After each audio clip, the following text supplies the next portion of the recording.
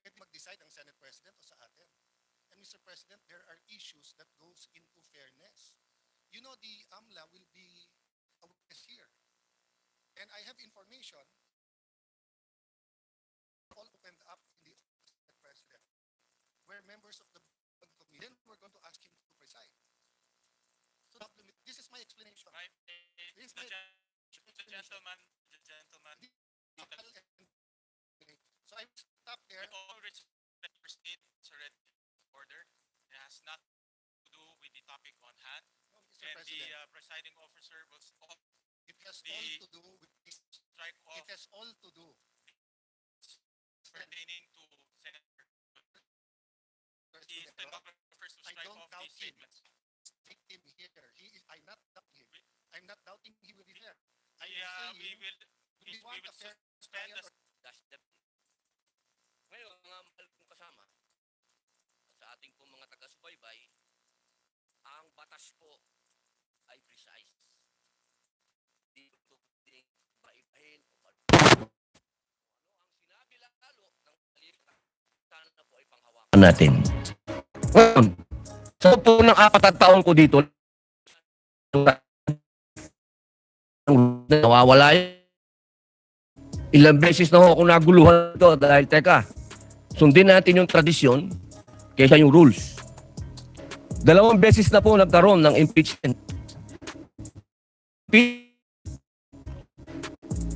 Ang nag-preside ay Chief Justice ng Estrada. Po ako, ang nag-preside, kaibigan ko,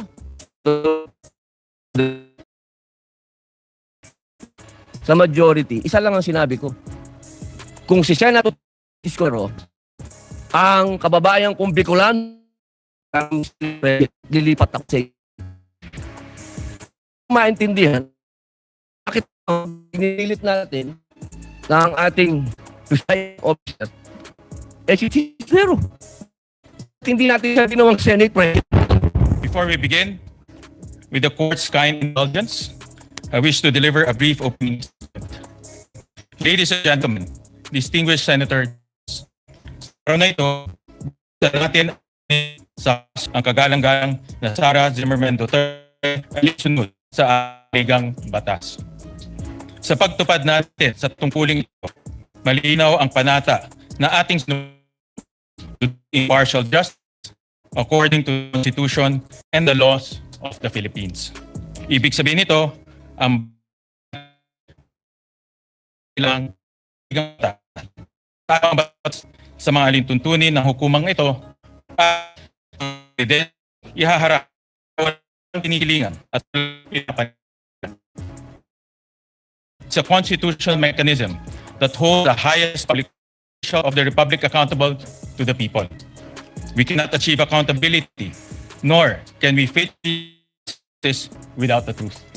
Karapatan ng sambayanan na malaman kung may katotohanan ang paratang laban sa pangalawang Pangulo. Tungkol na mga ebidensyang ihaharap at tiyakin ang mapatutunan sa paglilitis. Ipagkakaloob ng saligang batas sa Senado ang natatanging at pasyan ang lahat ng kaso ng impeachment. At ito ang panugutan na paglitis ay isinasagawa ng o pagkalang proseso.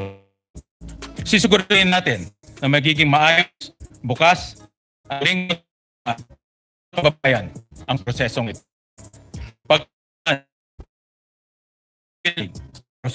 Itong paraan paloob sa Articles of Impeachment. Hanap sa tungkulin natin tiyakin inaga karapatan due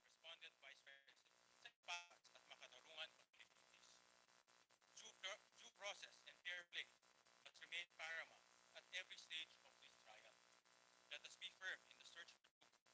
Let us remain faithful to the rules of this court, rule of law, and above all, the Constitution. Nakatutok ang buong sambayanan. Bawat kilos, salita, at pagpapasyang ating gagawin ay hubugog sa kasaysayan. Ang kasaysayan ang kilos na rapat. Nais kong bigyan ng katiyakan ng lahat, lalo na ang aking. Gagampanan ko ang aking tungkulin ng patas ay matapat. Wagalang kong hinihikayat ang bawat senator judge naway ito pa rin natin ang ating tungkulin ng may dangal panunugatan sa ating konstitusyon upang maging dapat tayo at tiwalang kaloob sa atin ng sambayanang Pilipino. Thank you, Senator Judges.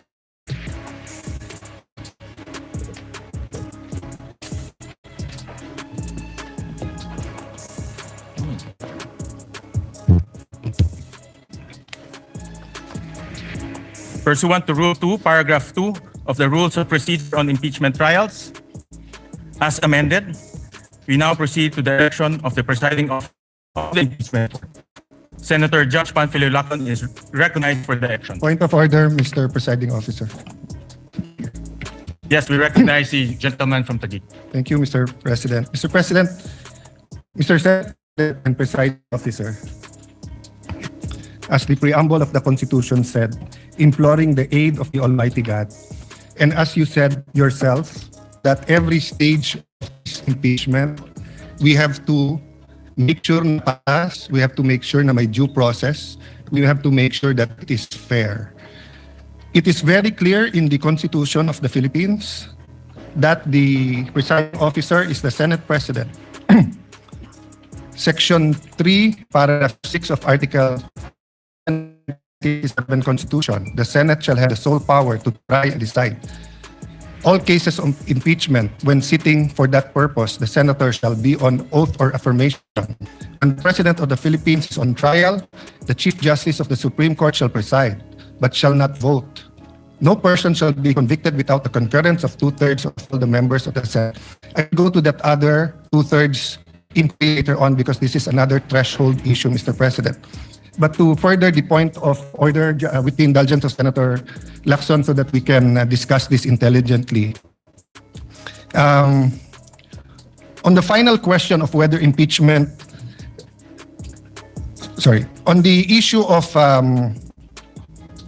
who shall preside, under the Constitution,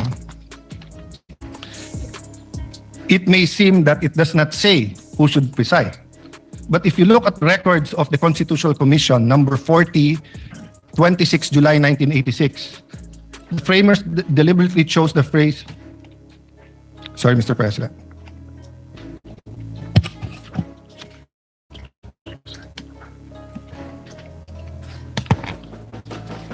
I am referring to Section 6, Article 11, and then Constitutional Commission number 41, 27 July 1986.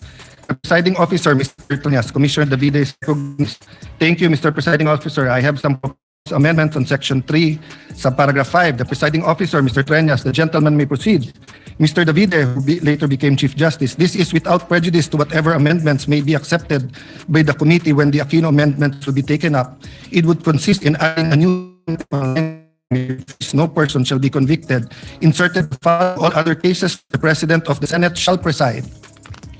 The presiding officer of the committee says, Mr. Onod, it is not understood that when the President of the Philippines is on trial, it is only time when the Chief Justice of the Supreme Court will preside. It is necessary to say that the Senate President should preside. Presiding officer, Mr. Leader, Officer, I precisely present this because we had a distinction when it comes to sort, but with that clarification that in all other cases, it should be the President of the Senate who shall preside, I withdraw my amendment.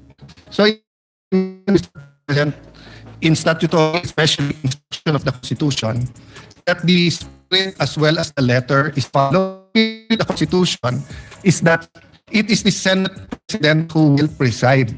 This is not an ordinary statement, dictum, or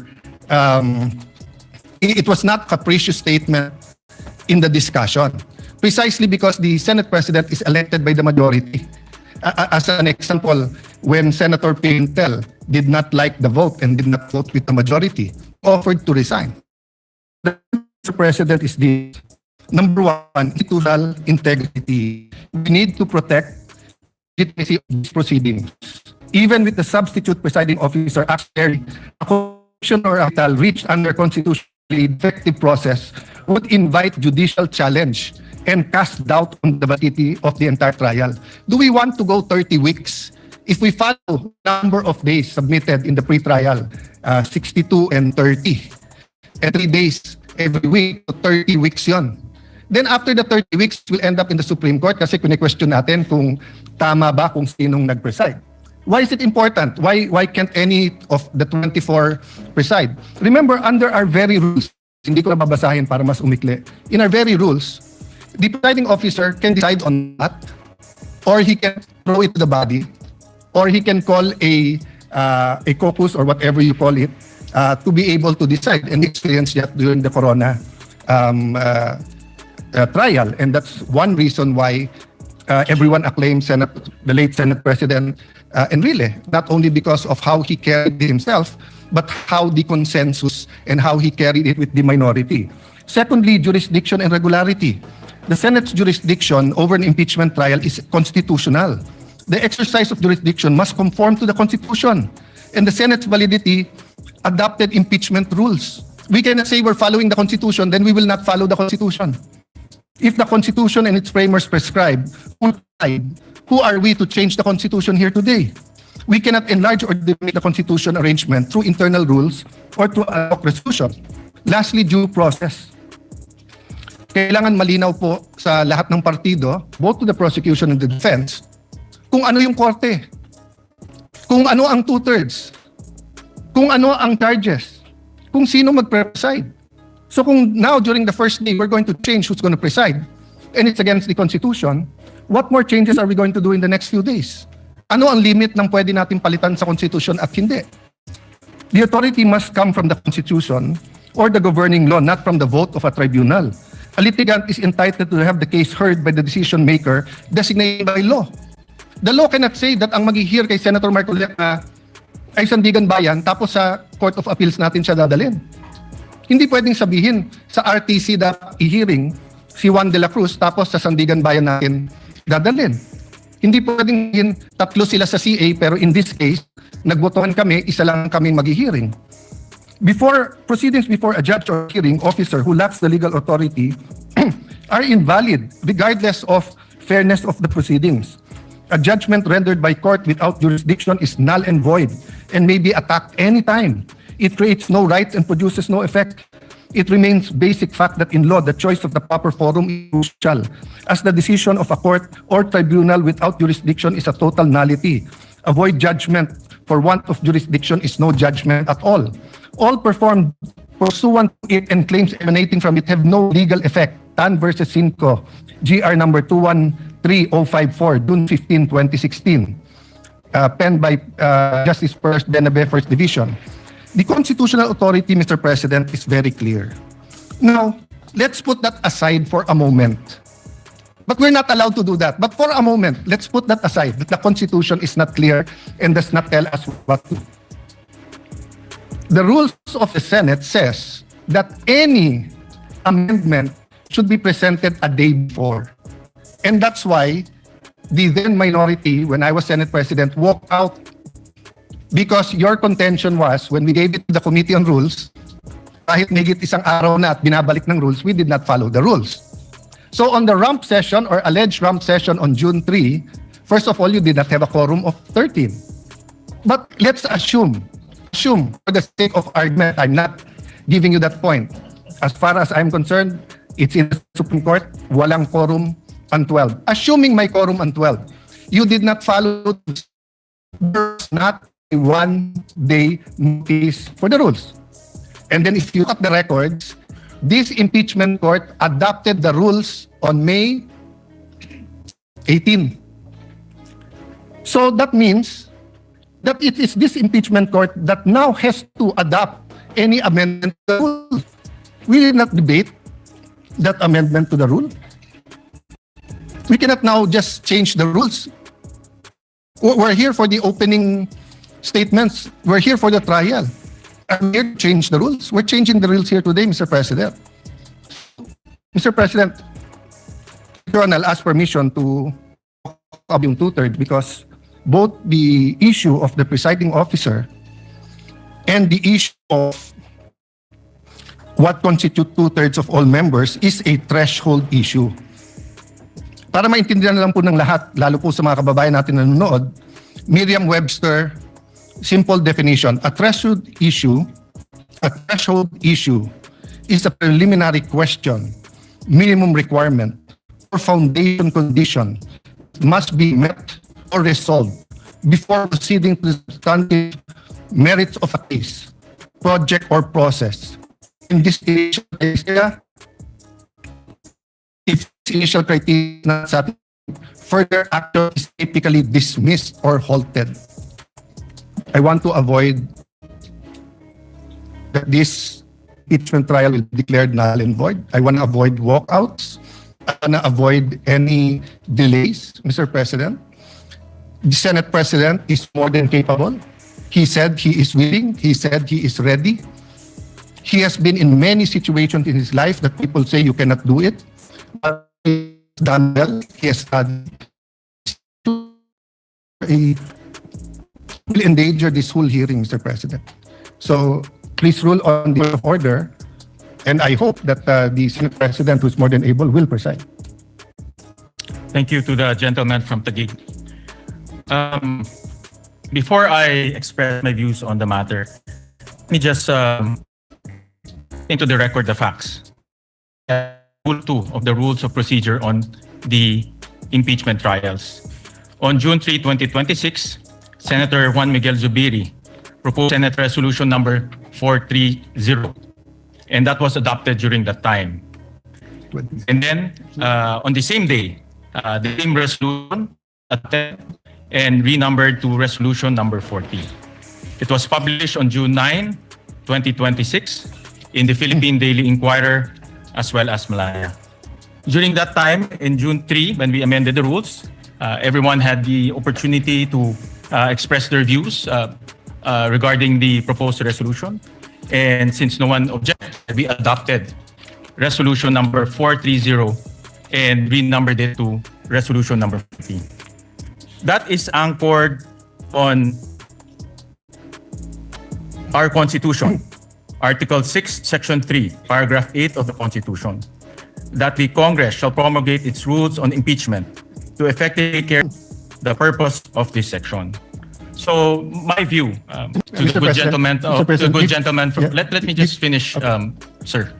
My view is this resolution has been duly approved, and everyone was given an opportunity to discuss that, to object. However, it was no one objected to that resolution, and it was duly approved by the body. So any discussion regarding this resolution should be discussed in plenary when the Senate convenes as a legislative body. In the past precedents, during the ERAP impeachment, November 15, 2020, the body as well approved the rules of impeachment in plenary. During the Corona impeachment, March 23, 2011, once again, resolution number 39 was adopted in plenary. So any issues pertaining to this resolution should be discussed in plenary when the Senate convenes as a legislative body. So that is the position of the chair and the view of the chair on this matter. May I dispute that you use the word facted? Because it is being disputed that first, there was no quorum at that day. Second, if we are going to amend the rules of impeachment for the impeachment trial in plenary under the rules of the Senate, Section 136, second paragraph says, the rules may be amended by means of a motion that should be presented at least one day before its consideration. It was not presented in June 2. So, we did not follow our rules. So, a rule that was passed that did not follow our rules, or amendment that was passed that follow our rules, is void. You can't get anything out of it. It is a nullity. So, if today we pass a change in our rules, and we do not follow our own rules in changing that rules, we cannot follow that rules. Secondly, Mr. President, the impeachment court already adopted our rules. Iba po ang plenary, tama po kayo, I agree with you there. Iba po yung impeachment court. So is the impeachment court now hostage or subject whatever changes the legislative body does and we will not adopt? Then why did we adopt the rules when we adopted it? Because the impeachment court now powerless. For the sake of argument, just for the sake of argument, wag na natin tignan yung mga amendments. It's against the Constitution. So can the impeachment court disobey the Constitution? If the Constitution says the presiding officer should be the Senate President, can we pagbotohan natin kung sino? Because if we say that we can, what next? Will we add to the articles of impeachment? Will we lower the bar of the quantum evidence needed? Will we say that baliwala na yung pre-trial brief at bahala na si Batman? So, Mr. President, I thought that's why we have the rules. Because when we have the rules, it dictates fair play. And the rule says it is the Senate President who will preside. So if now we're not going to follow the rules, anong pinag-uusapan natin patas? Anong pinag-uusapan natin process? Anong pinag-uusapan natin fairness? It is who we chose as Senate President is a political. So we made our case doon na we would have a more fair. You made your case, you got the majority. Now you got the majority, we will give you all the support, Mr. President. But we have to follow the Constitution. We cannot have a trial where we do not follow the Constitution, Mr. President. I think sa Constitution po nakalagay, Mr. President, that dito po case the President. Let me give you a hypothetical. God forbid, God forbid may mangyari sa Pangulong Marcos, maging Pangulo ngayon po si Sara Duterte. My view is tuloy yung impeachment. Pero ang magpre-preside na yung Chief Justice. Pwede ba tayo magbotohan na wag yung Chief Justice ang wag yung Chief Justice ang mag-preside? So how is it possible that today we're starting out on the wrong foot by arguing who will preside when the Constitution already settled it, Mr. President? So I appeal to my colleagues. There are a lot of actions, there are a lot of things, may bigayan talaga dito. May botohan, may caucus, may in-camera discussions. Pero pagdating kung sino magpre-preside na malinaw sa Constitution, wag na natin pag-awayan yon. The prosecution is here, I think they're ready. The defense is here, I think they're ready. Let's give the Filipino people, a fair trial. Hindi po fair kung pipiliin natin kung sino ang kahit sinong magaling, kahit ako piliin nyo. Hindi ko po tatanggapin yon kasi mali po yon. Hindi po natin. Very, very clear po sa records ng Constitutional Commission. Walang makaka-amend doon. We are not given any latitude on this matter, Mr. President. I appeal to you, Mr. President. This is your Senate presidency. Thank you. Thank you for that, those views to the good gentleman from Taguig. Kanina po, nabanggit ko ho na in my manifestation as the Senate President, that resolution number 39 or the rules of procedure on impeachment trial as amended shall continue to apply. For ina-recognize ho nitong impeachment court yung amendments na ginawa ho natin noong June 3. At nasabi ko kanina, the humble view of this presiding officer is if there are any discussion on resolution number 43 as adopted as resolution number 40, it should be done in plenary because doon ho natin in-amend yung doon ho natin in-adopt yung impeachment rules of impeachment, doon rin ho natin in-amendahan.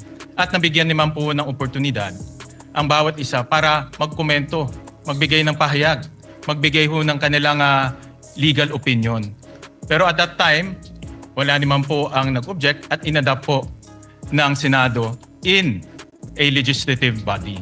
So the position of the chair, if there are any comments, any legal opinions, any issues, it should be done through the legislative body of the Senate. Mr. President, there's no conflict, Mr. President. With your permission, Mr. President. There's no conflict. If you want to discuss it, in 3 weeks may session na tayo. So all we have to do today is follow the Constitution. You preside. Then pagdating ng plenary, then we can debate whether we are allowed to amend the Constitution or not. Because, Mr. President, that's why I premise this not as a parliamentary inquiry or as a point of information or whatever we may call it. That's why it's a point of order. A higher point of order than the point of order in the rules is a point of order in the Constitution.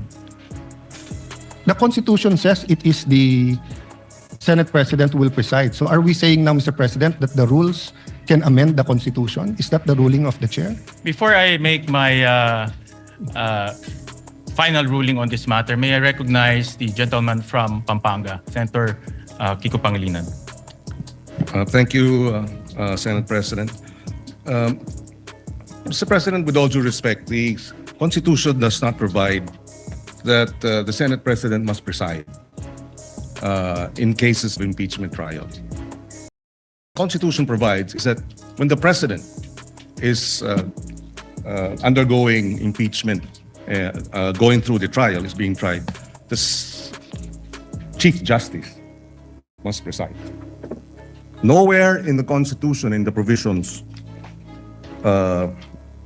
on public accountability and impeachment, does it say that the Senate President must preside when the Vice President is under trial or any other impeachable officer. And precisely because of this, and precisely because the Constitution likewise allows Congress, not the impeachment court, Congress, to promulgate its own rules, which is what the Senate did in June 3. We proposed amendments to the rules under our rulemaking power, which, by the way, was subsequently ratified when we convened in a special session on June 17. The June 3 journal was ratified unanimously on June 17 when we had our special session. And in the June 3 minutes and the journal, precisely, we approved the amendments to the rules. This was further ratified on June 17. Therefore, it is considered regular. The presumption of regularity now comes into force. But having said that, Mr. President, the good gentleman from Taguig has brought this matter before the Supreme Court. And we agree with the point earlier raised by the Senate President. This matter should be either discussed in the Senate in plenary as a legislative body, or if he has questions which may in fact turn out to be valid, he has brought this matter before the Supreme Court. And therefore, this impeachment court is not the venue for this debate, Mr. President. If there is anyone who is out of order, with due respect, I think the proper process is the matter is pending before the Supreme Court. There is no temporary restraining order. There was a request for a status quo ante order. It was not granted. And therefore, the presumption of regularity behooves us as an impeachment court to proceed. And finally, Mr. President, allow me to reiterate, the point of order is improper. In fact, the debate on this matter here in the impeachment court is out of order, Mr. President. Mr. For the President. So, Mr. President, before you decide, Mr. President. the chair has already Mr. ruled. President, before you rule, That the chair has Senator already Pia wants ruled. to ask for the floor. Just And 2 minutes. may I respond to Senator Pangilinan? Well, allow the gentleman from Taguig to rebut for 2 minutes, and then we will make the final Yes. ruling. Before I rebut, I'm from Ateneo Law School. And what they taught us there is that you look at the records of the Constitutional Commission. And then, pag klaro, klaro. But let's call someone from UP Law to see whether they were taught the same thing. Senator Pia, may I ask the Senator Pia We recognize the before I get my gentlelady 2 from minutes? Taguig.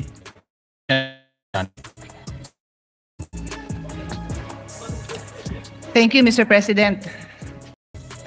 It's not an Ateneo UP issue, but I'm always happy to stand before our colleagues and share our experience in the UP College of Law. I was prepared to address this to all our members of the bar in the Senate, but since it is Senator Kiko, schoolmate, my teammate actually in the UP volleyball varsity team who stood up, I'll also specifically address to Senator Kiko. So dear Senator Kiko and our colleagues in the majority, knowing that you have members in the majority that are lawyers, and for those who are not lawyers, you definitely have consultants were lawyers. Wala naman siguro ni isang senador dito na walang consultant na abogado. Kahit ako abogado, ang dami ko hong staff na abogado din. Why? Because these are legal issues. We talk to the experts. Kung pag-uusapan natin ng mental health, physical health ng Vice President, then of course we will listen to lawyers. We will listen to doctors. So this is a legal issue. Let's hear what the lawyers have to say. But let me just quote, because I know the Senate President doesn't have time to call on all the lawyers. So if you ask your lawyers in your staff, nag-abala sila to look at the constitutional records, to look at the journal. I'm sure. And if they did not, please take your cell phone now and text your staff. What does the constitutional journal, the records of the debate show? Sinabi na po ni Senator Alan Cayetano, you can question him, you can doubt him. Ask your staff. May I ask you, dear colleagues, let's do our job well. The same way when you stand up and you tell me to do my job well and you disagree, I disagree with your point of view, I will listen intently to your point of view. And I'm looking at each one of you because this is our solemn duty. What does the Constitution say? Nakalagay doon, the Chief Justice of the President. Silent nga po sa iba. So sabi ng iba, at yan ang sinasabi ng Senate President natin na mukhang pwedeng iba. So we looked at what the constitutional framers said. What did they say? Nagdebate na po sila, colleagues. Nagdidebate tayo dito. Pause, let's all get a copy. Let's show it. Because this is the foundation of this trial na tama yung nakaupong presiding officer. So that's my first point. Mag-abala naman tayo. Read it yourself, ask your staff. In fact, on that note, may I ask Senator Alan's staff to print a copy and give it to all our... Mabilis lang yan. Know it. We can take judicial notice naman po siguro of it. Siguro naman, alam na natin ang ibig sabihin ng judicial notice. You can go to the actual records. Nandito na makakuha naman natin yun kung pagdududahan nyo yung ipapaprint ko. So that's my first point.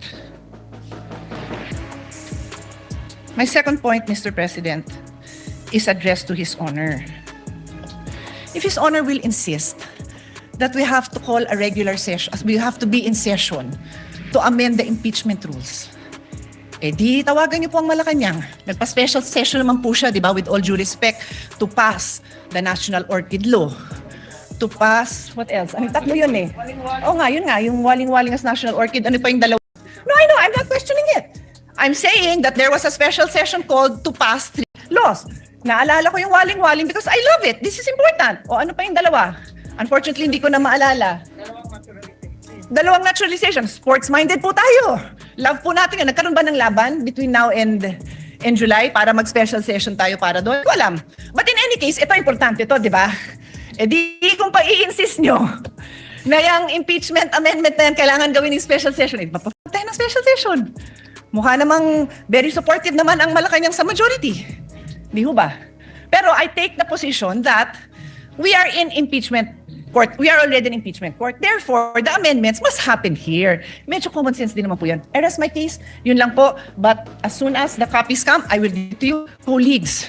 Look at it. Huwag tayong majority-minority botohan. Ayusin natin yung pagboboto natin dahil pinapanood tayo, pinapaniwalaan tayo, umaasa sa atin ang taong bayan. Maraming salamat po. Once again, it is, again, before the chair rules, let me acknowledge a former Senate President, Senator Tito Soto. Thank you, Mr. President. Tama-tama yung sinabi ng distinguished lady from Taguig. Tanungin daw yung mga legal staff. Binigay nga sa akin ng legal staff ko. Eksakto nga ito eh. Article 11, Section 6, page 154. Constitution is silent regarding presiding officer and impeachment. Constitution expressly provides that the Chief Justice will preside if President is on trial. O ngayon, yung mga graduate ng Ateneo at saka ng mga UP, ito ngayon yung legal maxim. Expressio unius et exclusio alterius.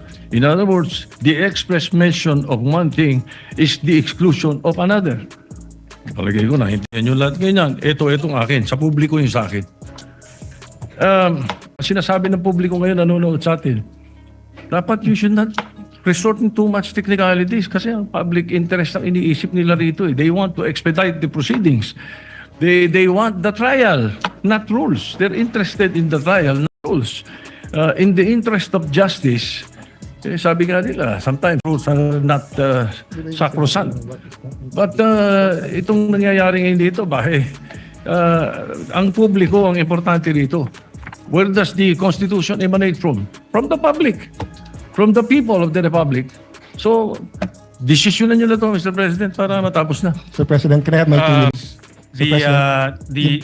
Once again, let me reiterate the position of the chair. My humble position is that this matter should be discussed during plenary when the Senate is convened as a legislative body.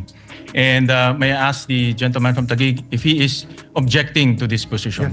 I'm objecting to the position and will call for a vote. May I explain? I think under the rules, I can explain why I'm asking We'll for a call vote. for a vote first, and Mr. then President, we'll can allow. explain, Mr. President, under the rules, I can explain why I'm calling for a vote first so that I can convince them to vote for me. No, under the rules, When you object, there's an Mr. objection. The vote will proceed without any explanation, President, and after under that, the we will rules- allow the gentleman from Taguig to explain his vote. Mr. President, So we call for Mr. President, a division of the President. House. So those who are Mr. President, Mr. President, when you Wait, object, you're those- allowed to explain your Senator- objection and state Senator your objection. Lacson is recognized. Thank you.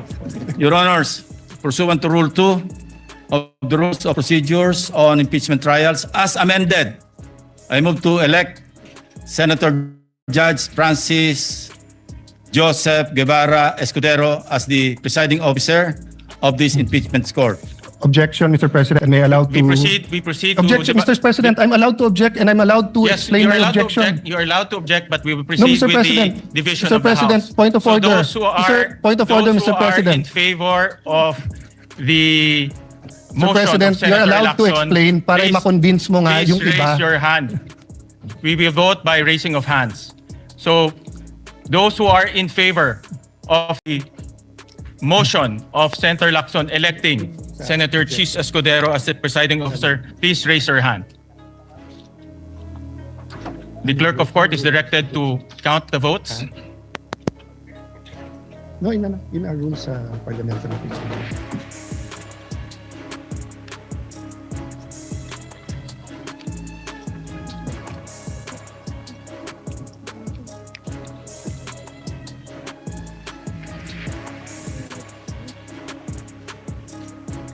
How many? How many? Explain my vote, Mr. President. Hold on. Allow the chair to make a ruling. Those who are against to the motion of Senator Lacson electing Senator Chis Escudero as the presiding officer, please raise your hand.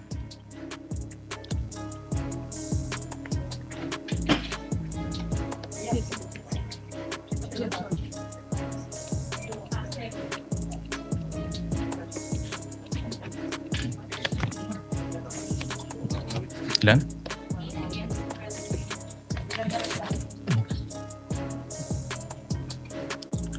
The official count is 12 in favor, 8 against. The majority, those who are in favor, has it. Mr. President, The court resolves to elect Senator Chis Escudero as presiding officer of the impeachment court. The duly elected presiding officer shall, under the same oath taken on May 18, 2026, immediately assume and exercise all powers, functions, duties, and prerogatives pertaining to or vested in a person presiding of impeachment trial under the rules of procedure on impeachment as amended, and shall give full effect to the powers inherent to the courts, the Rule 135, Section 5 of the Rules of the Court. President, may I now explain my vote? You are allowed to explain your vote. You Mr. have 2 President, minutes. first of all, we cannot violate the Constitution. We put the whole impeachment trial at risk here. What Senator Tito Soto, former Senate President, what his staff did not tell him is that there is such a thing as procedural due process, and that who presides goes into due process and fairness. The Latin term that he mentioned was for enumerations. That when there are enumerations at hindi kasali doon, in this case, that in only one case it would be the Chief Justice, because member of the Constitutional Commission who became Chief Justice Davide was going to amend precisely the Constitution to state the Senate President shall preside. But upon explanation by the sponsor that it is understood that it is the Senate President, then it should be the Senate President. And dun sa sinabi ni Senate President Soto that ang gusto ng tao ay mag-umpisa na, precisely, kanina pa dapat tayo nag-umpisa kung nag-preside ang Senate President. Secondly, this is when you have threshold issues that go into due process fairness. If we're gonna say that ang gusto ng tao i-convict na lang, then let's just blurt it out. Now, if we're gonna say we want a fair trial, let's make sure that every aspect of this trial is fair. So that's why, Mr. President, if you read the rules, the presiding officer shall have the power to make an issue by himself or by the Secretary of the Senate all orders, mandates, writs, authorized by these rules of the Senate and make and enforce such other regulations, orders, premises that the Senate may authorize or provide. Nandito, Mr. President, that the Senate President may by himself or bottom line, Mr. President,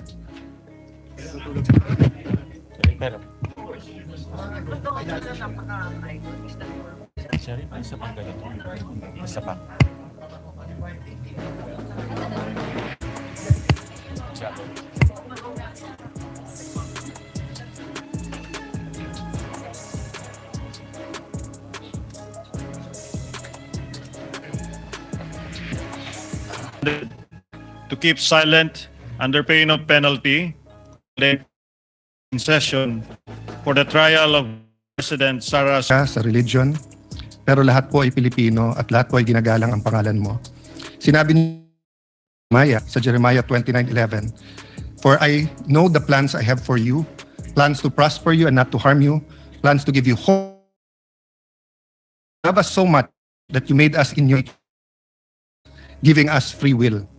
Thus, to receive the fruits of your plans, plans to prosper us and not to harm us, plans to give us hope in a future, we must first seek your kingdom and righteousness. You call us to be faithful, Lord God. Or be faithful both in small things and in big things. Same with the rules, Mr. President. Help us to be faithful with the Constitution, the Senate rules, the rules of impeachment. Help us to be faithful to the rules of fairness. As the prosecution stated yesterday, to hold everyone accountable from the barangay captain to the highest official of the land. Lord God, Holy Spirit, do not allow us to obstruct justice. Yet, always give us the strength to obstruct injustice, regardless of the cost and the consequences. Magalit na po kung sino magagalit, gamitin niyo kami bilang instrumento ng hustisya. Lead each one of us to pursue the impeachment trial with fairness, political neutrality, and due process. To pursue the flood control scandal with the same zeal, effort, fairness, and political corruption in all forms. Help build a justice system that is ideal rather than one that is weaponized and is actually an instrument of oppression and tyranny. We may disagree on many things, but let us agree in asking for your love, grace, and mercy upon the nation. We may have different visions of a prosperous Philippines, of accountability, fairness, yet may we agree in the words you put in the framers of the Philippine Constitution, which is found in the preamble. We, the sovereign Filipino people, imploring the aid of Almighty God in order to build a just and humane society and establish a government that shall embody our ideals and aspirations, promote the common good, conserve and develop our patrimony, and secure to our posterity the blessings of independence and democracy under the rule of law and a regime of truth, justice, freedom, love, equality, peace. Do ordain and promulgate this Constitution. Thank you for this privilege to serve you and our people, Lord God. We ask for all of this in Jesus' mighty name. Amen. Amen. The clerk of court will now call the roll. Roll call of members. The Honorable Senator Judge Aquino, Senator Judge Cayetano Alan, Senator Judge Cayetano Pia, Senator Judge De La Rosa, Senator Judge Ejercito, Senator Judge Estrada, Senator Judge Go, Senator Judge Ontiveros, Senator Judge Lacson, Senator Judge Soto III, Senator Judge Tulfo Rafi, Senator Judge Villanueva, Judge Villar Camille, Senator Judge Villar Mark, Senator Judge Zubiri, the presiding officer, Senator Judge Escudero, the Senate President. With 20 senators present, the chair declares the presence of a quorum. We now recognize the presiding officer, Senator Chis Escudero. Thank you, Mr. Senate President.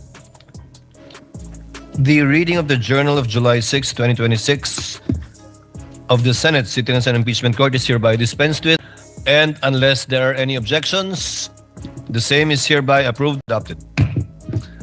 The clerk of court will now please read and call the case before this impeachment court. Case number 004-20. Good morning, Your Honor. Same appearances for the defense. Is the prosecution ready to call its first witness? Yes, Your Honor. However, the prosecution have few concerns which it wanted to raise before the Honorable Impeachment Court. So may I request, Your Honor, that the Honorable Counsel for the Prosecutor, Lorna P. Kapunan, be recognized, Your Honor. Before recognizing the counsel for the prosecutor, ma'am, upo muna kayo. Chair would like to recognize first Senator Judge Lacson. What is the pleasure of the Honorable Lacson? This is a point of inquiry, Mr. You may proceed. Yes, Mr. Senate President, Mr. Presiding Officer, Your Honors, just so it will be clear to our fellow senator judges, as well as the panel of prosecutors, the defense team, and the public in general, yesterday after your election as presiding officer, portions of which I will either quote or paraphrase. Stated, the Constitution states that conviction can only happen with the concurrence of 2/3 of all members of the Senate. And then you continued, with 24 members of the Senate, a literal interpretation of this means that conviction requires the affirmative vote of at least 16 senator judges. However, you also made it clear that, and I quote, those who disagree have the right to go about it through a legal challenge and sue the Supreme Court by virtue of its power of judicial review, render a different ruling on this question. The impeachment court shall faithfully abide by that ruling. Unquote. My point of inquiry, Mr. President, Mr. Presiding Officer, is this portion of your opening statement a matter of legal opinion on your part as presiding officer, or does it constitute a ruling by the impeachment court?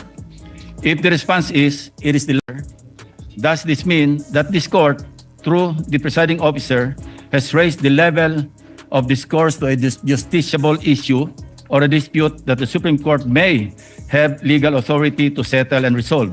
In case either one or both panels in front of us decide to exercise to challenge the said ruling, should they deem it as a grave abuse of discretion? Court. I submit, Your Honor. The response of the presiding officer is in the affirmative. In fact, the journal that we just approved contains a similar inquiry by Senator Judge Cayetano yesterday when he inquired if it was the position and ruling of the presiding officer, and the presiding officer answered in the affirmative. So to clarify, yes, I believe it may be considered already as a justiciable controversy, although it is not for us to dictate that but the courts, given that it is a ruling of the chair not objected to nor appealed by any member of this court, and therefore stands. Thank you for the clarification, Mr. Presiding Officer. Thank you, Senator Judge Lacson. Senator Judge Cayetano, what is your pleasure, sir? Sir President, presiding officer, may I just further clarify this? You may proceed, sir. Yes.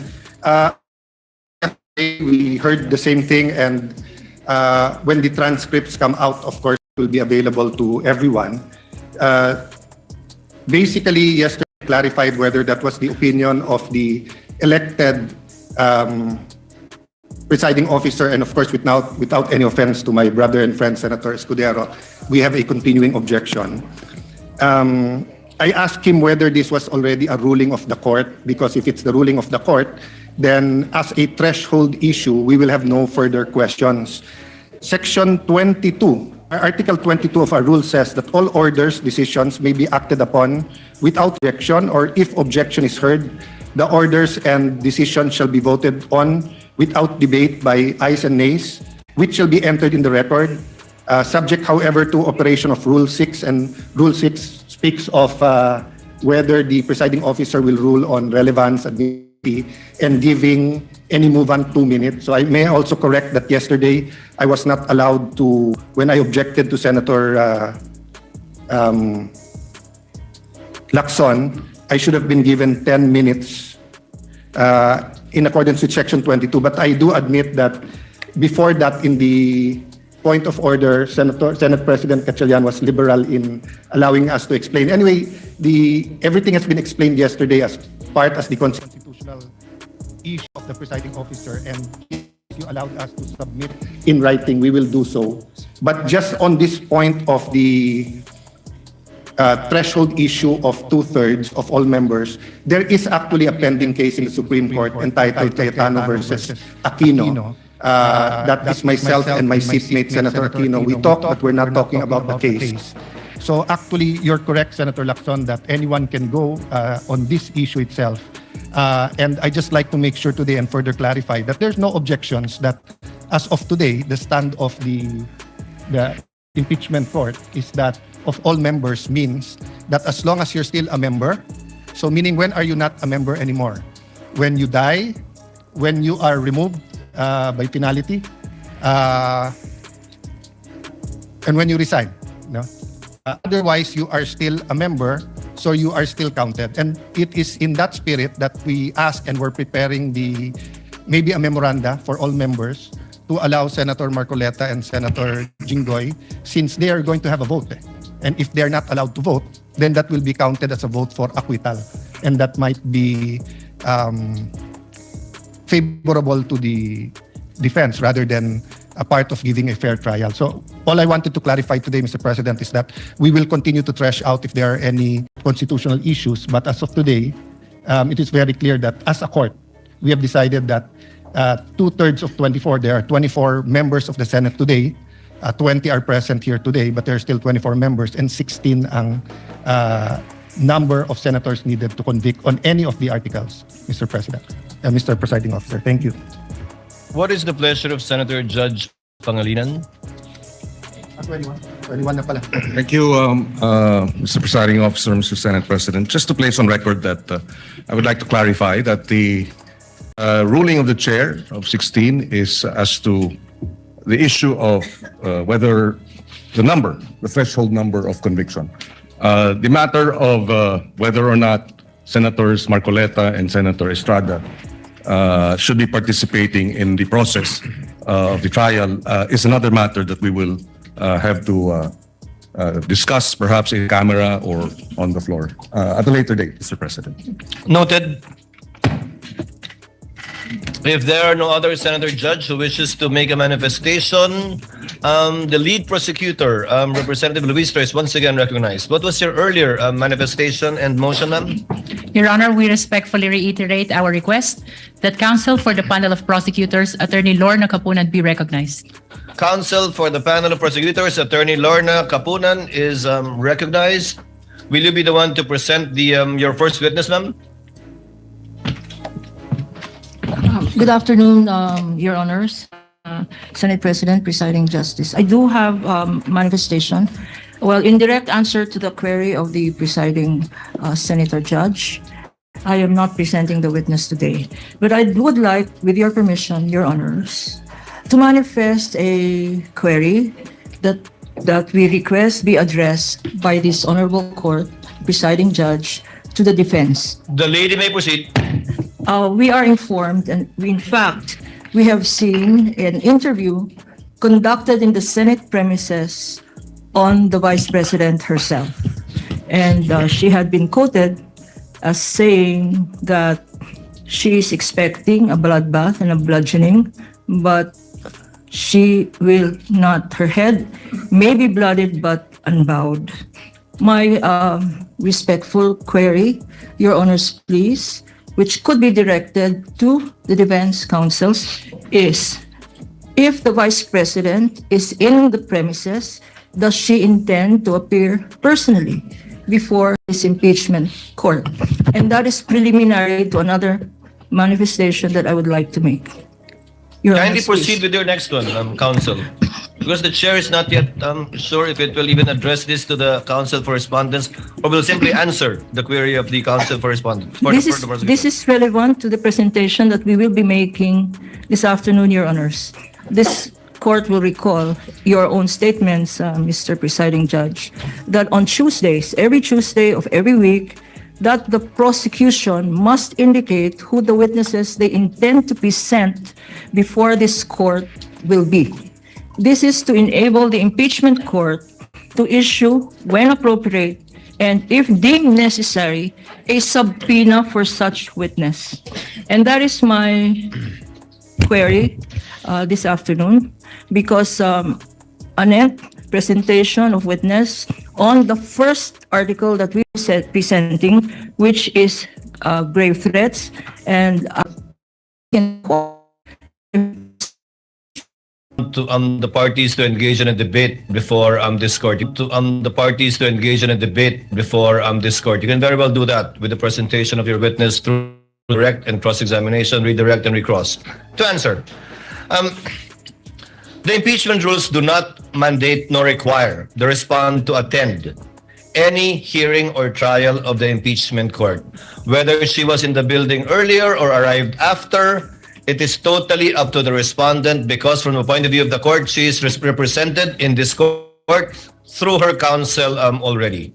Should for the prosecutors desire to call the respondent herself, the court will act on that motion and request once it is made and or filed, and need not make a ruling at this point in time. Because of course, when that motion is made, we will ask for respondent to make a comment and or reply. Thank you, Sir Presiding Judge, Justice Senator Judge. We yield to the wisdom of your decision. Thank you, ma'am. With that, we will reserve the right. We are not waiving the right to do call her at the appropriate time and to do file the appropriate request for subpoena ducis tecum and subpoena testificandum. On that matter, Your Honor, I have no further questions and would like to turn over the floor to our lead. Thank you, Counsel Your for Honor. Prosecutors, Attorney Lorna Capunan, for your remarks, which are duly noted. Yes, the lead prosecutor is recognized. Your Honor, as manifested yesterday, the articles of impeachment is divided into 4 teams, and I would like to turn to the head prosecutor of Article 4, that is threat, the Honorable Lawrence Defensor. May I request that he be recognized, Your Honor? The member of the panel of prosecutors, Congressman the Honorable Lawrence Defensor, is recognized for his introduction of Article 4, I presume. Thank you so much, Mr. Presiding Officer. May I be allowed to make a manifestation to introduce Article 4? Before you proceed, Senator Judge Cayetano is recognized. Before that, I ask for your indulgence from the prosecution and the defense. There are certain issues that we are more than willing to listen to the debate here. I'm speaking for myself, but I think for also other senator judges, and of course will give us much leeway. But there are certain issues that we also need time to study. So if we look at our rules of impeachment, suppletory kasi yung rules ng rules of court. And the difference between asking the accused to take the stand and asking someone who's not the accused, but we may say something that is incriminatory. There's a wide difference. So the accused, under the rules of court, hindi mo pwedeng i-force to take the stand. Pero yung hindi accused, they have to take the stand and wait for the question, and then they can claim the right against self-incrimination. But it could be argued that this isn't exactly a criminal court in a criminal offense. It's an impeachment court.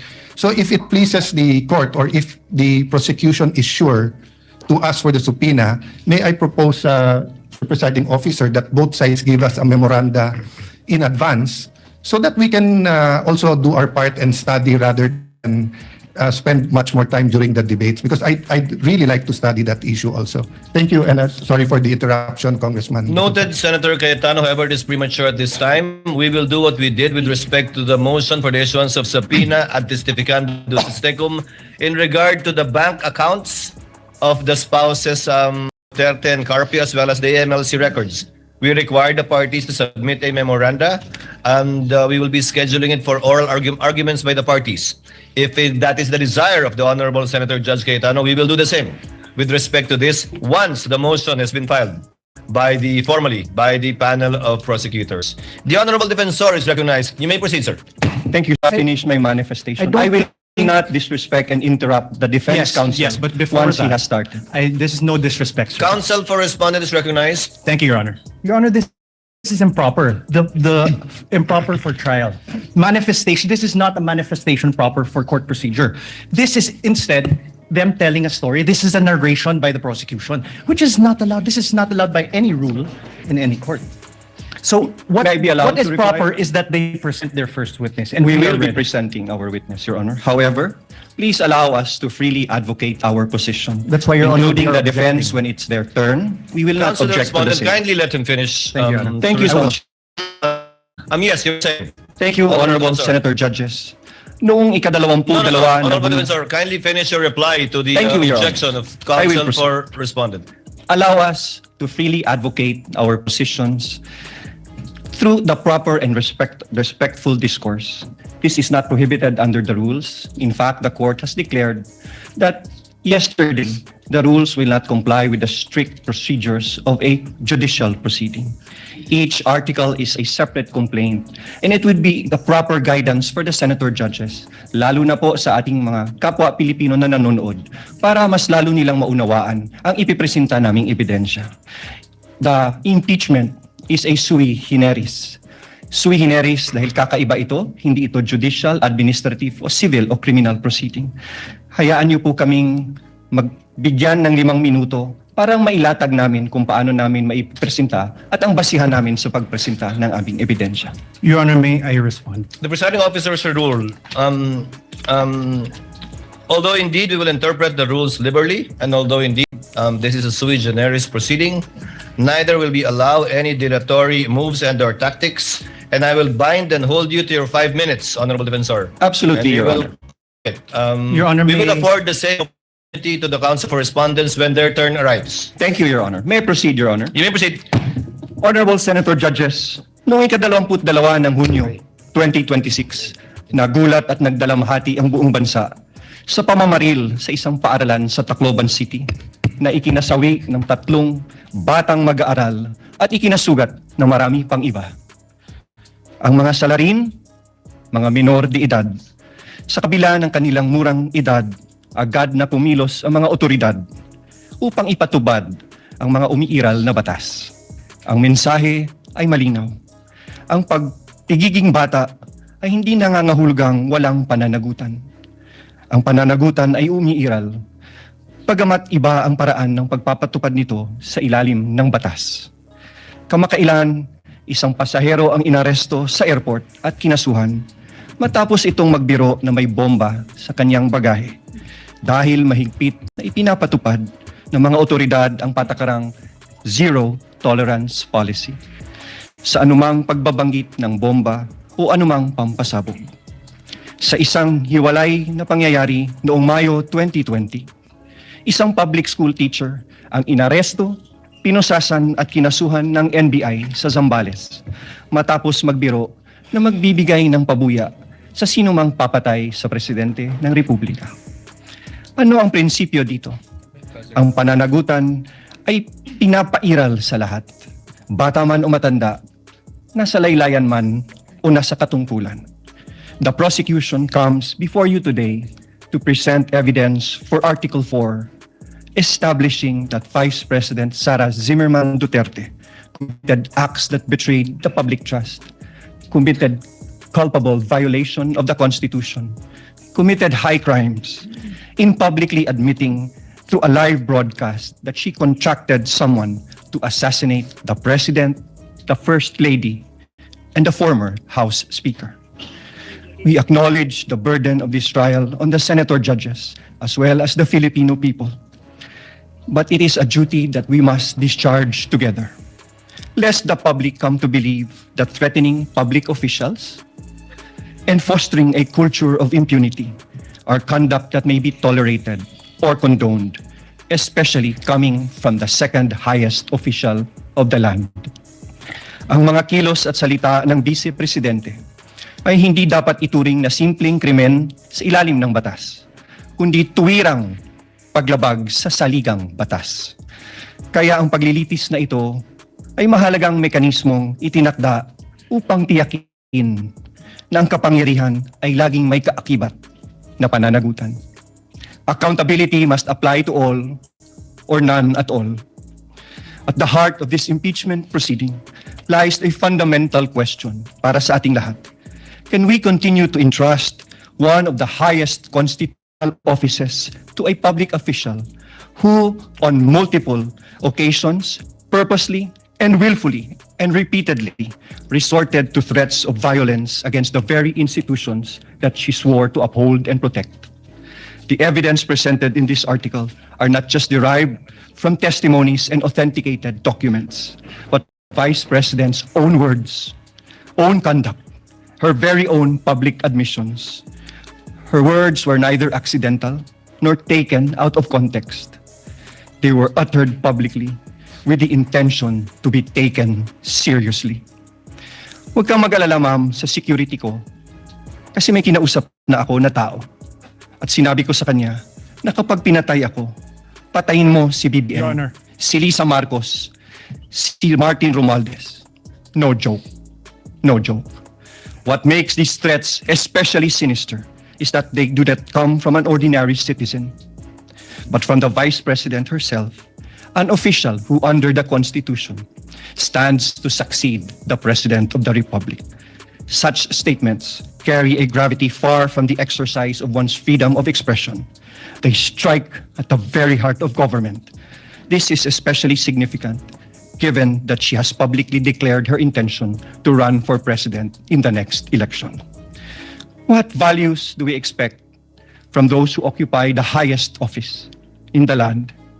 Delicadeza, palabra de honor, integrity, and loyalty to your oath of office. These are not outdated ideals. They are the foundations of honorable public office. Maraming salamat po, Your Honors. The remarks of the gentleman are duly noted. However, Chair would like to inform and instruct the Senator judges that the statement and manifestation made by the Honorable Defensor should not in any way be taken as evidentiary because it was merely a manifestation cum introduction of the fourth article of impeachment. Any evidence to be presented proving the fourth article of impeachment should be done through a witness under oath, duly subscribed and subjected to direct and cross-examination. Call your first witness. Your Honor, may I be allowed also to, Your Honor, we move to strike opening statement. It's improper for trial. It is not evidentiary in nature. And it only provides conclusions of fact and law. Most of it is irrelevant. And fact of the matter is the prosecution should present evidence and not manifest in this improper manner. May I be recognized, Your Honor? No need. Motion is denied. Let it remain in the... Virgil Discartin Ligutan, Your Honor, please. And you've entered yesterday. Yes, Counsel? Your Honor. Duly entered my appearance as one of the counsel for the prosecution. You may proceed, sir. Call your first witness. Thank you so much. Mga kababayan, we call to the witness stand the first witness for the prosecution in the person of NBI Senior Agent Jean-Marc Santa Ana Calilo. Kindly bring the witness to the witness stand.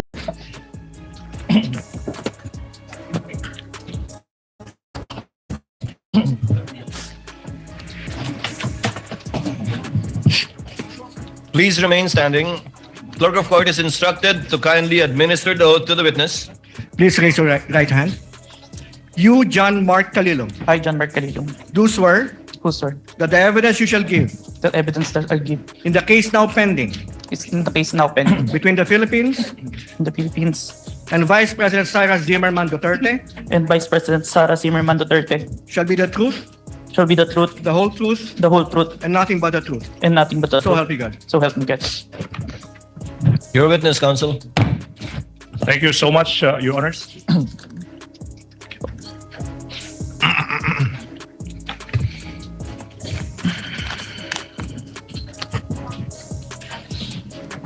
Your Honors, mga kababayan, the testimony of the first witness for the prosecution, NBI Senior Agent John Mark Santa Ana Calilog, is offered to prove the following.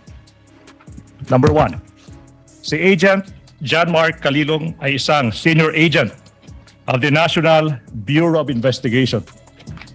Number two, he is well-trained and experienced in the field of digital forensic examination, having undergone extensive training in the field, making him competent in identifying, preserving, collecting, and authenticating digital evidence. Pangatlo, si Agent Calilog ay bahagi ng NBI Cybercrime Division Team na inatasang mag-imbestiga sa mga pahayag at pagbabanta ng Vice Presidente laban sa Pangulo ng Pilipinas at dating Speaker ng House of Representatives sa isang online media briefing noong Nobyembre 23, taong 2024. Pang-apat, partikular na sinabi sa publiko ng Vice Presidente na may kinontrata na siyang tao na papatay sa Pangulo, unang ginang at former Speaker ng House of Representatives. At ito ay nakatatak na sa kasaysayan ng ating bansa bilang unang pagkakataon na ang isang Vice Presidente ay nakipagkontrata sa isang mamamatay tao upang patayin no less than the President of the Republic of the Philippines. Panglima. Your Honor, may I object? Is this a speech or an offer? Your Honor, please, with all due respect to counsel, For the prosecutor may proceed. it should not be a May I register my continuing There's objection? no proper ground. There is offer of testimony. Please hold your horses. Number 5, the public events and threats of the Vice President were publicly live streamed is a designated agent on case for the investigation, personally conducted and participated in the cybercrime and open source investigation relating to the subject video and related digital recordings. Pang-walo, sa takbo ng open source investigation na pag-alaman ng NBI na ang Vice Presidente ay nagpahayag din ng iba pang kahawig na pananakot sa buhay ng Pangulo. Kasama na ang sinabi niya sa publiko na minsan naisip niyang pugutan ng ulo ang Pangulo ng Republika ng Pilipinas. Number 9, in the course of the investigation, Agent Calilog duly identified, preserved, collected, and authenticated the subject video and other related digital recordings. And number 10, the last offer of testimony, Your Honors, Agent Calilog will testify on such other matters as may be relevant, material, incidental to the issues involved in this impeachment proceeding, and will identify relevant and material, documentary, and object pieces of evidence. That is the offer of testimony of our first witness, Your Honor, please.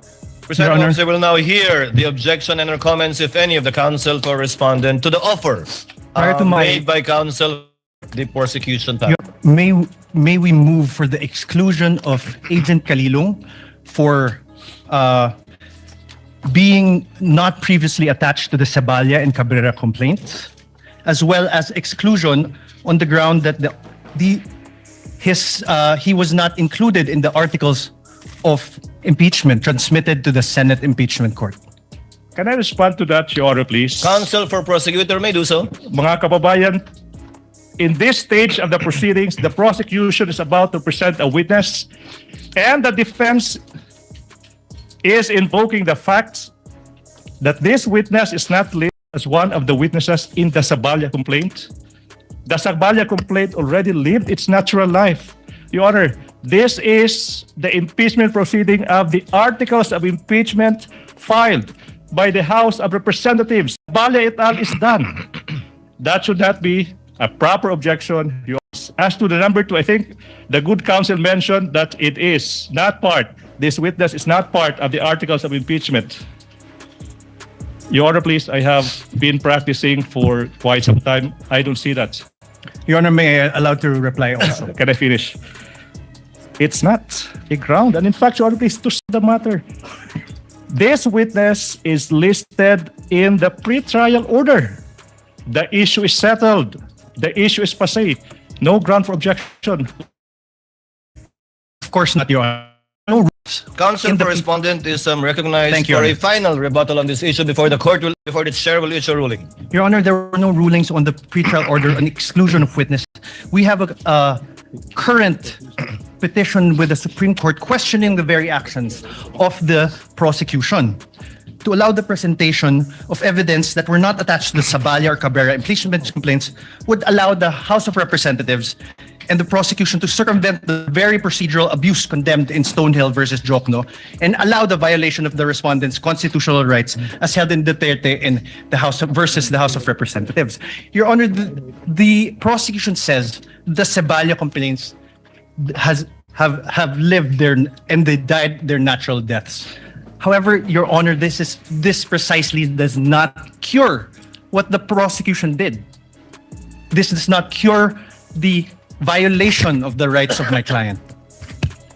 If I may, Your Honor, please. The chair will make its ruling. The motion to exclude by the counsel for respondent is hereby denied. Chair cites Enrile versus Sandigan Ban, which states that the prosecutors may add or rely on evidence during pre-trial, even if the evidence is not stated in the complaint or articles, because only a summary is required to be stated in the articles of impeachment, in this case, and or complaint, and not a complete list of the prosecution's evidence and or witnesses.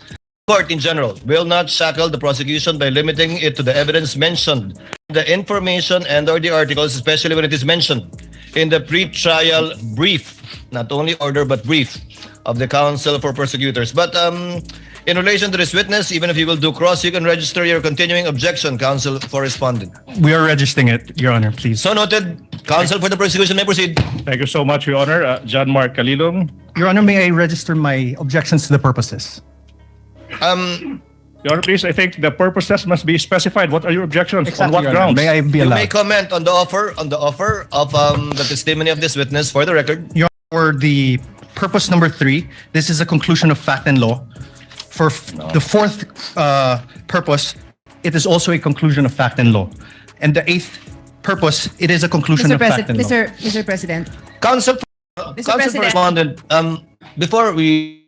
Yes, No, Senator Judge Cayetano. Yeah. Pia. I would just like the defense, when you say item number 3, can you repeat what it is? Because I'm trying to follow exactly what your objection is. So either you say it or he repeats it so we can follow. I was about to do that actually. Thank you. Item number 3 in the offer of this witness is that the NBI agent being presented is part of its cybercrime unit that investigated this matter. That's what you're referring to as a conclusion of law, counsel? Sorry, Perhaps number 4. Number 4, Your Honor. Yes, not number 3. So number 4 and what else? Number 8, Your Honor. Number 8 on other threats other than the video mentioned in the press briefing. Yes. Yes, Your Honor. Correct, Your Would Honor. that be all? Yes, Your Honor. We will So not we reply. noted. We will not reply to that, Your Honor, please. Yes, please. May I continue, Your Honor, please? You may continue to John present Mark. your first witness, counsel. Thank you so much, Mr. Calilong. Reminder, nakikinig yung taong bayan, pakilakasan ng boses. Okay? Okay. Mr. Witness, maaari bang sabihin mo ano yung pangalan, edad, at other personal circumstances? I am Senior Agent John Mark Calilong, a Filipino citizen, 31 years old, with office address at NBI PhilInvest Cyber Zone Bay City, Macapagal Boulevard, Pasay City, sir. And Mr. Witness, reminder, you may answer in Filipino or Tagalog or Filipino or English, okay? Yes. Mr. Witness, what is your occupation, if any? Currently, nasa National Bureau of Investigation po ako. I'm an agent since 2021 and was recently assigned at Cyber Investigation and Assessment Center in April 2026. Okay, you said that you have been an agent of the NBI since 2021, pero you were recently assigned to the Cybercrime Investigation and Assessment Center of the NBI. Now, ano ba yung position mo before you were assigned to Crime Investigation and Assessment Center, kung meron man? In 2022, I was assigned at Digital Forensic Laboratory Division, and in 2024 in Cybercrime Division, sir. Okay, now, you said that you were assigned to the Digital Forensics Laboratory Division in 2022. Now, yung tanong, ano ba yung mga naging primary duties and functions mo bilang ahente ng division na yan? In digital forensic, my primary duties is to identify, preserve, collect, analyze, and present digital evidence in court, sir. Now, preliminary question, have you undergone any training as an agent of that Digital Forensics Laboratory Division? Yes, sir. Now, kung alam mo, ano ba yung naging trainings in that division? I have undergone computer hacking forensic investigation training, mobile forensics, computer forensics, and photo and video authentication training, sir. Okay, so the last part of your answer, Mr. Witness, you mentioned that you were trained, na sinasabi mo, into photo and video authentication. Now, specifically now, ano ba yung naging trainings in that regard, photo and video authentication, kung meron man? I was trained for 2 weeks intensive training in July 2022 by MaxCore Intervention, sir, in digital forensic. Now, sabi mo, ano nga ba yun? 2 weeks? At least 30 times, sir. And for how long have you been practicing digital forensic examination? 2 years, sir. For 2 years. Now, let's go back, Mr. Witness. You mentioned that you were an agent of the NBI Cybercrime Division in 2024. Now, what were your primary duties and functions as an agent of that Cybercrime Division? To investigate cases in violation to the cybercrime law, sir. Cybercrime law. Now, Mr. Witness, you are testifying in this impeachment case proceeding trial against the Vice President, the respondent in this case. Do you know the respondent in this case? Yes, sir. And why do you know the respondent in this case? Because she is the Vice President and my team conducted an investigation involving her, sir. So aside from being the Vice President, your team, you said, investigated the Vice President. The question is, what was this investigation, if you know? It's an investigation on the statement uttered by the Vice President during an online press conference briefing dated November 23. So statements uttered by presidents in online live stream press conference held on November 23, 2024. Now, yung tanong, ano ba yung naging participation mo, Mr. Witness, kung meron man? I am the agent on case of the investigation, sir. Now, sinabi mo ikaw yung agent on case. Now, you tell the court, you tell the public, ano ba yung pagiging ahente on the case? Ano bang ibig sabihin yan kung alam mo? It means that I gathered evidence necessary for the investigation, sir. Okay. You mentioned you gathered evidence. Now, you tell us, what kung meron man, tsaka kung alam mo, ano bang ibig sabihin when you quote, gathered evidence, unquote? It means that I viewed, identified, preserved, collected, and authenticated digital evidence in the course of the investigation, sir. Okay, now, you mentioned na you viewed, identified, preserved, collected, authenticated, sinasabi mo mga pieces of evidence that you found in the course of your investigation. Tama ba? Yes, sir. Now, Mr. Witness, yung tanong is, ano pa yung mga ebidensya na nakalap ng inyong team? One of the pieces of evidence that we gathered during our investigation is the video of the November 23, 2024 online press conference held by the Office of the Vice President, which was posted on the Facebook page of Harry Roque, sir. Facebook page of whom? Harry Roque, sir. Harry Roque. Okay. Yes, sir. Mr. Witness, sinabi mo, you gathered.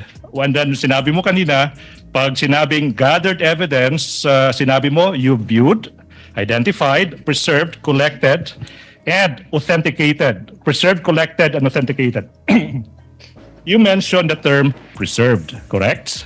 Mr. Witness, yung tanong now is, ano ba ang ibig sabihin when you, quote, preserved the It means that I ensure that the evidence will be accessible at any time, sir. Okay, now, let's go to this video you mentioned. The video of sinasabi mo yung isang online media briefing ng Vice President noong November 23, 2024. Ano ba yung mga hakbang, kung meron man, na ginawa nyo to preserve that video? The NBI Cybercrime Division, through me, initiated a preservation request po kay Meta. Okay, you initiated a preservation request to Meta. Now, sinabi mo kanina na live stream yung subject video sa isang Facebook page ng isang Harry Roque, di ba? Now, yung tanong, why is it that your request was made to Meta? Si Meta po kasi yung parent company po ng Facebook. At under po ng Meta, si Facebook, si Instagram, tsaka si WhatsApp. All requests on that platform will go to Meta po. Alright, now, Mr. Witness, what proof, if any, do you have that you initiated a preservation request to Meta in order to preserve the subject video?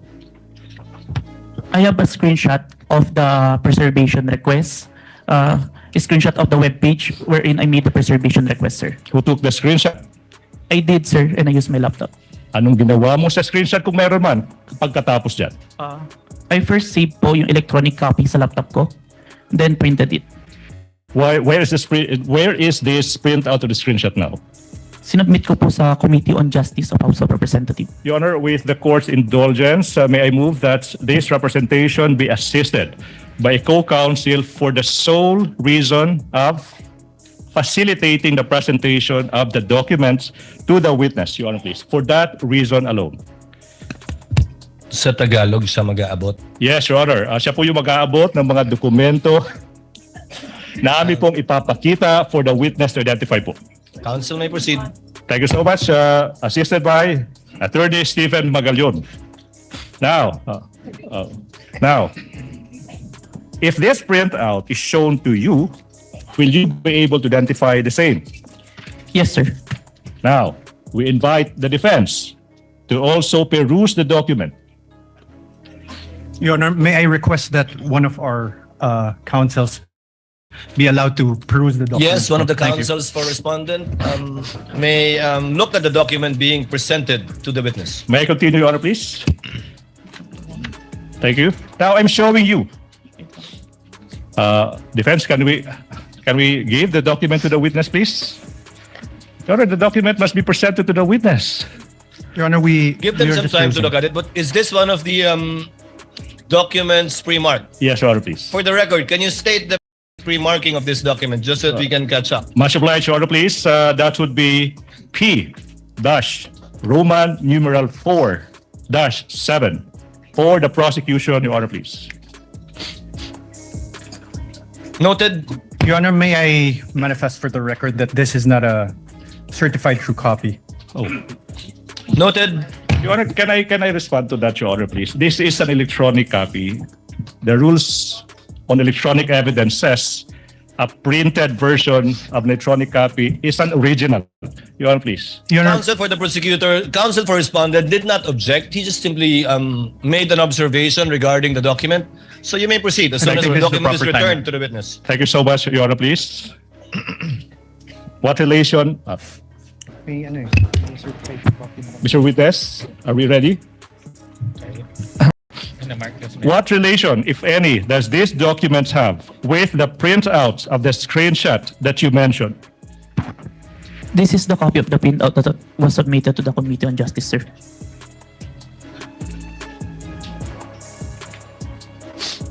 Okay, Your Honor, please, may I proceed with the next one, please? Question, Mr. Witness, how faithful, if at all, is this printout from the actual screenshots? The printout accurately reflects the screenshot, sir. And how do you know now that this printout accurately reflects the screenshot? The station is now in the process of unsealing the object evidence. Witness will please answer. This is the flash drive where I saved the recording, sir. Now, Your Honor, please, at this juncture, we are about to confront the witness with the video contained in the flash drive. Your Honor. And, Can you let the counsel for the prosecution finish? Yes, Your Honor. thank you so much. And in the interest of time, Your Honor, to move that we allow Attorney Magallon to transport himself to the technical booth to facilitate, Your Honor, please, the playing of the video when the time comes. Counsel for respondent. Honor, may we know how long the video is? We will arrive to that, Your Honor, please.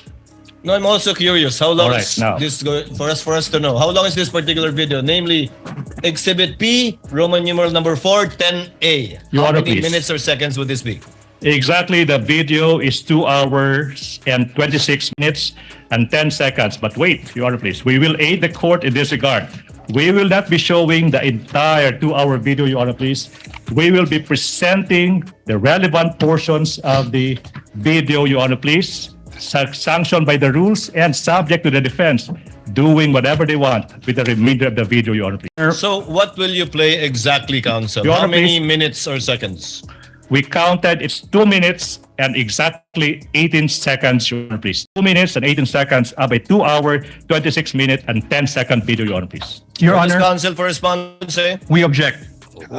Based on Your Honor, based on the rules, part of a video documentary must be presented, Your Honor. Come again? I'm sorry, counsel? Yeah, hold on, Your Honor. I'm sorry, counsel? I did not get what you Hold on, said. Your Honor.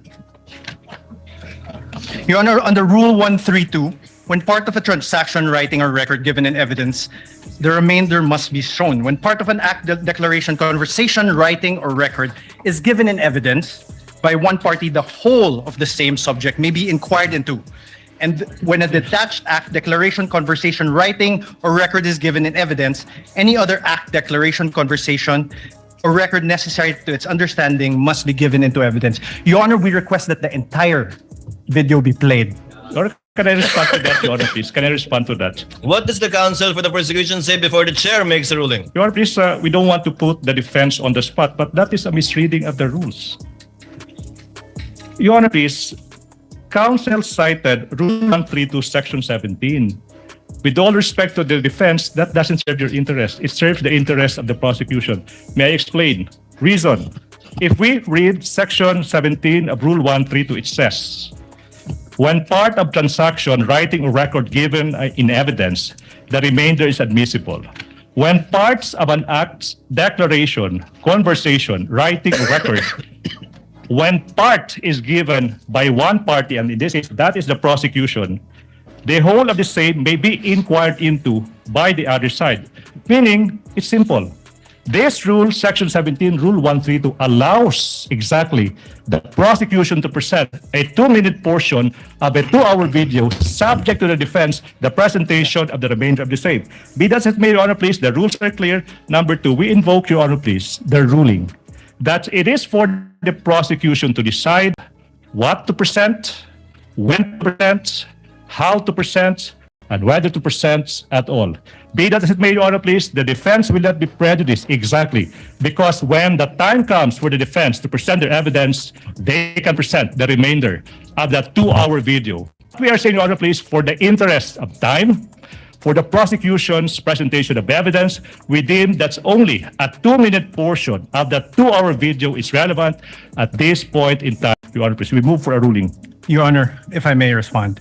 As the last response, Your Honor, counsel for respondent. the prosecution cannot be allowed to present a truncated part of a whole 2-hour, 26-minute video. That will not provide the context necessary for the understanding of what occurred during that night on November 23, and also not allow the proper identification by this witness. Your Honor, sorry, I will not even reply to that, Your Honor, please. Chair would like to ask, who did the edit from the how many hours? 2 hours? No. Your Honor, please, if I make From an the reply to that. total, who did the edit? Was the witness the one who did the edit, or was it already the prosecution? Your Honor, there's no editing done. There's no editing done. Who got that shorter portion? No, Your Honor, please. What we are presenting are portions of the entire 2-hour video. But this witness, I think, will be able to identify the specific timestamps of that preserved, not edited portion. If I may repeat, Your Honor, please, we are not presenting any edited portions, but only snippets, portions of that 2-hour video. And this witness, I suppose, will be able to identify which specific portions that he would like the court to So view when at this it is point. shown, the witness will testify and attest to the portion of the entire video that it was found insofar as the timestamp is concerned. Yes, Your Honor, please. But as evidence at the proper time, you will be offering this entire Yes. 2-hour or so video. Yes, Your Honor, please. And simply highlighting Yes. the 2 or so minutes. Would that be correct? That's a very keen observation.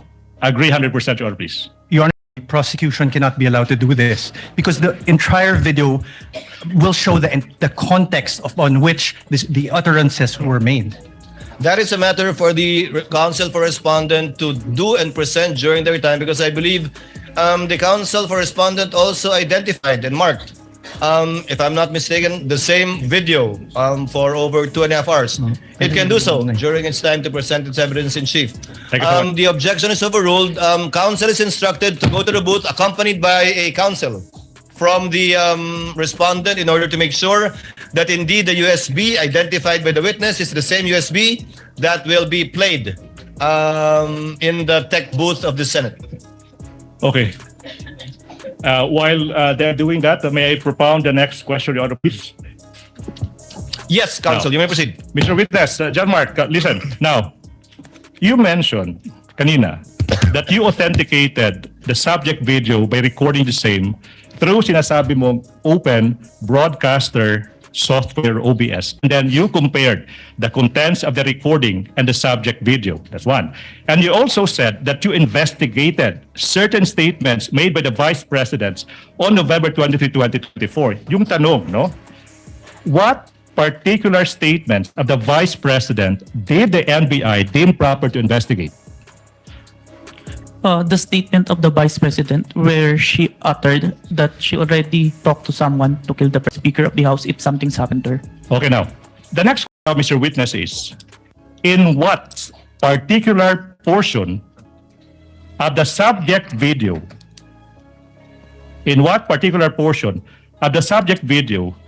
did the respondent utter that she contracted a person to kill? Objection, Your Honor. Oh, wait. Allow the counsel to finish his I'm not question. yet done. Relax. To kill the President, the First Lady, and the former Speaker of the House. Objection, Your Honor. What is the objection of counsel for respondent? Your Honor, no basis for the question, Your Honor. Overruled. Witness may answer.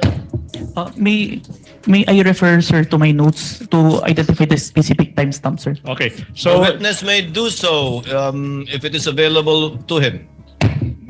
You may refer to your notes. While he's doing that, while the witness Honor, is may doing that, Senator Judge Alan is recognized. You may proceed, sir. Your Honor, Presiding may I order- question what notes he is referring to? Counsel for respondent, Apologies, the Your Honor. presiding officer recognized Senator Judge Alan Cayetano. You may proceed, sir. Just some thoughts, Presiding Officer. This is not yet an appeal from your ruling and maybe a question to the counsel of the defense. Just to refresh our memory, Rule 132, Section 17, when part of a transaction, writing, or record given in evidence, the remainder admissible.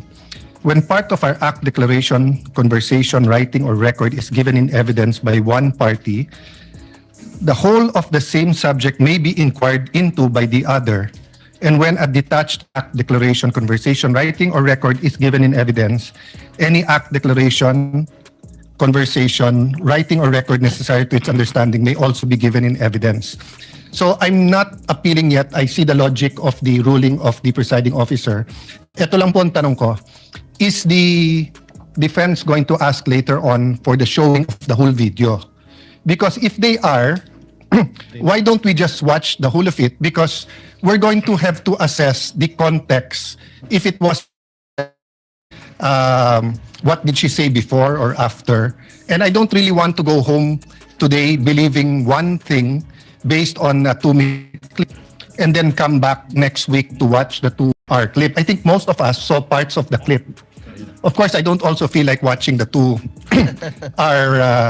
I don't even watch 2.5-hour movies, much less this. But I'm just putting this at the feet of the presiding officer and my colleagues na kung gagawin natin eventually yung 2.5 hours, mas gusto ba natin putulin muna ngayon at may iniisip tayo and then later on the 2 hours? Or can the two parties agree of the 2.5 hours, which one yung may context? So I'm not criticizing the prosecution's motion. I see what you mean. May I ask that one question to the defense if they're going to ask, presiding officer? Precisely. For the presiding officer, we cannot dictate nor predict what either counsel for the prosecution or respondent will do during the presentation of their evidence in chief. Even if they say yes to us now, yes, actually they have every right to change their mind and yes, I agree, Your Honor, not do so anymore. But if they do answer now that they want it shown, may we consider, I mean, if I'm the only one who wants to see it as a whole, then I will submit to everyone else. But if everyone else is saying we will eventually watch the whole of it, we might as well get it over and see the context of the whole video, unless the two parties can agree that they only want to look at 30 minutes or 1 hour. I don't know what context they're talking about. I'm just trying to expedite Both presiding parties, officer. both parties, Senator Judge Alan Cayetano, marked the same video, Yes, may I ask which is over 2 hours. may, Now, may I this- just ask the defense, do they plan to ask us to watch the whole? Counsel for Defense will please reply to the question of Yes, Your Senator Judge Cayetano. First, Your Honor, precisely why we're asking to watch the video is because we don't know what the contents of that video is. We don't know if it's any different or the same with our video. And to answer the question of the Honorable Senator, yes, we will be asking the entire 2-hour, 26-minute video to be presented and watched later on during our cross. So on that point, Mr. President and presiding officer, hindi naman nakalagay sa Section 17 when. Usually, at least for myself, if I have to watch 30 minutes and then may emphasize na 30 seconds, 2 minutes, 1 minute, pinapanood mo na yung buo and then saka papanoorin yung maikli na ine-emphasize para walang prejudgment. Kasi pag nauna yung portions na maliliit and then saka mo lang sasabihin later on, eto pala context nito. Medyo umiiba. But again, no, I'm only one of the 24, so I leave it to my colleagues. If we're going to have to watch it anyway, may I ask the presiding officer what the pleasure is? But since the rule doesn't say, personally, I'd rather watch the whole thing and get it over with, then allow prosecution to pick out the portions that quickly say that goes into the center of the controversy or what they want to prove. Without disagreeing with Senator Judge Cayetano, for the presiding officer, it's just that I don't think the court should impose or dictate upon either party how they will present their evidence in chief. Although it would save the court some time but we can also waste a lot of time arguing about this instead of watching the 2-minute video. Mr. Presiding Officer, I'm not saying we dictate. There was an object and you ruled. You can change your ruling or we can appeal. But I'm saying I'm just one. So if everyone agrees na portion muna, I will submit to that. But if everyone else thinks na panoorin na yung buo, then baka I can appeal your ruling without voting. So I'm just bringing up this issue for expediency, but I leave it up to what everyone... Before we can quote-unquote appeal the records, I'm trying to have them get it. But in lieu of that, that's why the chair tried to intervene. Can counsel kindly lay the basis for the witness to be able to identify the timestamp portions of the 2-hour video? All right. Counsel for the prosecutors may proceed. This will be quick. Mr. Witness, you said that your office conducted an investigation on the statement made by the Vice President dated November 23, 2024, correct? Objection, Your Honor. Leadings. Your Honor, he's not on direct. Overruled. Witness may answer. Yes, sir. Now, tanong, ano ba exactly yung sinabi ng Vice President nung araw na yan, November 23, 2024, Objection, Your Honor. Well, Vague. I'm not yet done.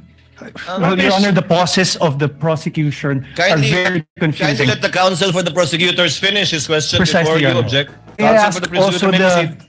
may I ask, instead of this, Your Honor, may I ask that the Honorable direct the witness to allow me to object before answering? Because No. precisely the questioning of the prosecutor is there are many pauses, which it's confusing if it's or not. Counsel, witness even on occasion forgot what the question was because he did not respond to the question of the prosecutor. Yes, Your Honor. So I just Court will make sure of that. Thank you, Your Honor. So kindly finish your question if Yes, you want so- to state it again, counsel for the prosecutors. Maybe it's the tone, no? I'll be quick. What particular statements of the Vice President on that day did you investigate? Objection, Your Honor. Vague. Please. Take it, counsel for respondent. A bit of patience. Let him Yes. finish. I don't think he's finished.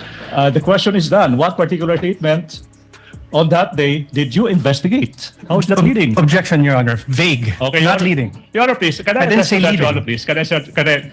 What was Whether- counsel? What's the basis of the objection? Vague. All right. I will It's a indulge. 2-hour, Your Honor, please. 36 I will 26 indulge, minute Your Honor, video, Your please. Honor. I will indulge. I will add these two phrases. It will never be that. Now, Mr. Witness, what statements did the Vice President utter on that day, if any? Your Honor, Oh. same objection. There's a Your Honor, 2-hour 26 minute. What? Let the does he witness mean? answer. Counsel, this 2 hour and so minute video was done on the same day. Yes. Correct, Your Honor, but the question must be given with particularity. If the witness knows, witness may answer. Answer. Witness will please answer. Can I refer for my notes to identify the exact statement because I might said a statement that's not part of the actual statement. Presiding officer will allow the witness to refer to his notes to refresh his memory. Go ahead, Mr. Witness.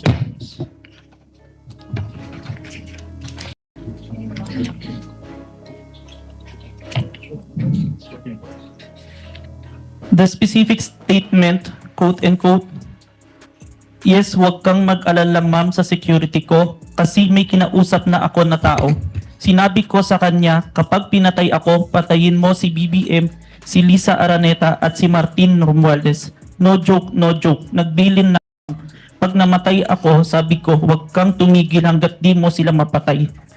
Hanggat di mo sila mapatay sila. And then he said yes. Please proceed, counsel. Thank you. Now, in what particular portion of that video recording that you authenticated of that online media briefing on November 23, 2024, did the Vice President utter those words? If I may, sir, I think we should include the question first. It starts at 1 hour and 15 minutes to 1 hour 17 minutes and 18 seconds, sir. Your Honor, so the witness manifested as an answer to the question in what portion he said timestamps 1 hour 15 minutes 0 second to 1 hour 17 minutes seconds, and we computed, Your Honor, please, it's a 2-minute 18-second portion of that video. At this juncture, Your Honor, please, bases have been laid. The nation can finally see it. What we'll do, we move that's 2-minute and 18-second portion of that video be presented at this juncture, Your Honor, please. The Secretariat is instructed to play the USB given to the tech behind that was observed and witnessed by both counsels for the parties. Sorted. Kindly play the video. Vice President, thank you so much nga po pala sa dala niyong kopya ng hearing na pumunta kayo, PRRD. Kami yung nasa likod niyo po, yung tinawag niyo ng bastos kasi po malaki. Congresswoman. Kindly pause it. Ganyan ba talaga? Your Honor, please, Your Honor, please, the witness said that he would like to include the question propounded to the Vice Okay lang. President. So ganyan nga, hindi nalalakihan yan? Ganyan talaga yan? Or it will get bigger? It will get bigger, Your Honor, please. Okay, please proceed. Medyo man nakakain kami. Ako po ay natatakot kumain ng pagkain sa mamaya.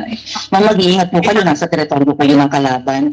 Nag-aalala po kami. Ma'am, kasi sila naman sila talaga yung bastos eh. You read what you saw.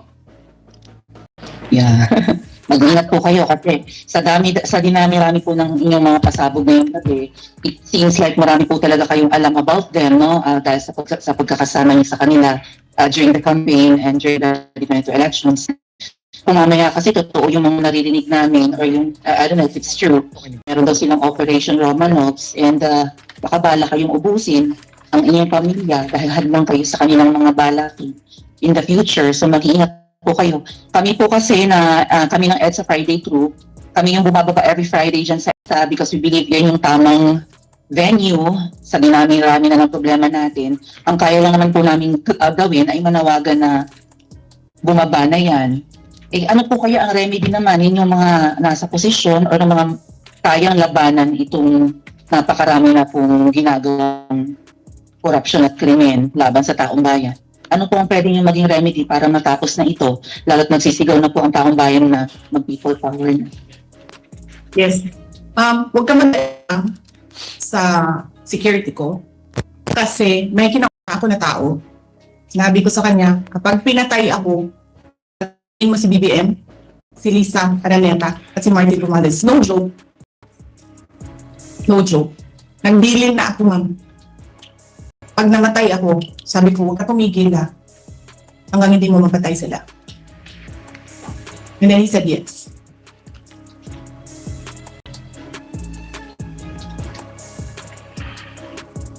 The end of that 2-minute and 18-second portion of the video, Your Honor, please.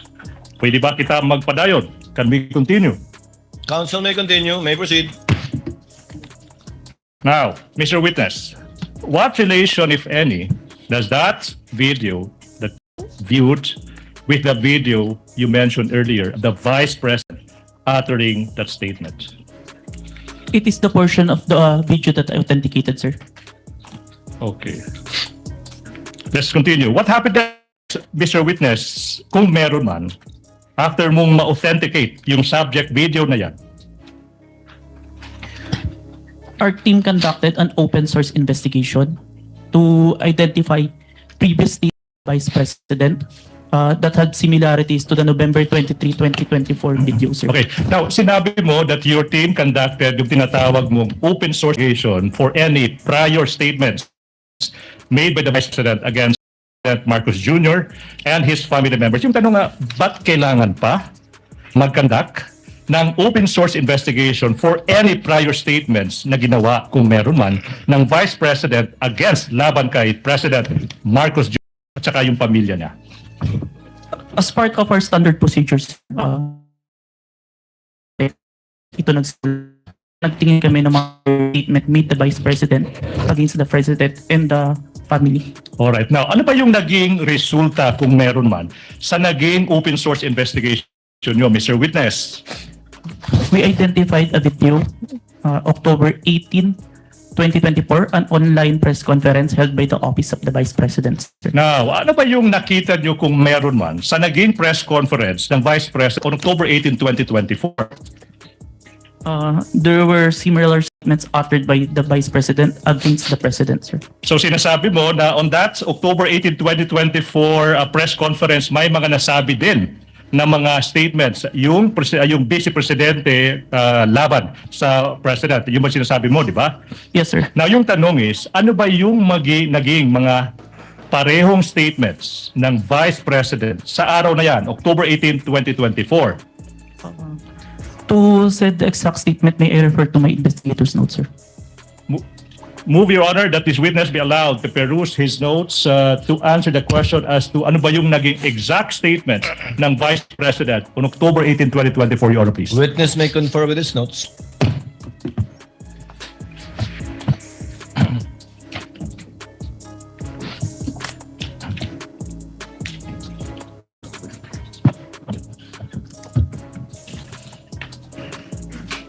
Quote and quote.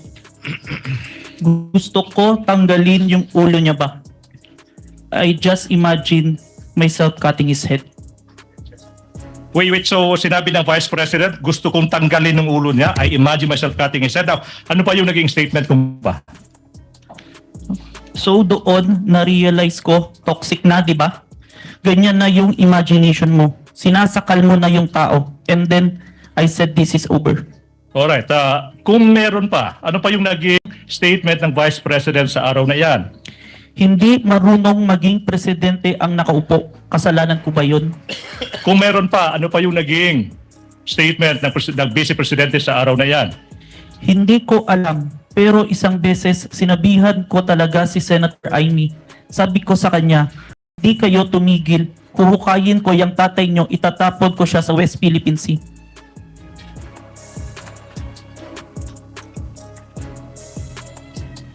Your Honor, please, there's a manifestation of the good Senator Tito Soto. He did not hear the last statement. No such manifestation was heard by the presiding officer. Counsel, please proceed. Thank you so much.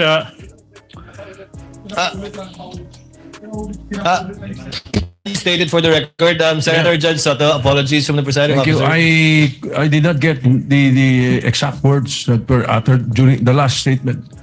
Will the witness kindly repeat his answer to the last question propounded by counsel for the prosecutors? Yes, Your Honor. Hindi kam. Pero isang beses, sinabihan ko talaga si Senator Amy. Sabi ko sa kanya, kung hindi kayo tumigil, huhukayin ko yung tatay nyo, itatapon ko siya sa West Philippine Sea. Huhukayin. May proceed, Your Honor, please. Counsel may proceed. Ano pa ang naging mga statements, kung meron pa, ng Vice Presidente sa araw na yan? Last statement, kung presidente nyo siya, okay lang. Ako hanggang vice president lang ako. Hanggang number 2 lang itong bansa na ito. Wala itong number 1 para sa akin. Are these all the statements, Mr. Witness? Yes, sir. Now, proceed. Now, ano ba yung nangyari? Meron man, pagkatapos madiskubre ng NBI, yung mga naging statements ng Vice President nung araw na yan, October 18, 2024. Like what we did to the main video, the November 23, I proceed to preserve and authenticate the October 18, 2024 video, sir. Again, for ano ba yung ibig sabihin when you preserve the video? It means that I make the necessary action to ensure that the evidence will be accessible at any time, sir. All right, now. Ano ba yung ibig sabihin? After mo ma-authenticate yung video, ano bang ginawa mo kung meron pa? I saved the video on my laptop and on a flash drive, sir. Now, sabi mo yung flash drive, kung saan sinave mo yung mga video recording mo sa mga naging statements ng Vice Presidente na yan. Kung yung flash drive na yan, ipapakita sa'yo, ma-identify mo ba yan? Yes, sir. Your Honor, please, we are now in the process of confronting this witness with a flash drive that is previously marked as Exhibit P14-11, small letter A for the prosecution, containing the recording of the October 18, 2024 press conference of the Vice President identified by the witness that is previously marked as Exhibit P-4-11 for the prosecution. Permission to unseal the flash drive. Mention. This flash drive. Right now. Okay? Now, Mr. Witness, that sinabi niya, so doon na-realize ko, toxic na, di ba? Ganyan na yung imagination mo. Sinasakal mo na yung tao. In what particular video did the Vice President utter that statements? From the authenticated video, timestamp 1 hour, 38 minutes and 32 seconds to 1 hour, 38 minutes and 48 seconds, sir. Okay. Now, what about the statement, hinong maging presidente ang nakaupo? Kasalanan ko ba yun? In what particular portion of the subject video did the Vice President utter that? Timestamp 55 minutes, 26 seconds. Timestamp 50. Okay. Now, what about the statement that I quote, hindi ko alam. Isang beses, sinabihan ko talaga si Senator Amy, pag di migil, huhukayin ko ang tatay niyo at itatapon ko siya sa West Philippine Sea. In what particular portion of the video did the Vice President first? Timestamp 1 hour, 8 and 28 seconds to 1 hour 11 minutes and 42 seconds, sir. And finally, as to statements, quotes, kung presidente nyo kay siya, okay lang. Ako hanggang vice president lang. Hanggang vice president lang ako. Hanggang number 2 lang itong batang, wala itong number 1 para sa akin. In one particular portion of the video, did the vice president utter those words? Sometimes 1 hour 4 minutes and 2 seconds to 1 hour 4 minutes and 16 seconds. Your Honor, this representation took notes of the timestamps. Your Honor, please. We now move we go to the next question. Now, Mr. Witness, I'm about to show you the specific portions of the recording of the October 18, 2024 press conference. Now, you tell us, after viewing this, what relations do we have with the subject video of that October 18, 2024 feed that you identified, if any, okay? Honor, we move that Attorney Stephen McGovern be allowed to proceed to the technical booth to bring the flash drive and for the Secretariat to play specific portions of the video identified by the witness. The counsel be accompanied by a representative of the counsel for the respondent so that the exact same USB flash drive will be the one that will be played. To guide Secretariat, please, these are the timestamps that the prosecution would like to present. First, from 1 hour, 35 minutes to 57 seconds to 1 hour, 36 minutes and 10 seconds. That's the first video. And the second video is from 1 hour, 36 minutes, 52 seconds to 1 hour, 36 minutes and 58 seconds. So move, Your Honor, please. The Secretariat is instructed to kindly the presence of both counsels for the parties.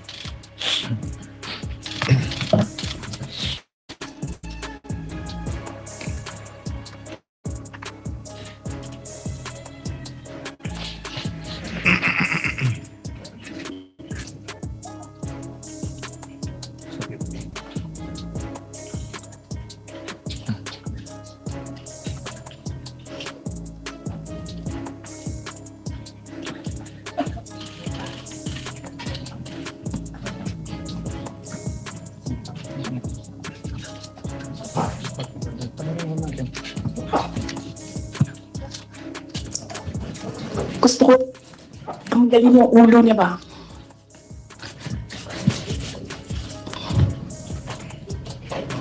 I realized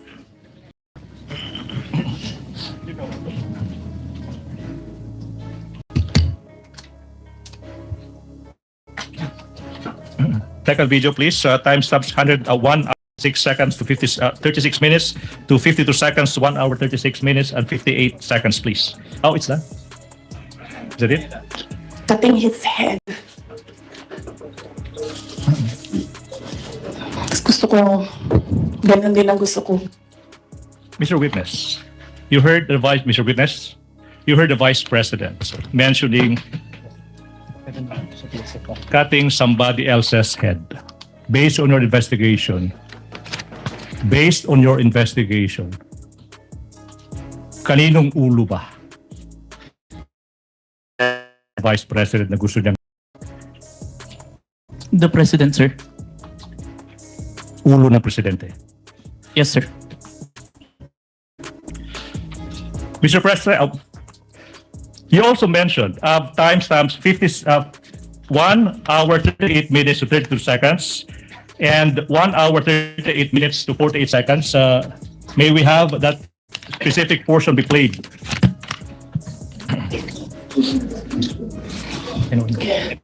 Na-realize ko, toxic na, di ba? Ganyan na yung imagination mo. Ang imagination mo, sinasakal mo na yung tao. And I said, this is over. Okay. Then what about from 55 minutes, 26 seconds to 55 minutes, 37 seconds, please?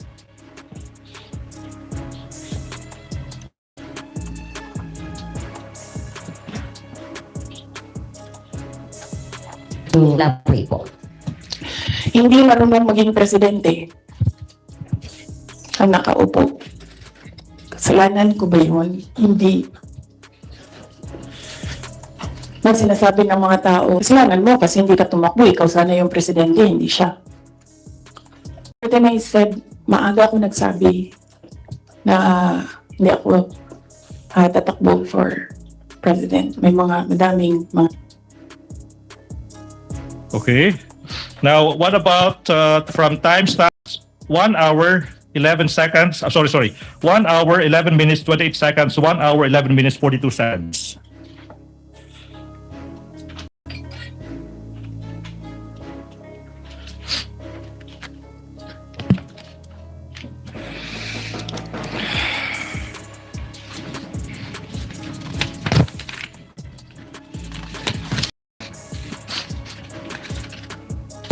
Hindi ko alam. Pero isang beses sinabihan ko talaga si Senator Amy. Sabi ko sa kanya, kung hindi kayo tumigil, hubukalin ko yung tatay ninyo. Itatapon ko siya sa West Philippine Sea. Sinabihan ko si Senator Amy. Thank you. What about from timestamps 1 hour 4 minutes to 02 seconds to 1 hour 04 minutes 16 seconds?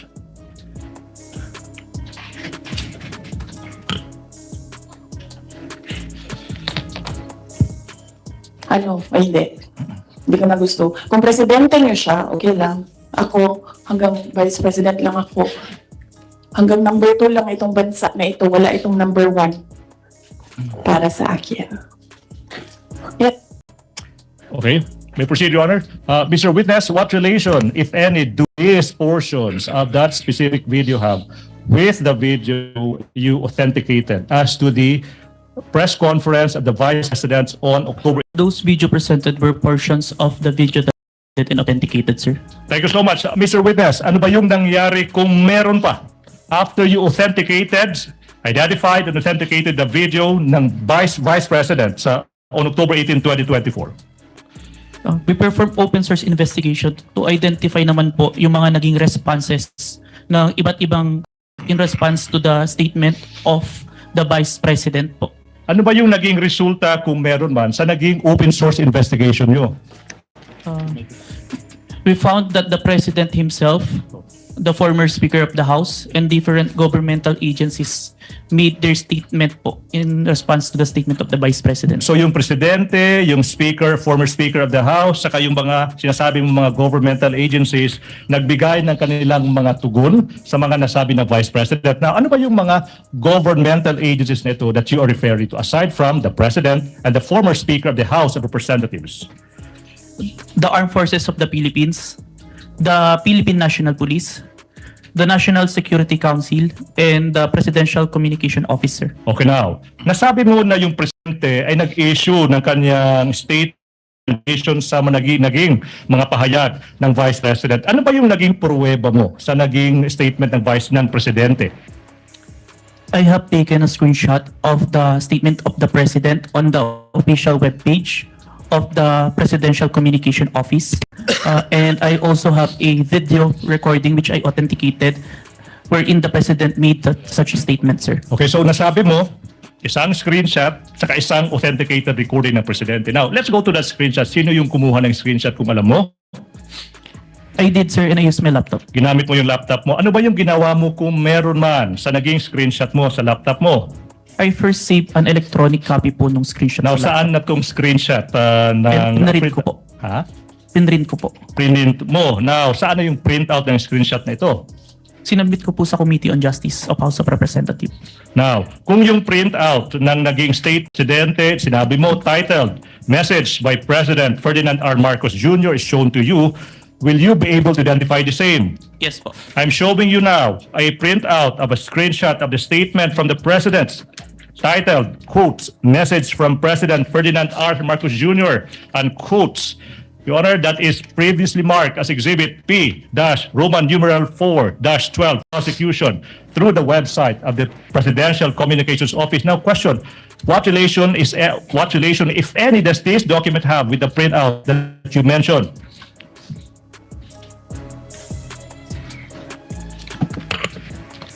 Your Honor, same objection.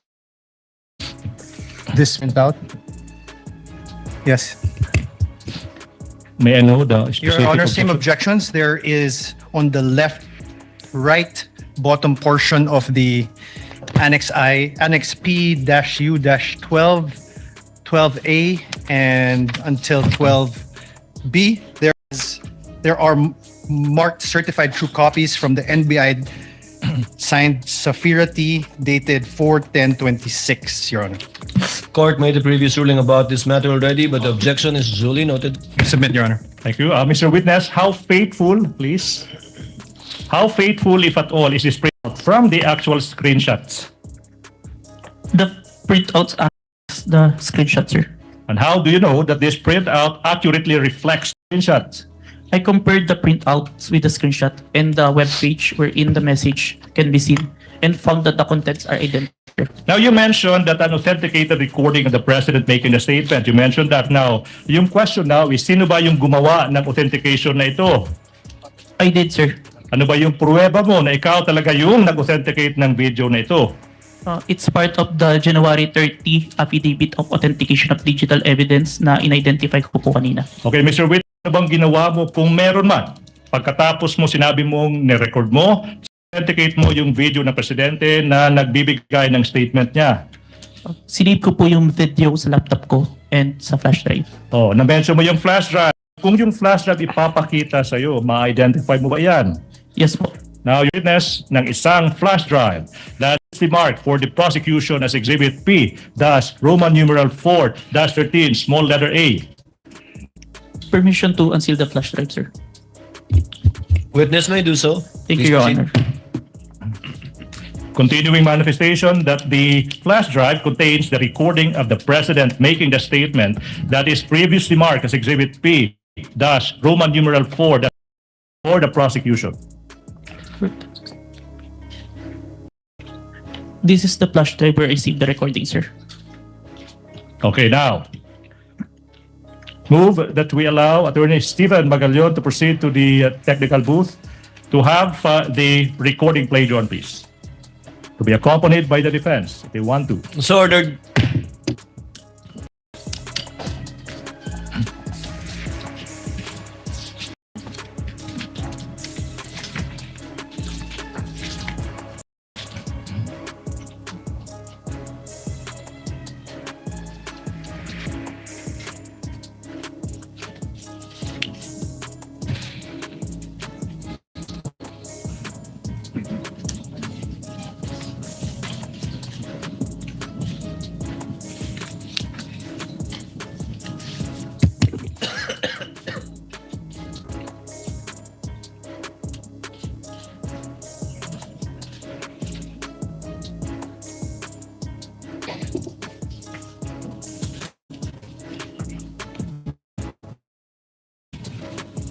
Mura.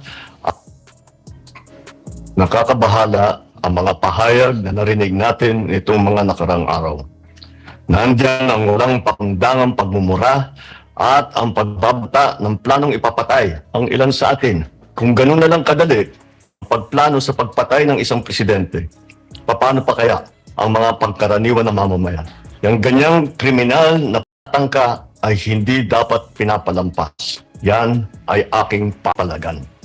As a democratic country, we need to uphold the rule of law. Ako, bilang pinuno ng Executive Department at lahat ng mga tungkulan sa pamahalaan ay may sinumpaang tungkulin na tutup din at pangangalagaan ang konstitusyon at ang ating mga batas. Kaya hindi tama ang pagpigil sa mga halal ng bayan sa paghahanap ng katotohanan. Hindi na sana hahantong sa ganitong drama kundo at sa House of Representatives. Ang katotohanan ay hindi dapat itokhang. Tapos na sana ang usapang kung totoo yan ay magsabi ng totoo at hindi hahadlangan. Imbis na diretsahang sagot, nililihis pa sa kwentong chicheria. Hangad ko na matuldukan na itong mga pangyayaring ito sa parang matiwasay at magdadala sa atin sa katotohanan. 12 taon din ako nanungkulan sa magkaparehong kamara ng Kongreso. Batid ko ang kapangyarihan iginawad sa kanila ng taong bayan at ng ating konstitusyon. Dahil dito, iginagalang ko ang kanilang gawa ng buong executive branch lahat ng mga ahensya ay hindi nakakaligtas at parating sumasailalim sa kanilang masusing pagsusuri. Bilang isang bansa, marami tayong mga paghamon na dapat harapin at mga suliraning dapat bigyan ng lunas. Sa kabila ng mga pambabatikos na natin ikokompromiso ang rule of law. Kailangan manaig ang batas sa anumang sitwasyon, sino man ang tamaan. Kaya hindi ko hahayaan tagumpay ang hangarin ng iba na hatak ang buong bansa sa burak ng politika. Igalang natin ang proseso. Ito pa rin ang katiwala sa atin ng milyon-milyon na Pilipino. Magtrabaho po tayo sa ikauunlad ng Republika ng Pilipinas. Mata mo ang bagong Pilipinas. Your Honor, the defense puts on record that the video was and then portions where the president, who seemed to be the president, was paused while audio was continuing playing. So it's delayed. Yes, Your Honor. Noted. Thank you. Mr. Witness, what relation, if any, does that video have of the president making the statement, if any, to the video of the president making the statement? That is the video that I recorded and authenticated, sir. All right, now proceed. You mentioned that the Presidential Communications Office or PCO also issued a statement. Ano yung pruweba mo na yung PCO nag-issue ng statement na iyan? I have a screenshot of the webpage of the Presidential Communication Office wherein they considered the statement of the Vice President as an active threat. As an active threat. Okay, now, sino yung kumuha ng screenshot na iyan? I did, sir, and I used my laptop. Now, saan yung printout ng screenshot na iyan? Sinubmit ko po sa Committee on Justice of House of Representatives. Now, aming ipinapakita yung isang printout ng isang screenshot galing sa website ng PCO kung saan yung statement, makikita yung statements ng Vice President, sinasabi ng PCO, that's an active threat. Now, previously marked as Exhibit P-Roman numeral 414. May you peruse the same. And after perusing the same, the question, Mr. Kalilong, is what relation, if any, does this document have with the printout you mentioned? But you have to peruse the document first. For the record again, Your Honor, the Counsel may proceed. Exhibit P-4- is a photocopy, and on the right bottom part, there is a stamp marked Certified True Copy NBI signed Sapphira T, dated 4/10/26. The observations and comments of the respondent's counsel are duly noted. Witness may answer. Please peruse the document and answer the question, please. This is the copy of the printouts that was submitted to the Committee on Justice, sir. Thank you so much. How faithful is this printout from the actual screenshot you mentioned? The printout accurately reflects the screenshot, sir. And how do you know that the printout accurately reflects the screen? I have compared the screenshot with the printouts and the webpage and found that the contents are identical. Now, let's proceed. Mr. Witness, sinabi mo rin na yung former Speaker ng House of Representatives nagbigay rin ng statement sa mga pagbabanta ni VP Duterte sa video. Ano ba yung maging pruweba mo sa naging pahayag ng former Speaker ng House of Representatives? I have a video of the statement of the former Speaker of the House of Representatives during the plenary session on November 25, 2024, which was published by ANC Digital, sir. At sinabi mo na authenticate mo yung video na yun. Ano ba yung naging pruweba mo na ikaw ay nag-authenticate sa video na iyan? It's part of the Affidavit of Authentication Digital Evidence dated January 30, 2025, which I identified earlier, sir. Now, ano ba yung ginawa mo kung meron man after you authenticated yung video ng former Speaker of the House of Representatives? I saved a copy of the video on my laptop and a copy of the video on a DVD and a flash drive. Now, sinave mo sa isang flash drive. Kung yung flash drive na iyan ipapakita sa iyo, ma-identify mo ba yung flash drive na iyan? Yes, sir. Your Honor, we're in the process of presenting to the witness yung isang flash drive that has been previously marked as Exhibit P-Roman numeral 4-15, subparagraph A, which contains the recording of the former Speaker's speech previously marked as Exhibit P-Roman numeral 4-15. Permission to unseal the flash drive, sir. Witness may proceed. Thank you, Your Honor. Manifestation, the witness is in the process of checking that flash drive.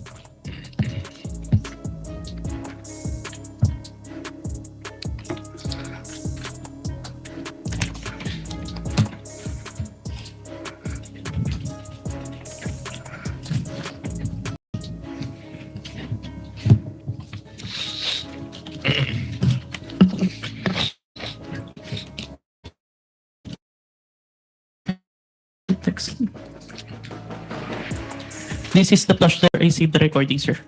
Mr. Witness, question. Video, did the former Speaker of the House give his response to the threats of the Vice President? Back to my notes.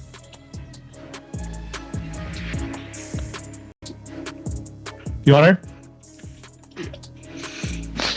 Honor, please. There is a request by the witness that he be allowed to refer to his notes. Yes, the witness may refer to his notes to refresh his memory. What is the pleasure of Senator Judge Erwin Tulfo? Mr. Presiding Officer, just a clarificatory question. The witness here, for the record, clarify what specific notes he was referring to, and also these notes, bigyan po ba ang defense ng copy to? Was this submitted as part of the evidence also, Mr. Presiding Officer? Additionally, the question is, was he relying on these notes to refresh his recollection while giving his testimony today? So, Witness will please answer the question of Senator Judge Erwin Tulfo. This is my investigator's note, which I made during the time of investigation, sir. my next question would be, was this also presented? Since notes niyo po ito, pinagbabasihan niyo testimonya niyo rito, sinabit niyo rin po ba ito as an evidence so that marirefer din po ang defense, Mr. Witness? Yung content po ng affidavit, nung notes ko is nandun na po sa affidavit of investigation, sir. Yung copy exactly ng notes? Po. No, sir. Hindi niyo na ibigay. All, Your Honor. Thank you, Senator Judge Erwin. And can I Counsel for the prosecution. Can I make a manifestation, Your Honor, please, that the witness referred to notes when answering specific questions as to actual statements made by the Vice President and the others, number one. And number two, in referring to the actual timestamps of the video. For these specific reasons, the witness was referring to his notes. As to his answers for the other substantial questions, he was not referring to his notes, Your Honor, please. Your Honor, we move to strike the manifestation. He's already testifying on behalf of the witness. Your Honor, we cannot strike a manifestation of counsel. The good counsel could do his own manifestation. That's not in the rules. I would like the Honorable Court to rule, Your Honor. Motion is denied. Let it stay and remain in the records in response to the query of Senator Judge Erwin Tulfo. Senator Judge Risa Ontiveros is recognized. I believe she was raising her hand earlier. What is your pleasure, ma'am?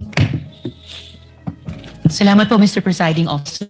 Tig isang tanong lamang po para sa prosecution. The lady may proceed. She has 2 minutes. Salamat, Mr. Presiding Officer. Mr. Kalilong, nung sinabi nyo na nag-conduct kayo ng open source intelligence pagkatapos nyo ma-authenticate yung November 23, 2024 video at nahanap nyo yung video naman ng press conference that October 18, 2024, anong basis nyo para sabihin na yung mga statements sa October 18 press conference ay tulad sa November 23 video na may assassination threat? In other words po, ano pong napansin yung magkakapareho dun sa statements nung October 18 at nung November 23? O what do they have in common? Both were, ang tinutukoy po, pinupunto po is yung president. And makikita po doon na hindi na sila in good terms no October 18 pa lang po. Okay, so sa parehong video ng press conference at saka yung November naman, yung dalawang elementong yon na hindi na sila magkakasundo at hindi na sila magkasundo, and ang ina-address po parang pinapatukuyan po ng Vice President doon sa press conference is yung President si po. Presidente. Okay. And then, Mr. Presiding Officer, salamat kay Mr. Kalilong. Sa prosecution naman po, yung isang tanong ko at this point in time, Mr. Presiding Officer. Counsel, none of these statements are proof that the Vice President actually contracted an assassin or hired one. Why are these acts impeachable?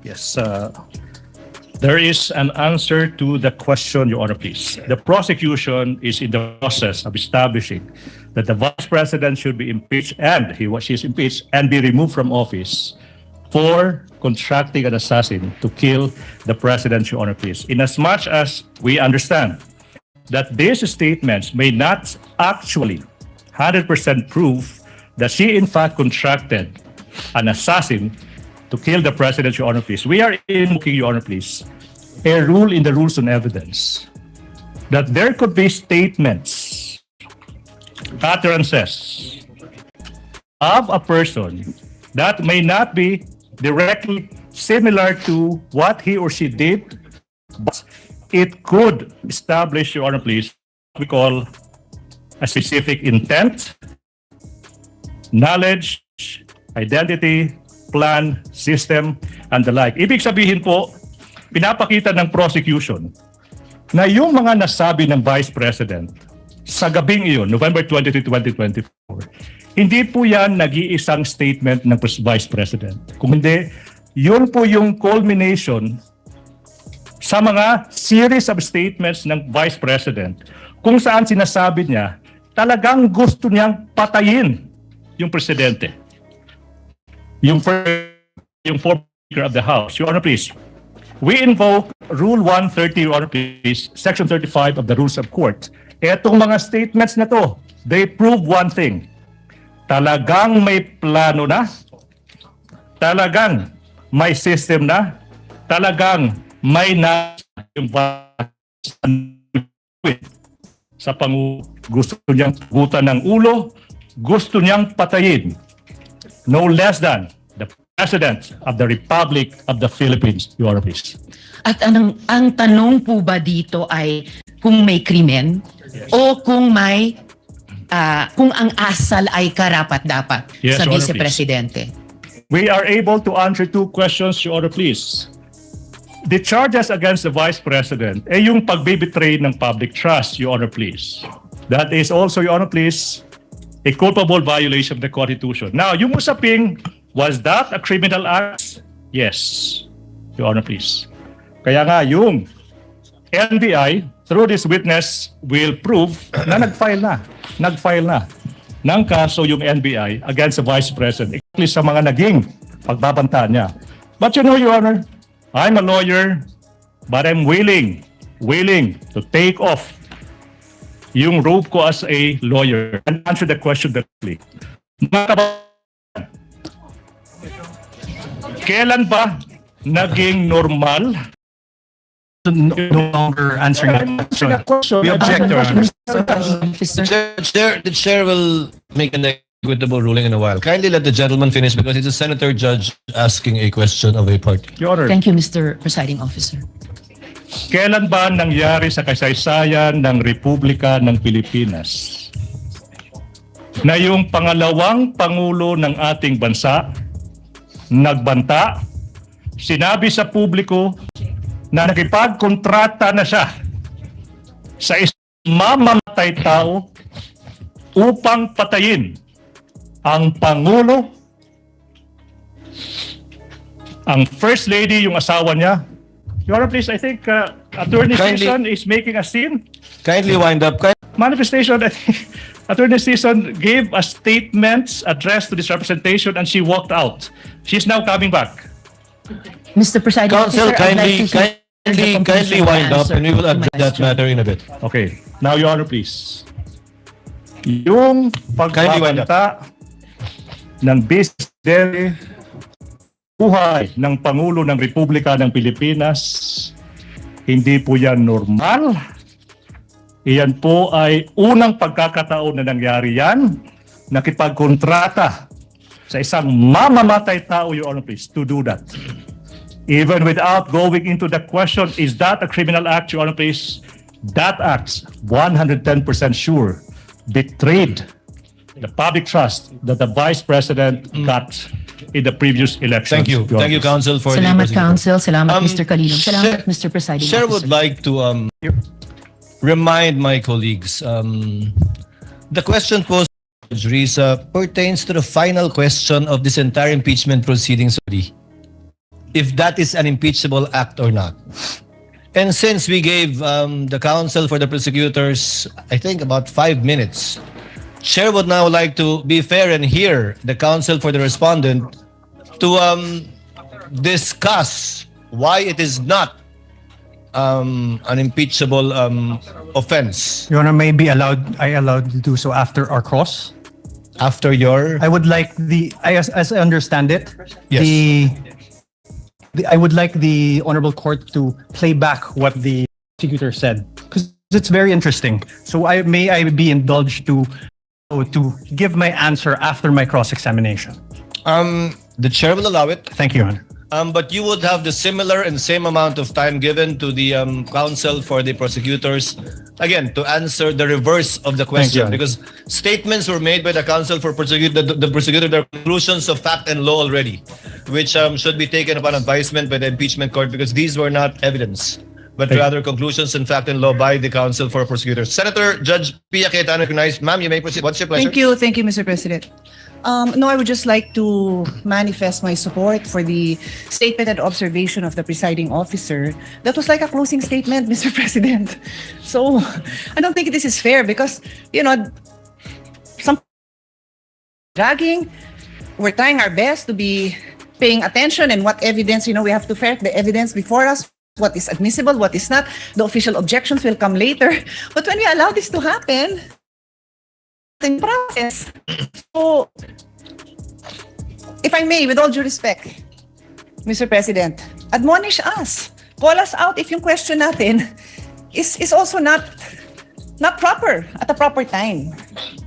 We may all make those mistakes. Even I may make that mistake. And I'm telling you, please call me out if I make a mistake by a judge at that particular time.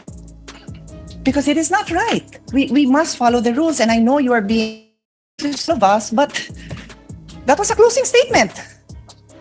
And I also asked the parties involved. You have an oath as lawyers. Don't take advantage of the generosity of this impeachment court. I don't want to see this happen again. Thank you, Mr. President. Well taken. The chair, as I said, or as the presiding officer said earlier, reminded our colleagues with respect to similar questions to be asked in the future. Your Honor, may I... Chair would like to make a ruling that the counsel for the respondent will be given, I think that was approximately 8 minutes or 10 minutes, we will get the exact time, to answer after the cross-examination of this witness so that we would be fair in listening and hearing the views of both parties in regard to the query raised earlier. Senator Judge Pia Cayetano? Yeah, sorry, Mr. President. I don't mean to interrupt now. I want to give the defense their time. I respectfully move that the statements of the prosecution be stricken off the record. It is not proper for those statements to have been made. Thank you. Your Honor, if I may, Your Honor, please. With the Your Honor, permission of we Senator Judge join the Pia motion Cayetano, of the Senator Judge. Maybe table her motion and act on it at a later time with respect to striking it so that we can discuss the matter. Thank you for your generosity, Senator. Your Honor, if I may, Judge for the Yes, Counsel record, for the we respondent. joined the motion of the Honorable Senator. I'm sorry? We joined the motion of the Honorable Senator. No need, Counsel. That motion will be taken up at the proper time by the court. For the record lang, Your Honor. Noted for the record, Senator Judge Erwin Tulfo first, and then Senator Judge Risa Ontiveros once again. I think to resolve this issue, Mr. Presiding Officer, Mr. President, a quick manifestation. Can we request the council that available to furnish members of this impeachment court with sworn testimony or affidavit of witnesses or witness they intend to present in the proceedings or succeeding proceedings before such witness is called to testify. And this goes to the defense panel too. While the judicial affidavit rule does not strictly apply to impeachment proceedings, its underlying objectives of promoting orderly and efficient presentation of evidence may be instructive. Advanced access to the witness's sworn statement would assist the senator judges in following the testimony and preparing clarificatory questions. hinihiling lang po natin na kung nang nakahandang sinumpaang salaysay ng susunod na testigo, magbigay na sana ng mga kopya nito sa aming mga senator judges bago pa po ang pagdinig upang magsilbing gabay sa pagtatanong at pagtatalakay. Maiwasan po natin ang mga sitwasyon na ito. Thank you, Mr. Presiding Officer.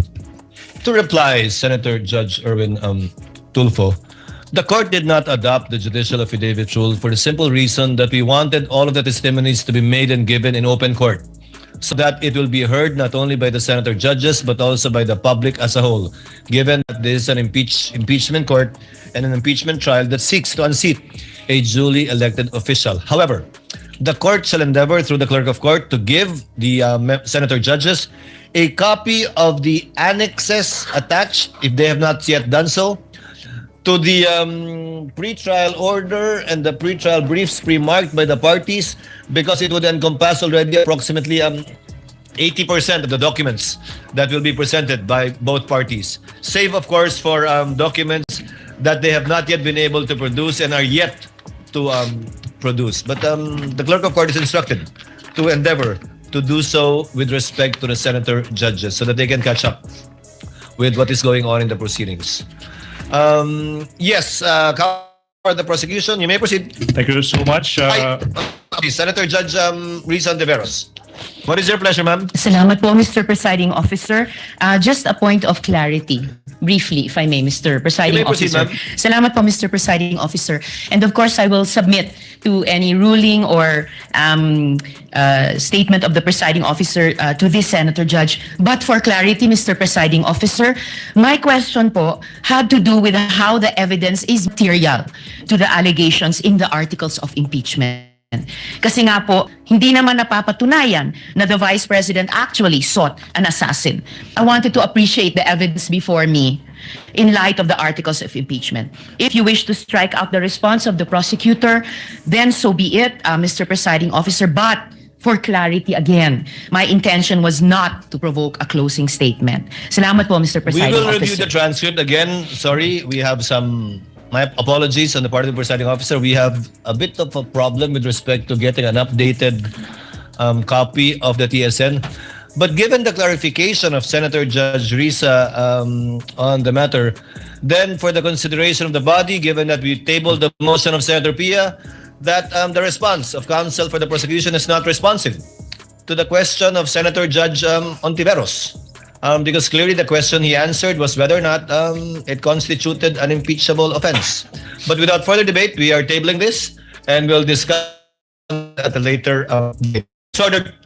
Thank you so much. Proceed, Your Honor, please. Counsel may proceed. Mr. Tess. Okay. Now, sinabi mo na yung former Speaker of the House ay nagbigay ng kanyang tugon sa managing pagbabanta ng Vice President. Saka sinabi mo rin na inauthenticate mo. Yung tanong is, Your Honor, please, sorry, I'm reminded he is supposed to answer the specific timestamp of that recording of the former Speaker of the House's speech. Your Honor, please. Be allowed to ask. This may answer. May I refer to my investigators? You may do so if you so wishes. Thank you, Your Honor.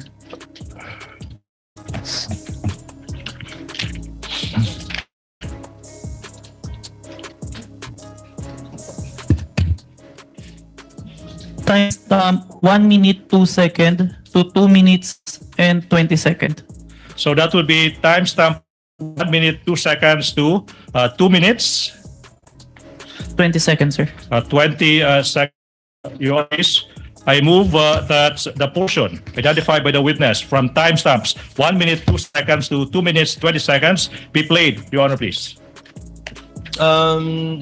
Clerk of Court is directed to coordinate with counsel for the prosecution, accompanied by counsel for the respondent, to make sure that the USB identified by the witness will be the same one that will be played.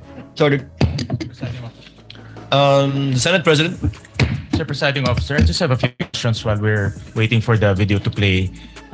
This is in line with authentication. The gentleman may proceed. Yes, 2 minutes. At sa ating ginong testigo, narinig ko kanina ilang beses yung open source investigation. Anong ibig sabihin ng open source investigation?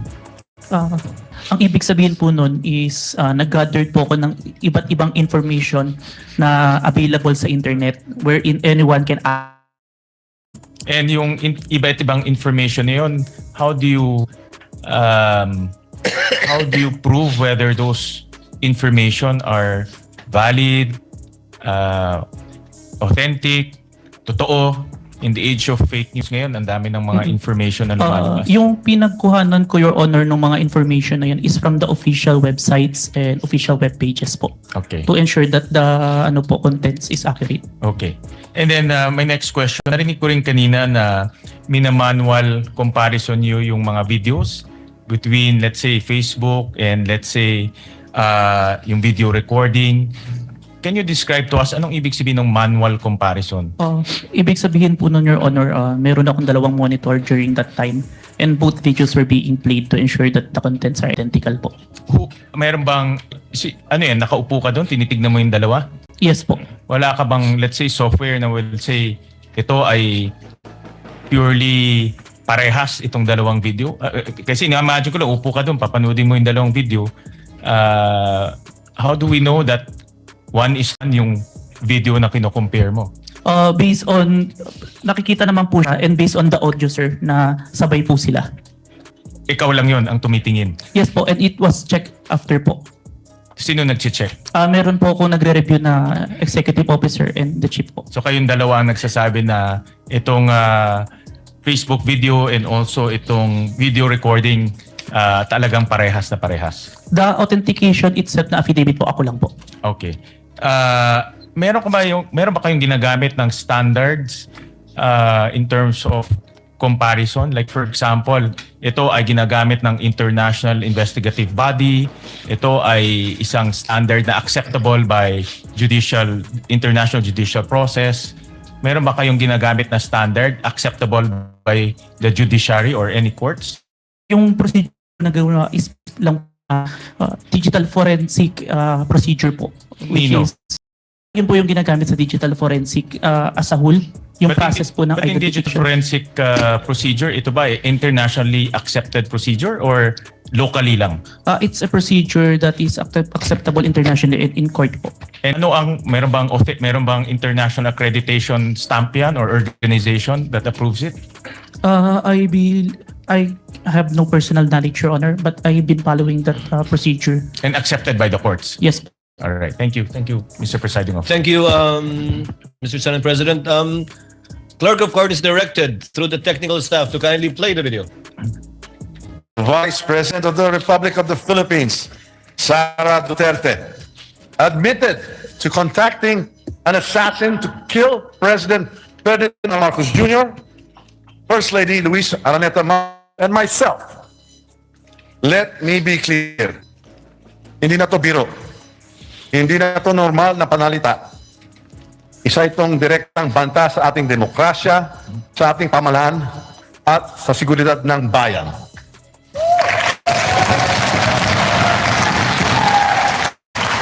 Such statement is not just reckless, it is dangerous. It sends a chilling message for a message that violence can be contemplated by those in positions of power.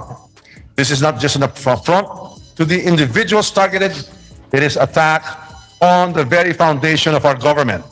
It is an insult to every Filipino who believes in the rule of law and the sanctity of life. Violence has no place in our society. It is irreconcilable with the values that have taught and guided us for years. Values.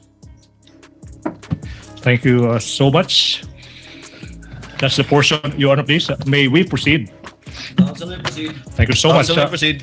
Thank you so much. Mr. Witness, nasabi mo rin na yung AFP, Armed Forces of the Philippines, nag-issue rin ng kanilang tugon sa mga naging pagbabanta ng Vice President. Ano ba yung pruweba mo sa naging tugon ng Armed Forces of the Philippines?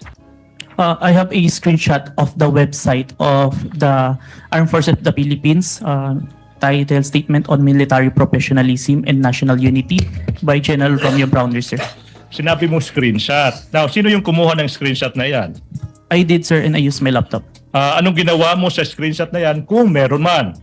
I first saved an electronic copy ng screenshot sa laptop and printed it. Sana yung print out ng screenshot na yan. Sinubmit ko po yung copy sa Committee on Justice of House of Representatives. Now, kung yung print out ng screenshot ipapakita sa'yo, ma-identify mo ba yan? Yes, sir.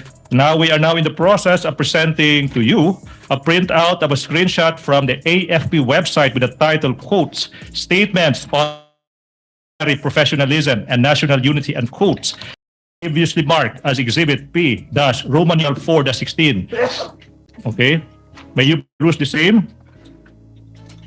And the question is, what relation, if any, does that document have with the printouts of the screenshot you mentioned? This is a copy of. How faithful, if at all, is this printout from the actual screenshots? The printout accurately reflects the screenshot, sir. How do you know that the printout accurately reflects the screenshot? I compared the printouts with the screenshot and the webpage of the AFP and found that the contents are identical, sir. Sinabi mo rin, Your Honor, for the record, we have the Counsel for respondent. we have the copy of the document. How can he be identifying the document when he does not have that copy? Are you following a script? Is he following Oh a my script? goodness, Your Honor, please. I move that statement by the defense that the witness is following a script be stricken out of record. For the record, Your Honor, the witness was perusing the document before he handed that to the defense. I move that the statements of the defense be stricken out, Your Honor, please. But he was answering Comments of both counsels are simply noted. Kindly, if you're done with the document, counsel, kindly give it to the witness. Your Honor, for the record, the right-hand portion of both documents contain certified true copies. It's and the mere photocopy, Your Honor. The manifestation and objection is duly noted. Same ruling by this court. Witness may answer. You state for the record your answer. I have compared the screenshot with the printouts and the webpage and found that the contents are identical, sir. Your Honor, may continue. Mr. Witness, sinabi mo rin na yung PNP nag-issue rin ng kanilang statement sa mga naging pagbabanta ng Vice Presidente sa subject video. Ano bang pruweba mo kung meron man of that PNP statements? I have the screenshot of the statement of the PNP on their Facebook official page dated November 23, 2024, sir. Sino bang kumuha ng screenshot na yan? I did, sir, and I used my laptop. Anong ginawa mo sa screenshot na yan kung meron man? Sinave ko po yung screenshot doon sa laptop ko and then print mo. Saan na yung printout ng screenshot na yan? sinubmit ko po sa Committee on Justice on House of Representatives. Now, saan na yung printout ng screenshot na yan? Sinubmit ko po sa Committee on Justice. Now, kung yung copy ng printout ng screenshot ipapakita sa iyo, will you be able to identify the same? Yes, sir. Now, I'm showing you a printout of a screenshot ng November 23, 2024. Title is PNP Statement. That is previously marked as Exhibit P, 14. P-Roman numeral 417. What relation, if any? Your Honor, may I Counsel ask, for the respondent. may I ask that we be allowed to peruse before he asks his question to identify the document? Counsel is directed to kindly give opposing counsel for the respondent a copy of the document being presented to the witness. The webpage and the contents are identical, sir. Okay, done. Now, Mr. Witness, proceed.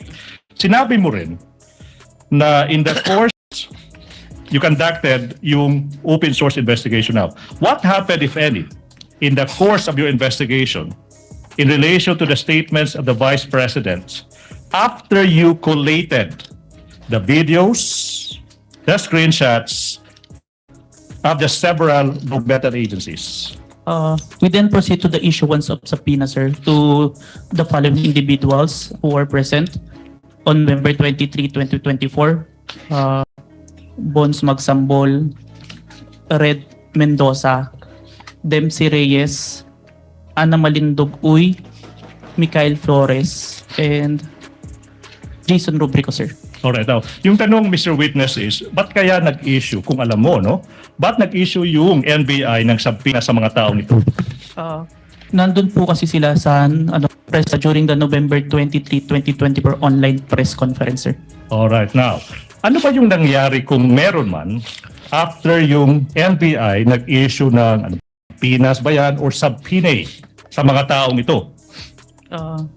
Dumating po sa office namin si Dempsey Reyes and Bons Magsambol noong December 4, 2024 and inassign po sa akin na i-interview at ako po yung nag-interview.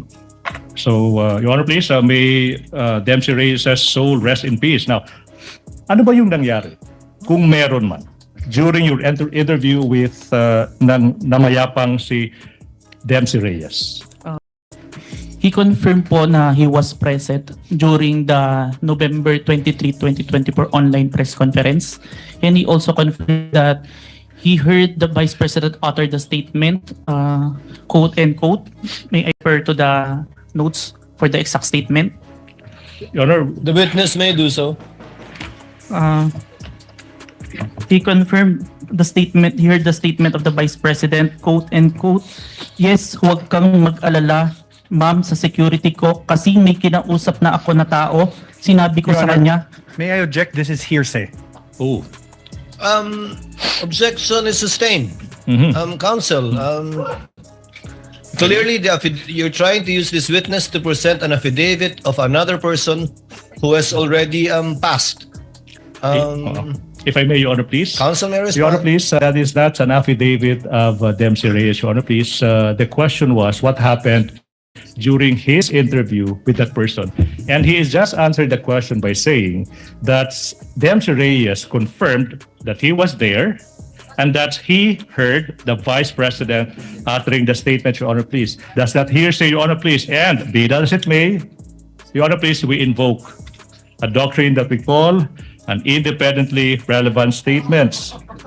The defense is reacting. I don't know why. Your Honor, please, IRS would allow this witness to testify as to what the other person told him as to that fact, the making of the statement, as to whether or not what the person said is true or not. That is not material at this point, Your Honor, please. Let the court clarify then.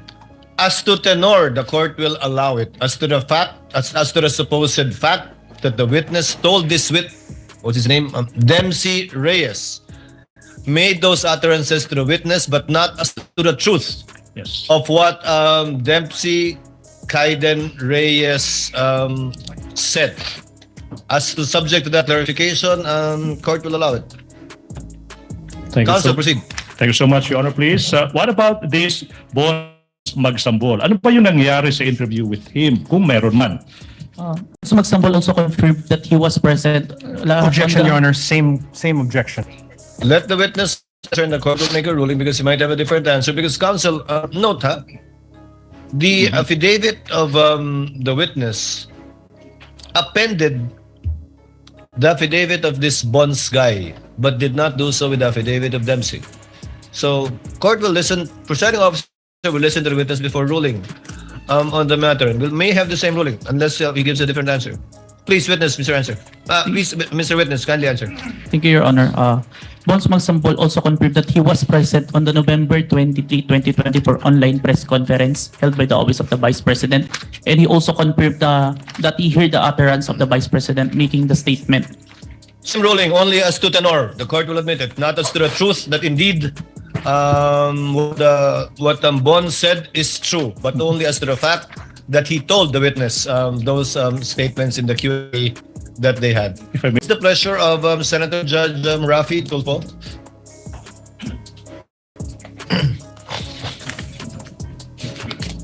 Mr. Presiding Officer, I just have some clarificatory questions for The gentleman may proceed and he has 2 minutes. Expert witness. Sabi mo meron kang 2 weeks lecture experience as a digital evidence expert. Is that right? 2 weeks? 2 weeks training. Wala ka ng iba pang training? I have a training on different digital forensic aspect. Dito sa abroad meron? Meron po, pero yung specific sa photo and video authentication, yun po yung 2 weeks. So, all in all total, you have 2 years experience plus 2 weeks lecture lang pagdating sa authentication ng forensic evidence? For the photo and video, sir. For the photo and video, which ito yung pinag-usapan natin yan. Yes po. Now, my question to you, in your testimony, Mr. Witness, you did mention that you personally investigated the alleged inciting to sedition by the VP Sara Duterte video, correct? Yes, Your Honor. Now, in doing so, in the course of your investigation, did you look at the comments section? If you did, ano yung mga reactions doon? Ano yung mga statements doon ng nag-view ng videos? That they agreed to the statement of Vice President, but it was not documented, sir. So, Mr. Presiding Officer, thank you. Thank you, Senator Judge Tulfo. Counsel, you may proceed. Your Honor, Mr. Witness, let's proceed. What proof, if any, do you have that Dempsey Reyes confirmed that he heard the Vice President utter those? I have the signed minutes of interview with Dempsey Reyes and an affidavit that I executed attesting to the interview, sir. All right. Now, what about this Bones Magsambol? What proof, if any, do you have that he confirmed that he heard the Vice President utter those words? I have the minutes of interview with Bones Magsambol that he was signed, and I also have the affidavit that attesting that I interviewed Bones Magsambol, sir. So far, Mr. Witness, you mentioned 1 minutes and affidavits. Now, kung yung mga dokumentong ito ipapakita sa'yo, do you think you'll be able to identify the same? Yes, sir. Now, I'm now showing you a document entitled Side Minutes that is previously marked as Exhibit P Roman numeral 4-20 and series. Please peruse the documents. May the defense be allowed also to peruse on? The defense may, the counsel for respondent may look at the document. Documents marked as Exhibit P-4-20 to P-4-20E are photocopies, and Exhibit P-4-20D is unreadable, as well as P-4-20E, Your Honor. Which one is unreadable, counsel? P-4-20E. 20D? D for dog, Your Honor. D and E. Delta Echo.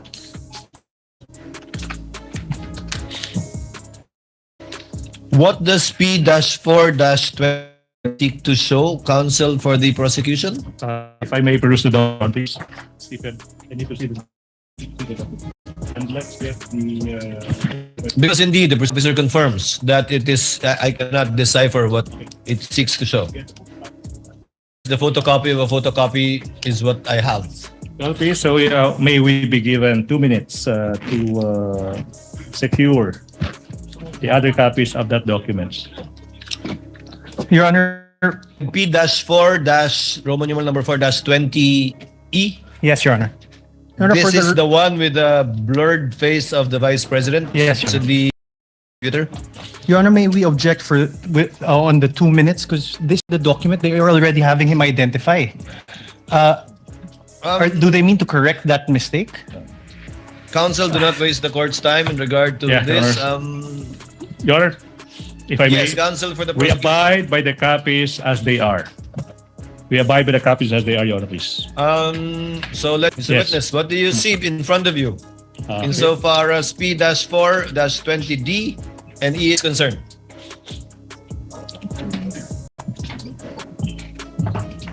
Hindi. Same. Hindi mo blurry.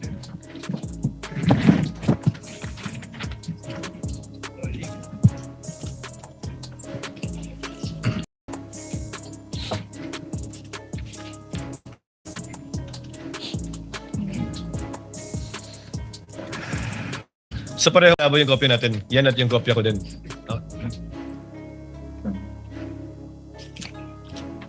Mr. Witness, if you don't see anything, it's okay.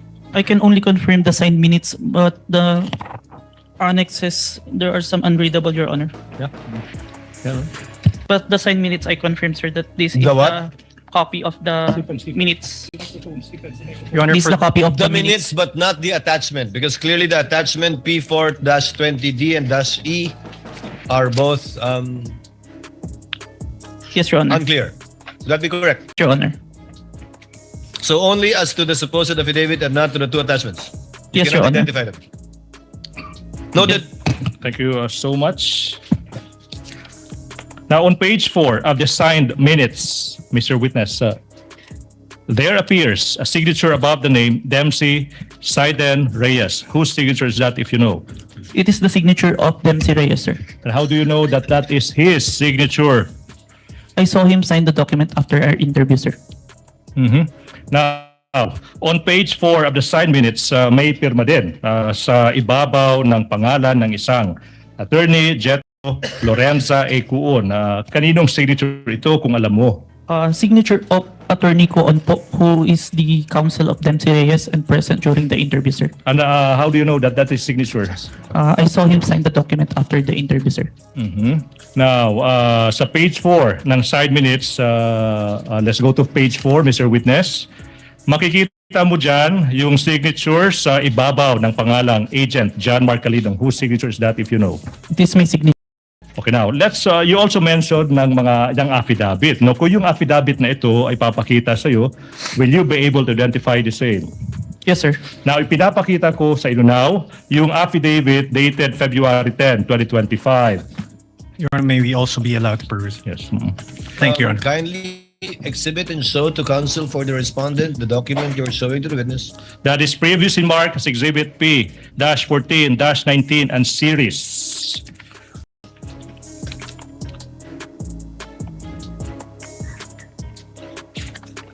And if the court may inquire to the remainder of the testimony of this witness, we are about to wind up the testimony of this witness, Your Honor, please. Your Honor, Thank you, for the Counsel. record, this is a photocopy. This is Exhibit P-4-19. Noted. Okay.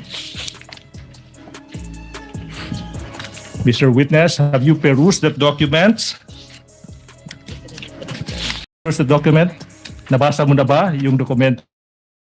Yes, sir. Relation, if any, does that document have with the affidavit you mentioned? This is the affidavit attesting my interview with Dempsey Reyes, sir. Copy of the affidavit, sir. Now, on page 2 of the affidavit, may makikita ang pirma sa ibabaw ng pangalang Agent John Mark Calidong. Kaninong pirma ba yan? It is my signature, sir. Now, on page 2, may pirma din sa ibabaw ng pangalang Attorney Van Hummer ang Luben. Kaninong pirma ba yan? Signature po ni ang Luben, sir. Ba't mo nalaman na iyan ay isang pirma ni Attorney ang Luben? I saw him sign the document and I have viewed and acted upon documents bearing his name. Thank you so much. Now, I'm now showing you the other affidavit of even date, February 10, 2025. That is previously marked as Exhibit P-Roman numeral 4-21 and series. Can you peruse the same? Your Honor, may be allowed. Thank you, Your Honor. Kindly show counsel for respondent a copy of the document that the witness will testify to.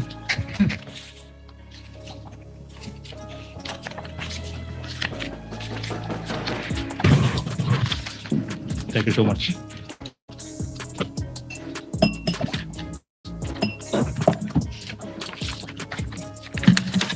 For the record, Your Honor, the Exhibit P-4-21 and Exhibit P-4-21A are photocopies. Duly noted. Kindly return the document to the witness for perusal. We are returning the document to the witness, Your Honor. Stephen, P-14, P-422. Counsel, please proceed. Thank you so much, Your Honor, please.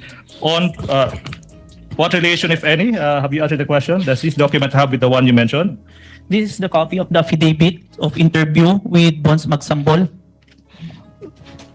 Your Honor, yes, please, sir. Now, on page 2 of the affidavit, may pirma sa ibabaw ng pangalang Agent John Mark Calidong. Kaninong pirma ba yan? This is my signature, sir. Sa pahina, page 2, may makikita din isang pirma sa ibabaw ng pangalang Attorney Van Hummer ang Luben. Kaninong pirma ba yan? Ba't mo nalaman na yan ay isang pirma ni Attorney ang Luben? Nakita ko po niya, pinirmahan po yung document and may mga documents pa po ako nakita na pirmado niya. Now, showing you yung dokumento entitled Signed Minutes that is previously marked as Exhibit P-Roman numeral 4-22 and series. May you peruse the same. Defense may also peruse documents. Thank you, Your Honor. Kindly show a copy to the correspondent.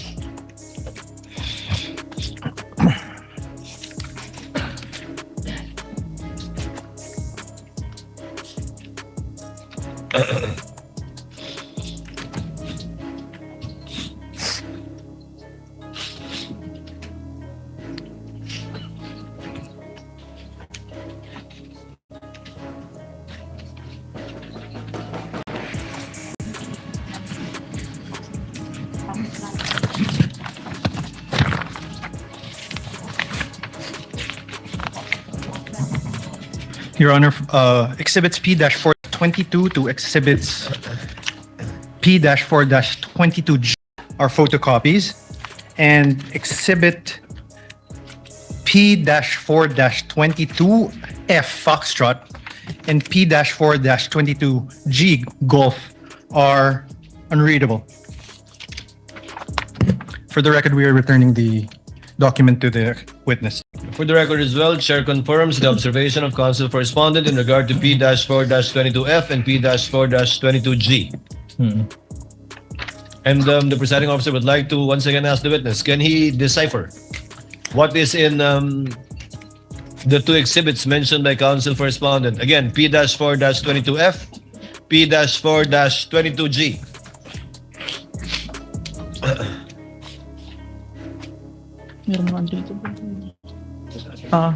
Your Honor, I can confirm the signed minutes, but the attachment, there are unreadable, Your Honor. The two exhibits. Annex A and Annex B with Exhibit 4, that's 22F and P-4-22G. Duly noted. Thank you so much. Proceed, Your Honor, please. On page 6 ng side minutes, may makikitang pirma sa ibabaw ng pangalang Bones Magzambol. Kaninong pirma ba yan?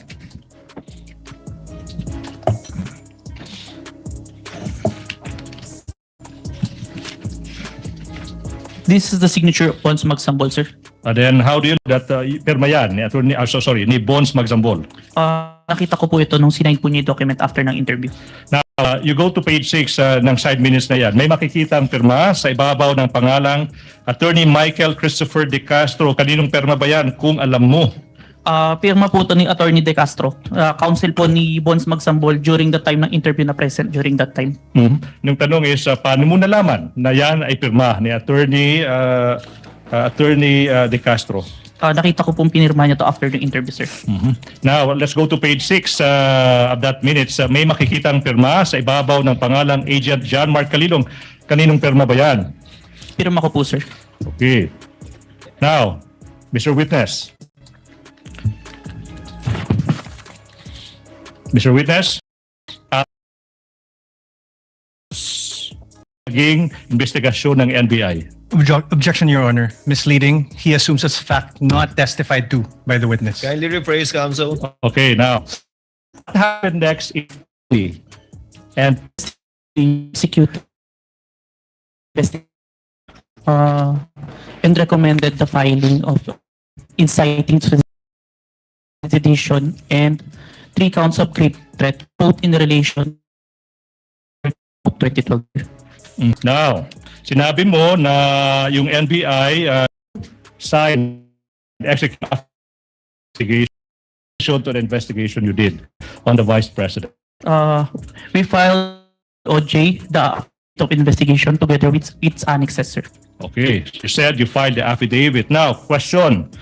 Ano yung mga nangyari kung meron man, kung alam mo, after ma-file yung investigation with the DOJ in relation to the investigation you conducted in the Vice President? We further conduct an investigation wherein we identified different videos, at least 3, that we find relevant to the November 23, sir. Okay, so you are now mentioning videos. Sinabi mo relevant. Relevant again to what? November 23, 2024 video, sir. All right. So videos you're referring to? Yes, sir. Now, ano yung mga videos na ito kung alam mo, Mr. Witness? The June 19 video wherein the Vice President resigned as the Secretary of Education. The July 11 video wherein the Vice President state that she would not attend the SONA but instead declare herself as the designated survivor. And lastly, the November 26 video wherein the Vice President making statement but instead confirmed that she already talked to someone to kill the President, former Speaker of the House, if she was killed. So for the record, you mentioned of 3 videos. One is dated June 19, 2024, June 11, 2024, tsaka November 26 ba yun? 2024. To this video, nang sinabi mo ng Vice President resigning as the Secretary ng Department of Education on June 19, ay yung pruweba mo that you have, sinabi mo rin na authenticate mo yung video, correct? Yes po. Ano yung pruweba mo that you authenticated this video? I have executed an affidavit of authentication of digital evidence dated April 30, 2026, sir. Kung yung kopya ng Affidavit of Authentication now dated, sinabi mo, April 30, 2026, maipapakita sa'yo. Okay? Ma-identify mo ba yan? Yes, sir. Now, we are in the process of showing you yung isang Affidavit of Authentication of Digital Evidence dated April 30, 2026 that is previously marked as Exhibit P-Roman numeral 4-25 and series. Defense is in the process of other manifestation of perusing that document.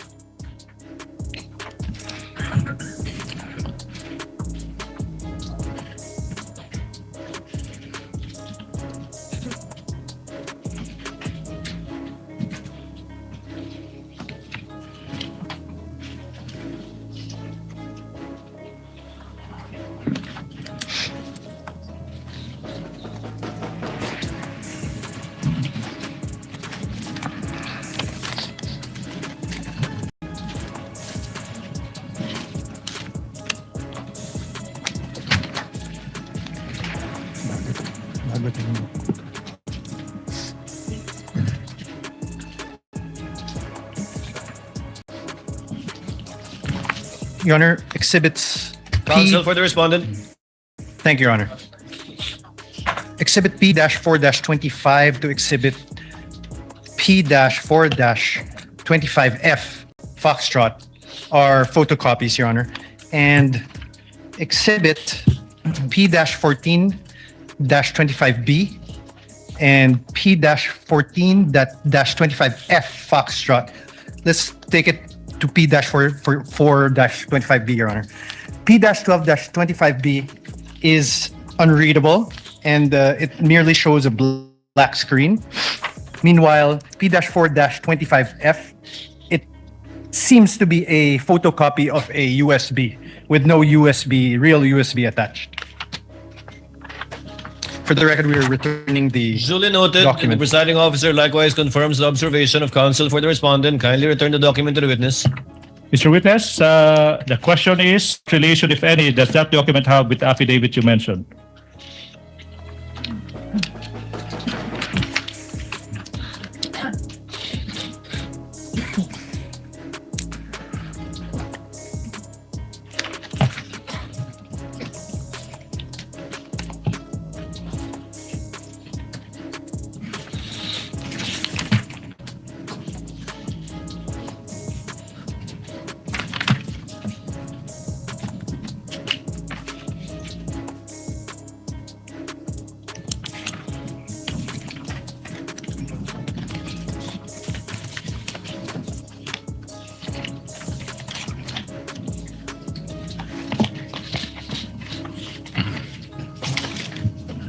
This is a copy of the Affidavit of Authentication of Digital Evidence dated April 30, 2026, which I executed. And on the annexes, on Annex B, there is a missing part. It may be due to... I can read some words on Annex B. Mr. Witt, when you say Annex B, you're referring to Exhibit P-4-25C. Yes, Your Honor. For the record, please proceed.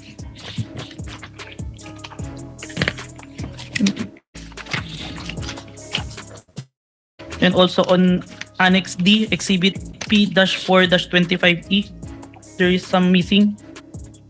But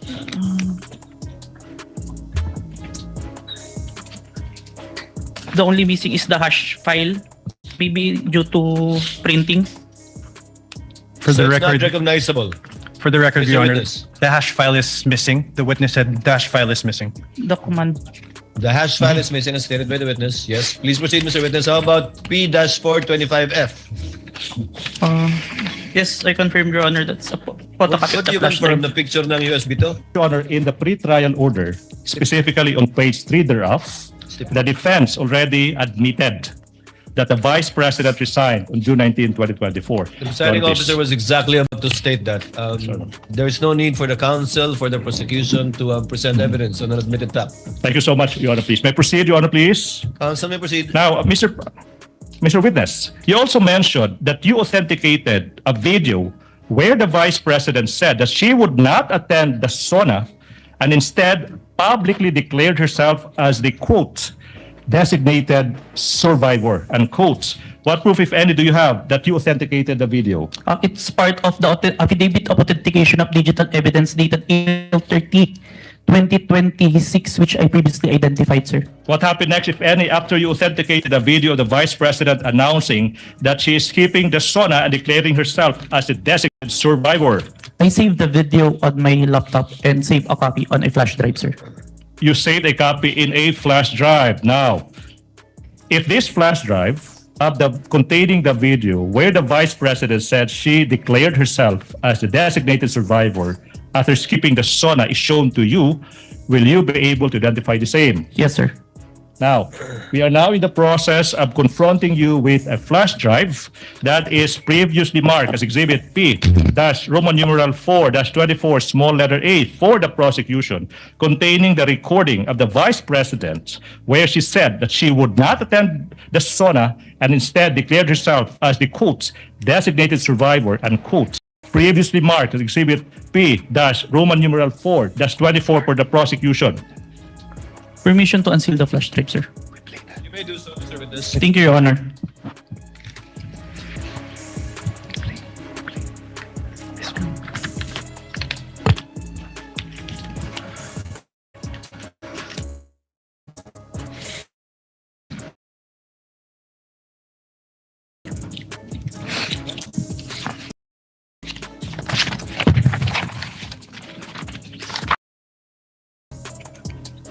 This is the flash drive where I saved the recording, sir. Mentioned that you authenticated a video that on November 26, 24, the Vice President did not deny and instead confirmed her utterances of contracting an assassin to kill the President and the two others. What proof, if any, do you have that you authenticated the video? I have executed an affidavit of authentication of digital evidence dated April 27, 2026, sir. And then, aside from that, affidavit, do you have other proof, if any? For objection, Your Honor, leading. If any, Your Honor, if any. It's still answerable by yes or no. Yes, sir. Ask an answer, Your Honor, please. Your Now, Honor, please, can the witness be directed to wait until the court rules on an objection before answering? But the Witness is so directed. Okay, Thank you, Your Honor. Ask an answer. So what is that, if any? Yes, sir. I also executed affidavit of authentication of digital evidence dated June 11, 2026. So you mentioned two affidavits in result, correct, Mr. Witness? Yes, sir. Mr. Witness, I'm showing you a document entitled Affidavit of Authentication of Digital Evidence dated April 27, 2026. That is previously marked as Exhibit P, Roman 4-27. May you peruse the same. Defense, Your Honor, manifestation is in the process of perusing the same documents.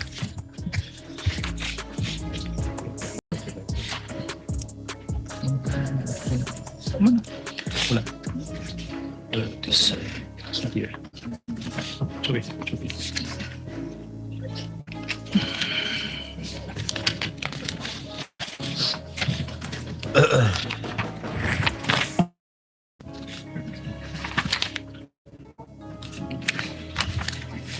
On the record, the exhibits P-4-27 to exhibit P-4-27D are photocopies, and on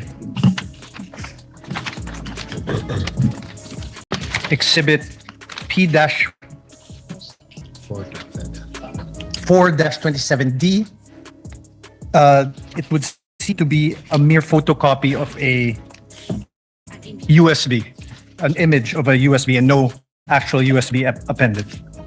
Chair confirms the observation of the counsel for respondent insofar as P-4-27D is concerned. May proceed, Your Honor, Kindly please. return the document to the witness so that he may answer. So what relation, if any, does that document have with the affidavit that you mentioned?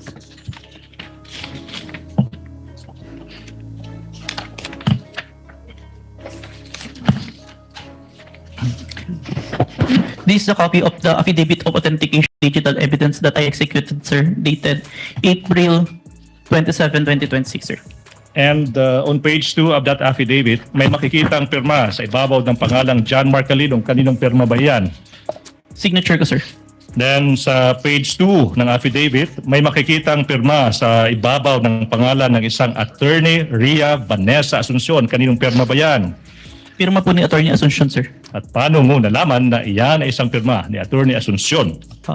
Nakita ko po nung pinirmahan niya yung document and I have acted upon documents bearing her signature, sir. Okay. Mr. Witness, you also mentioned of the other affidavit on the collection preservation. No? Sinabi mo dated June 11, 2026. Di po ba? Yes, sir. Na yung kung affidavit na iyan, ipapakita sa'yo, ma-identify mo ba yung affidavit na iyan? Yes, sir. Now, I'm showing you, the prosecution is showing you a copy of that affidavit that is previously marked, Exhibit P-Roman numeral 4-28 and series for the prosecution. May you peruse the same. And for the record, I'm about to ask a few more questions, and the prosecution is this first witness, Your Honor, please.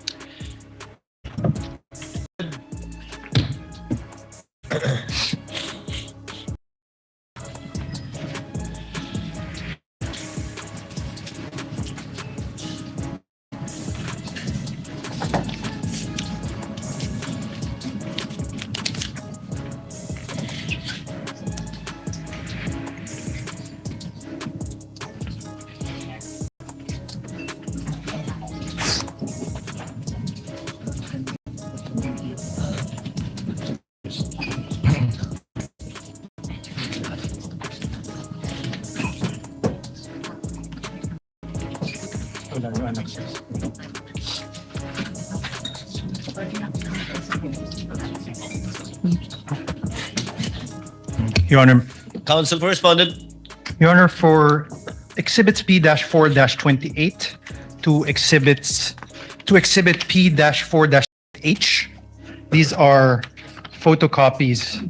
And Your Honor, we note the affidavit on the collection, preservation, and authentication of digital evidence in page 2, which is exhibit P-4-28A, mentions a copy of an affidavit of authentication of digital evidence dated January 30, 2025 is herewith as Annex A under footnote 1, but upon perusal, no Annex A is attached to the affidavit.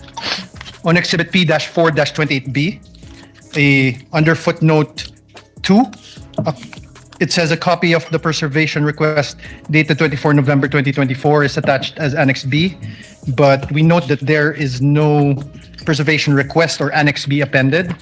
As footnote number 3 of the same exhibit, a copy of the email dated November 28, 2024 from Meta is attached herewith as Annex C. However, no Annex is appended upon the affidavit. Footnote number 4, it says a copy of the authenticated recording of the video of the online live stream press conference of the Vice President held on 23 November 2024. And it says it's attached here as Annex D. However, no Annex D is attached on this affidavit. As footnote number 5, a copy of the printout of the screenshot of hash file VP November 23 press con at the Batasan is attached here as Annex E. However, no hash value or printout thereof is appended as any Annex E. As footnote 6 of the same exhibit, it says a copy of the VP November 23 press con at Batasan CCD transcript is attached as Annex F, and a copy of the affidavit of transcription dated 20 December 2024 is attached as Annex G. However, no Batasan CD transcript of the November 23 press con or affidavit of transcription are attached as annexes F or G respectively. For Exhibit P-4-28C, the footnote 7 says a copy of authenticated 18 October 2024 video is attached as Annex H. However, no Annex H or an authenticated video is attached hereon. As footnote number 8, a copy of the printout of screenshot of hash file is attached as Annex I. However, no printout of such hash file is found on this document. If I may, Your Honor, are we done? No. Okay. Proceed. On Exhibit 8D,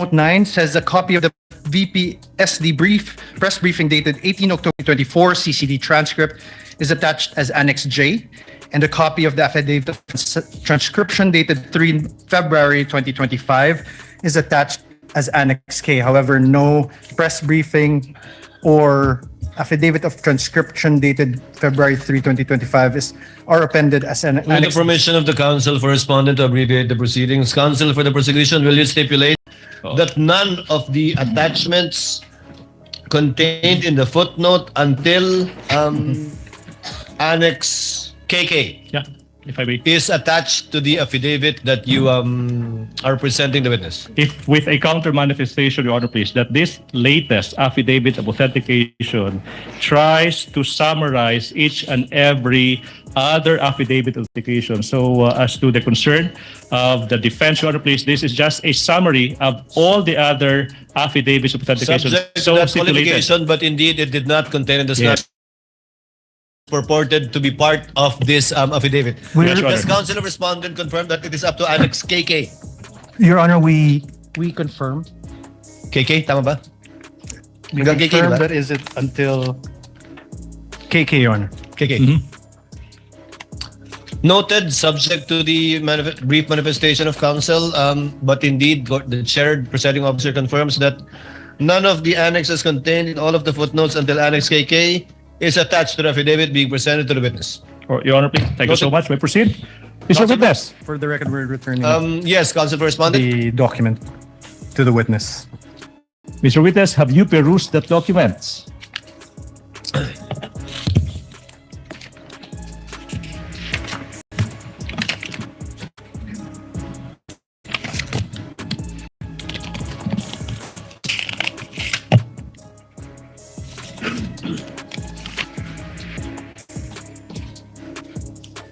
Yes, sir. This is a copy of the affidavit of authentication, collection, preservation, authentication of digital evidence, dated June 11, 2026, and it doesn't have annexes here. Yeah, okay. May proceed, Your Honor, please.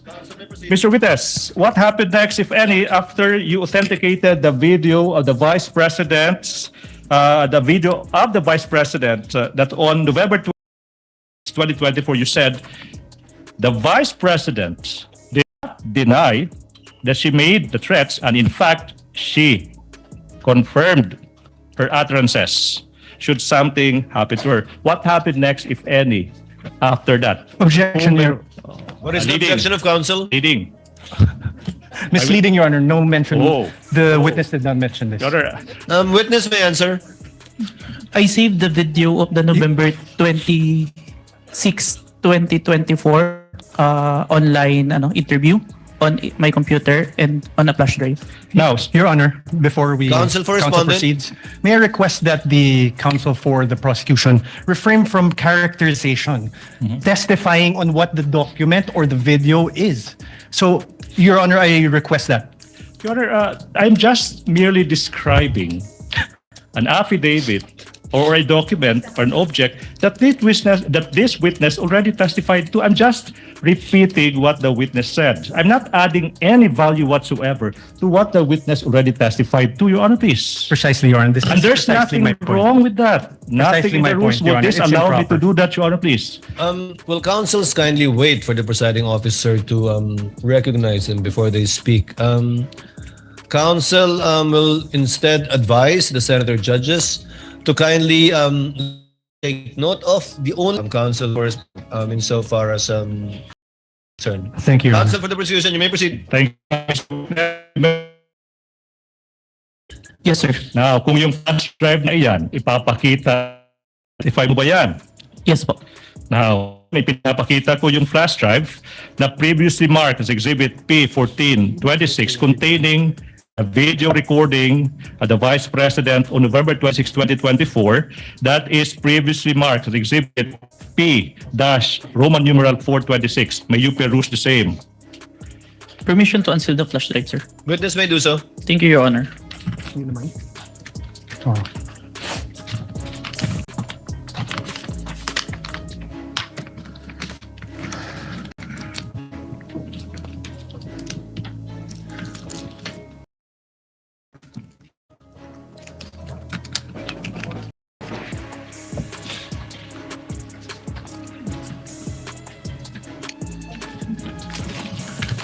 This is the flash drive where I see the recording, sir. Now, thank you so much. Now, you mentioned that you authenticated the recording of the video of the Vice President on November 26, 2024. Okay, nabi mo, the Vice President did not deny that she made a threat. In fact, she made the utterance. Not yet done, Mr. Witness. Now, the question now is, in what particular portion of that video did the Vice President not deny that she made those threats? If you know. Permission to refer to my investigator's notes, sir. You may do so. Thank you, Your Honor.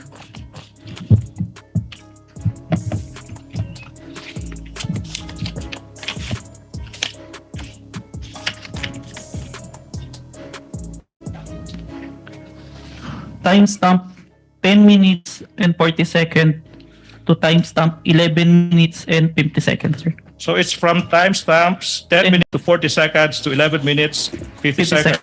Quick calculation, that would be 1 minute and 19 seconds. Mr. Witness? Yes, sir. 1 minute and 10 seconds. I'm about to show you now that 1 minute and 18 seconds portion, particularly from timestamps 10 minutes, 40 seconds to 11 minutes, 50 seconds. May we allow Attorney Steven Magalyon? Will counsel, one of the counsels for respondent accompany the counsel for the prosecution to make sure that it's the same USB identified witness that will be played by the tech Thank you, Your Honor. of the clerk of court.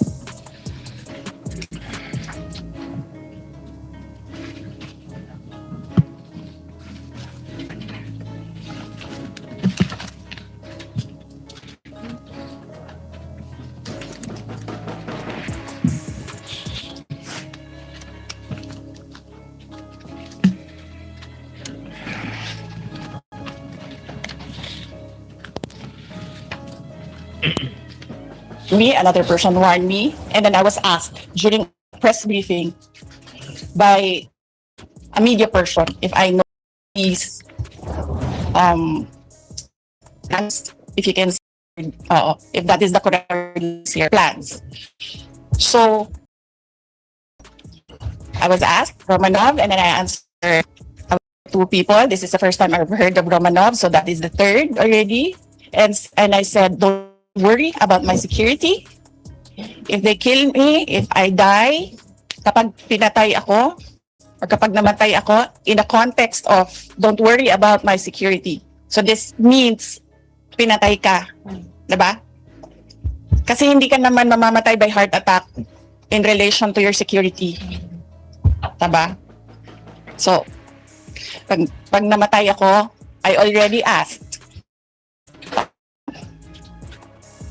to take revenge against 3 individuals. So, my question now. So, last question for this prosecution witness. You Counsel may confirm. proceed. kinukumpirma mo, Mr. Witness, when confronted with the question whether she uttered those threats, the President, the First Lady, the former Speaker of the House, the Vice President did not deny, and she confirmed she made those threats. Objection, Your Honor. What is the objection? Leading. Witness may not answer. Counsel, kindly rephrase. It's your last question. Let's kindly rephrase. Okay, now, Mr. Witness, base sa video na yan, makikita mo ba, base sa video na yan, na yung Vice President, instead of denying, that she made those threats. Objection, leading. I will withdraw the question for this witness on this. Thank you very much. Kahilingan ng sa aming mga miyembro ng presiding officer, ipagpapaliban natin ang cross-examination ng counsel for respondent para bukas. The witness is under the same obligation to appear tomorrow by virtue of the same subpoena issued to him. The same is true with respect to Attorney Jeremy Lontok, especially given that the subpoena gives 2 days for required appearance of the 2 FBI judges. Any other points that any of the parties wish to make before we adjourn? Your Honor, Yes. please, admin matter, Your Honor, Counsel please. for the prosecutor. For the record, the exhibits, in particular the flash drives, were unsealed. May I move that representative from both sides be present to seal again those flash drives and for counter signatures from both parties. We were worried about that, but I was waiting for the counsel to actually ask for that. When can we do this? Would some counsels for the parties wish to remain Yes, after Your we Honor. adjourn, just so that we can sign and seal the USBs? Of course, Your Honor. Thank you. There be no other matters to be taken up by this court. Pwedeng mag-decide ang Senate President o sa atin. And Mr. President, there are issues that goes into fairness. You know, a witness here. And I have information that 20 years AMLA record of Senator Escudero and his credit cards and bank accounts were all opened up in the office of the Senate President, where members of the Blue Ribbon Committee was here. They're going to... So there's... The gentleman This is from factual Taguig. and this is my explanation. So I will stop there. Your statement's already out of order. It has nothing to do with the topic on hand. No, Mr. And President. the presiding officer will strike off. It has to do with this. Will strike It off has all to do. the I do not, statement Mr. President, pertaining to Senator Mr. Escudero. President, kaibigan ko si I Senator direct the Escudero. stenographers to I strike don't off the doubt him. statements. He is the victim here. I'm not doubting him. I'm not doubting he will be fair. We will a fair suspend trial? Includes a reminder to all of you na kung hindi nyo kasundo si Alan, malamang kasundo nyo ako. So, if sarado ang pag-iisip nyo na si Alan nagpaliwanag, ako naman ang magpapaliwanag. Pagyan nyo na. What I'm saying is not new for Mr. Alan. And as is not understood that the Senate President will preside during all other times. Ulitin ko yun kasi yun ang tanong natin today.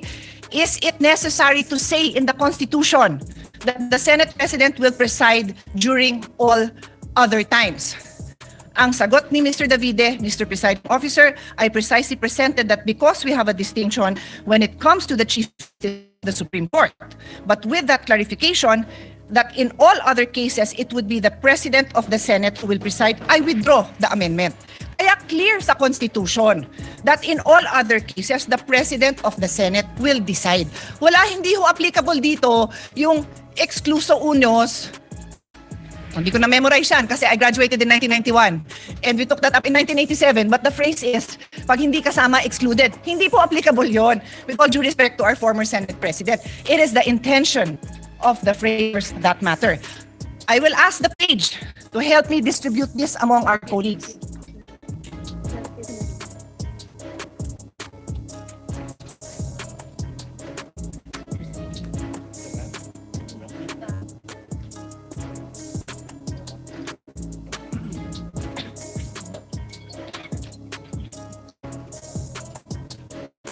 I have also asked our staff to actually copy. I am environmentally friendly, so ayoko sana ng papel.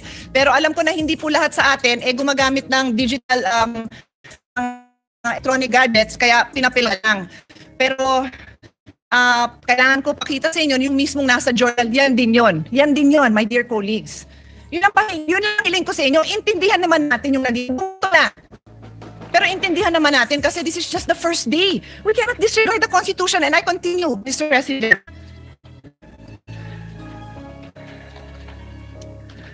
We have enough jurisprudence, more than enough, to explain to us, even in layman's term, what basic legal principles are. And one of the most fundamental principle of constitutional construction states that we give effect, we give the intents of the framers of the Constitution. With this effect to the intentions of the framers of the Constitution, President magpe-preside. Hindi na siguro napakalaking bagay yon dahil kahit sinong ipalit nyo, maayos naman ang mga kasama natin sa colleagues. Sa colleagues natin, maayos naman. Di yun ang point. The point is, what are we required to follow? That's why may Constitution. And I will now state, for the record, a few cases that point out that this is what we are supposed to do. Give effect to the Constitution. Lambino versus Commission on Election in GR number 17453, the Supreme Court looked explicitly to the Constitutional Commission deliberation to determine the nature of people's initiative. Because the text was debated, the court used the framers' explicit intention. I repeat, the court used the framers' explicit intention revealed in the plenary debates to prevent deceptive or misleading petition processes and establish a stringent full text requirement. So, ano ginawa sa kaso? Tiningnan ang intent ng framers of the Constitution. Another case, Calderon versus Carale, GR number 9163. God bless his soul. Si Dean Carale was my dean. And Senator Imis as well. Senator Kikos as well. He was with my father in the University of Michigan. So, bigyan nyo na ako of remembering him.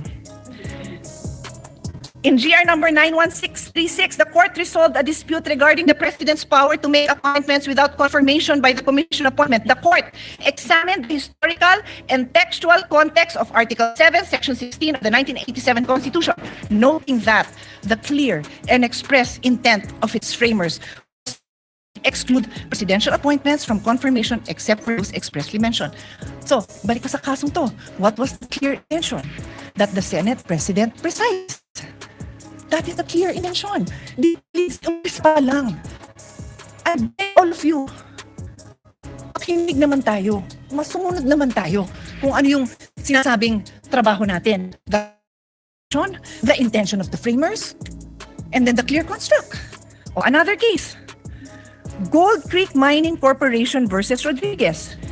This is a very old case. So yung mga binanggit sa inyo, bago-bago pa yun. Dahil si Dean Carale, buhay pa naman as of the pandemic. So 2000 plus. Ito, 66 Philippines, 259. So for lawyers and law students, pag sinabi Philippines, pag yan yung ni-record, alam mo ng 50s, 1940s, something like that. Justice Jose Abad Santos articulated definitive principle of construction is to give effect to the intent of the framers of the organic law and of the people adopting it. Dear colleagues, I can stand here and read more cases to all of us. We have law students. We have freshman law students. We have fresh graduate. We have bar reviewees listening to us. Tapos tayo pa lang, hindi natin mabigyan pahalaga ang very clear legal principles. Pati ang prosecution and defense nakikinig. Sana po, huwag niyong abalahin yung oras namin. Bigyan niyo naman kami ng maliwanag na mga arguments ninyo because we are willing to listen. Pero colleagues, patunayan naman natin that we are willing to listen. Hindi yung pagpasok natin, nag-prejudge na tayo. Kasi sad to say, mukhang ganon.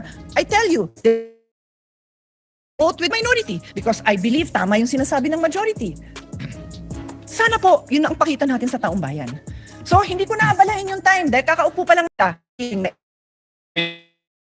connection with the explanation of vote, what is the pleasure of Senator Judge Soto?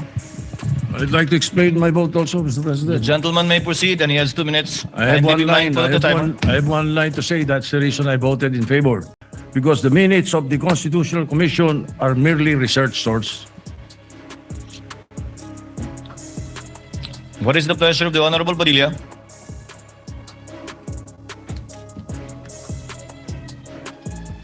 Ginoong Will the gentleman explain his vote?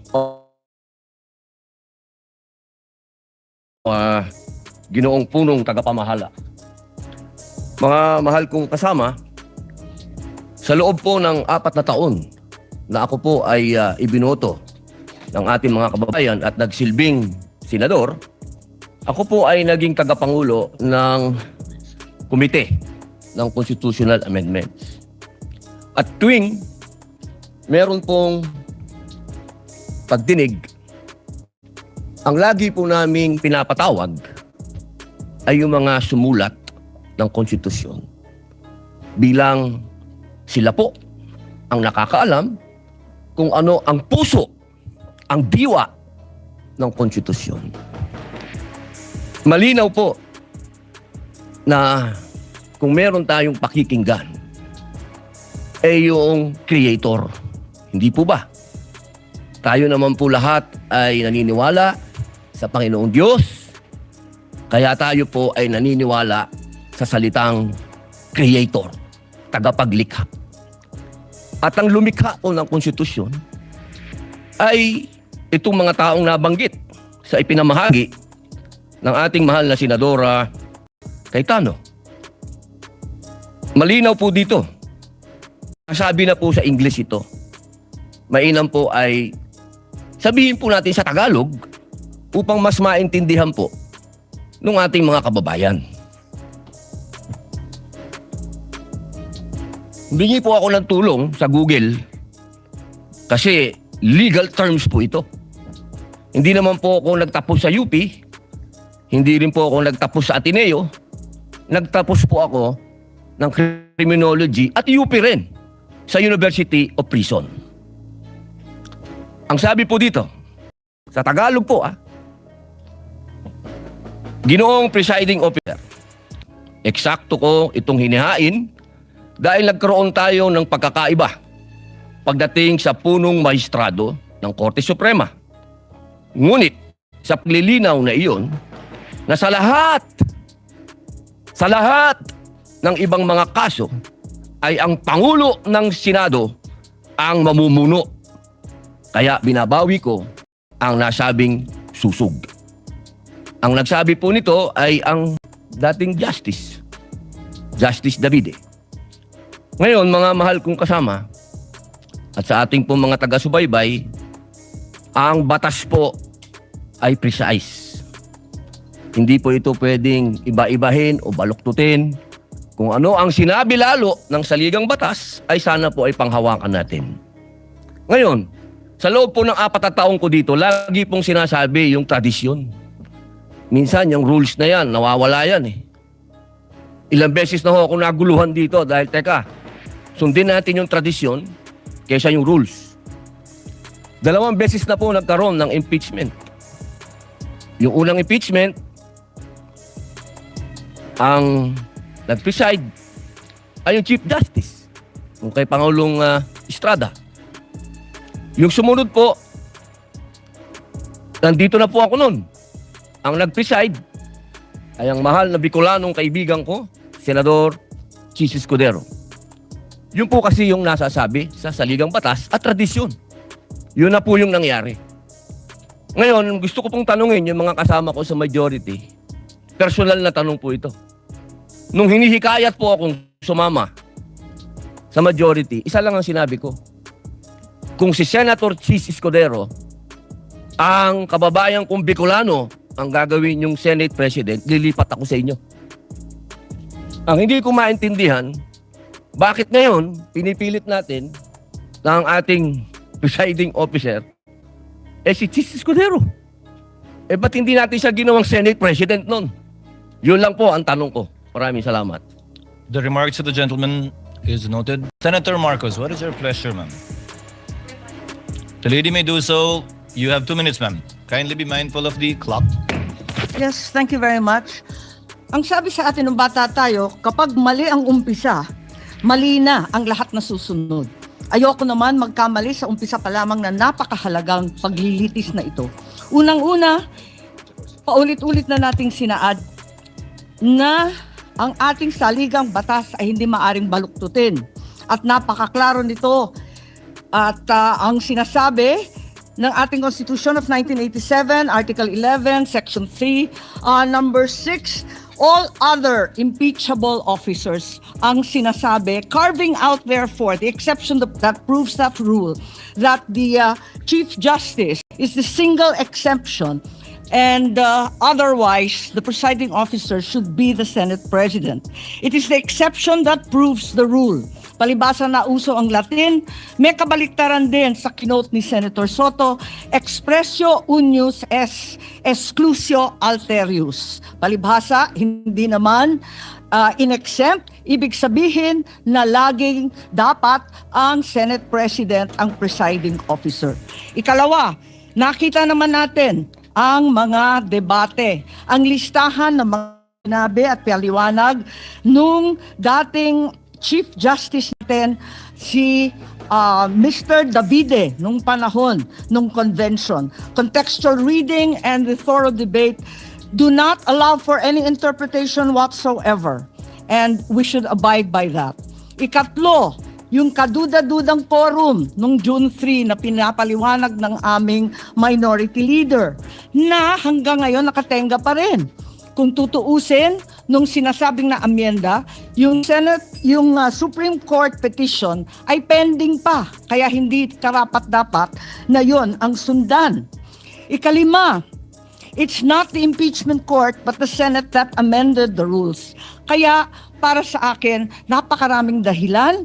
Huwag sana nating sayangin itong napakahalagang responsibilidad natin at huwag mag-umpisa sa mali itong paglilitis. Maraming salamat. Thank you, sir. Where the Constitution which The lady may proceed with her explanation vote. Thank you. Where the Constitution is silent, the intent of the framers should guide the choice of the presiding officer challenge for the Supreme Court involving the third Senate proceedings, including the authority of the body then that adopted Senate Resolution number 430. This manifestation is made to place on record that we are not yielding our position in the pending case and is without prejudice to the finding of the Supreme Court. Thank you, Mr. Presiding Officer. Thank you, Senator Legarda. The presiding officer would like to make a statement.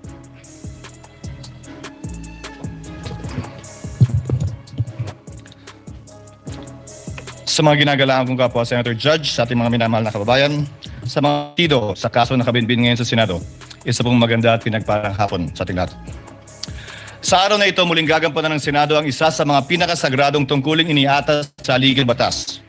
Ang pag-upo natin bilang isang impeachment court, tusgahan ang pangalawang Pangulo.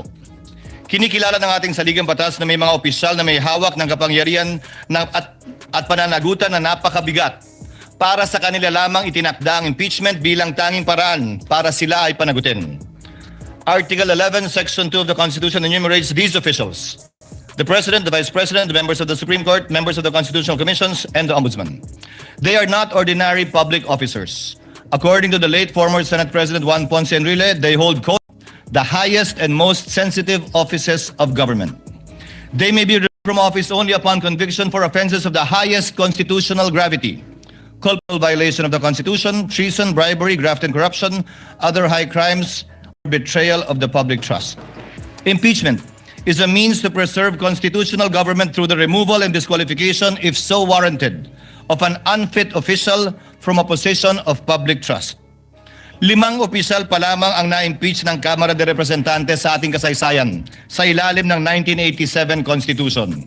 Una, si dating Pangulong Joseph Estrada noong 2001 na ang paglilitis ay naungusan ng mga pangyayaring humantong sa EDSA 2. Ikalawa, si Ombudsman Mercy Gutierrez noong 2011 na nagbitiw bago pa man mabuksan ang kanyang paglilitis ng Senado.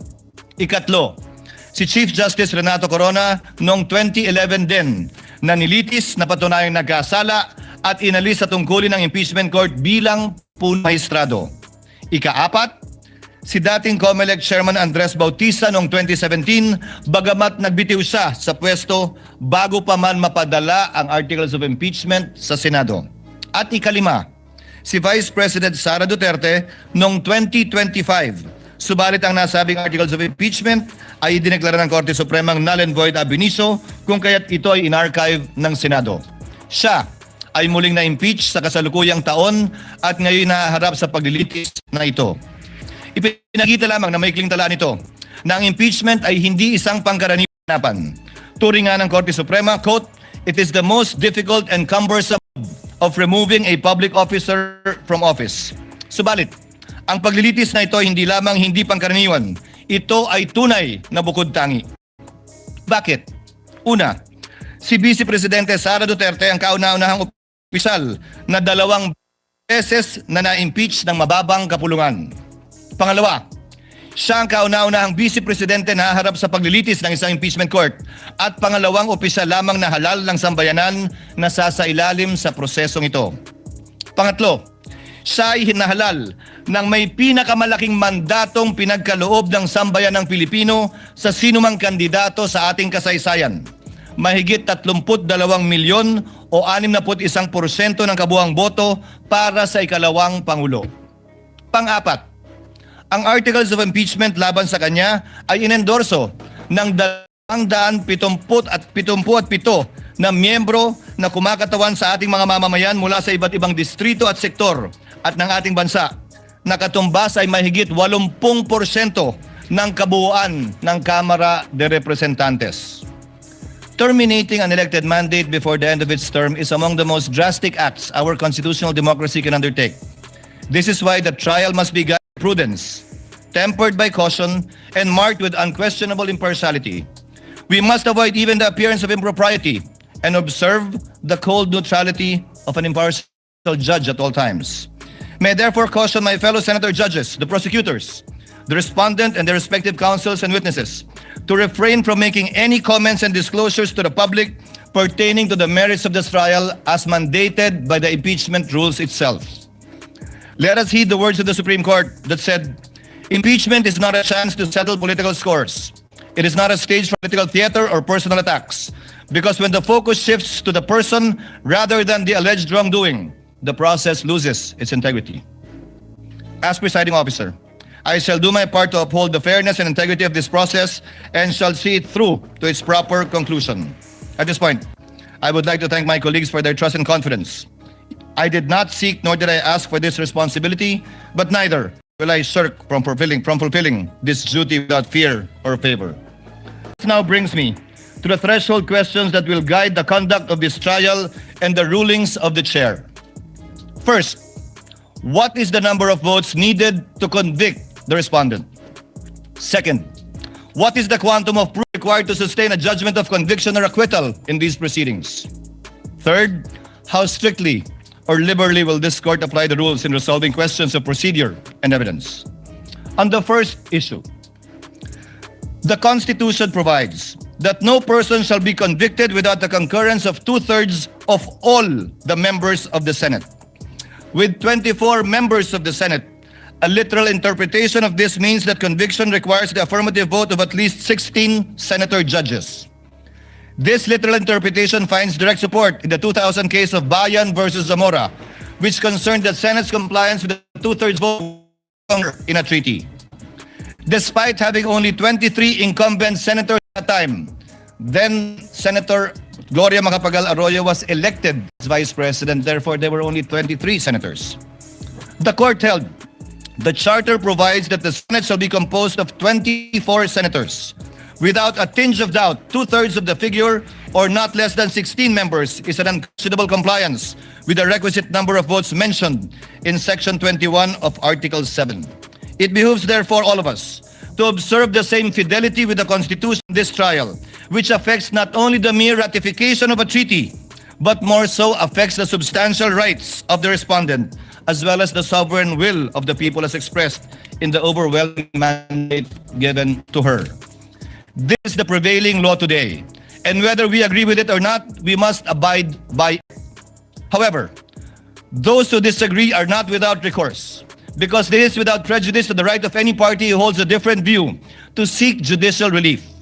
And should the Supreme Court, who possesses the sole authority to interpret the Constitution by virtue of its power of judicial review, render a different ruling on this question other than what the chair has stated, this court and this representation shall faithfully abide by that ruling of the Supreme Court. On the question of quantum of proof, given that impeachment is a sui generis constitutional proceedings, the standards of proof that govern administrative, civil, and criminal proceedings do not apply. However, this does not mean that senator judges shall rely solely on their conscience in deciding this case. No less than the Supreme Court also said that, quote, decisions regarding whether to acquit or convict must be based upon clear charges supported by sufficiently clear and convincing evidence. Furthermore, let me be clear that the burden of proof in these proceedings rests upon the prosecution. It does not and will not shift. The respondent is afforded the presumption of innocence and has no obligation to disprove the charges against her. Finally, we turn to the application of the rules of court in these proceedings. Rule 1, Section 6 of the Rules of Courts provide that the rules shall be liberally construed in order to promote the objective of securing a just, speedy, and inexpensive disposition of every action and proceeding. We are also guided by the Supreme Court's Bench Book for Trial Judges, which reflects a long-standing principle of adjudication. In case of honest doubt about the admissibility of evidence, it is a better policy to rule in favor of admission and let the senator judges decide whether to give it little or no weight when deciding upon the case in the final outcome. But let me be clear.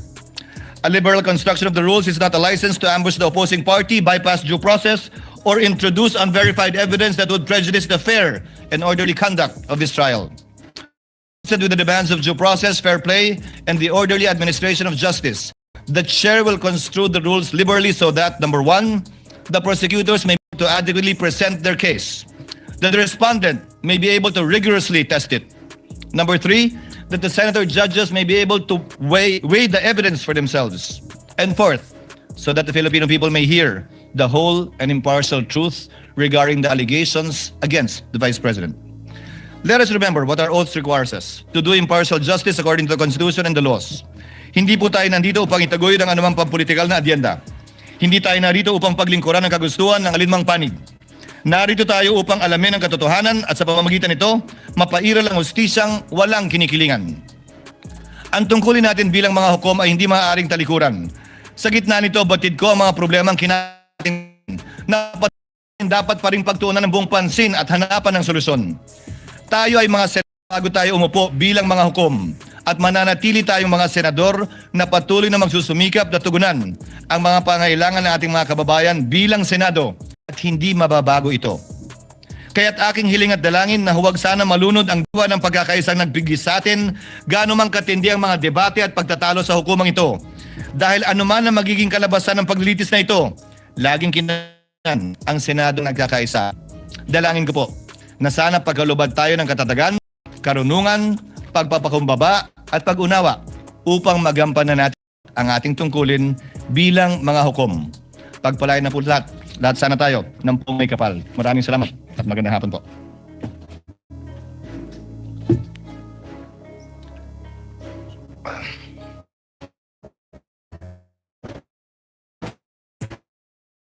Before we begin, Chair would like to make of record that Senator Joel will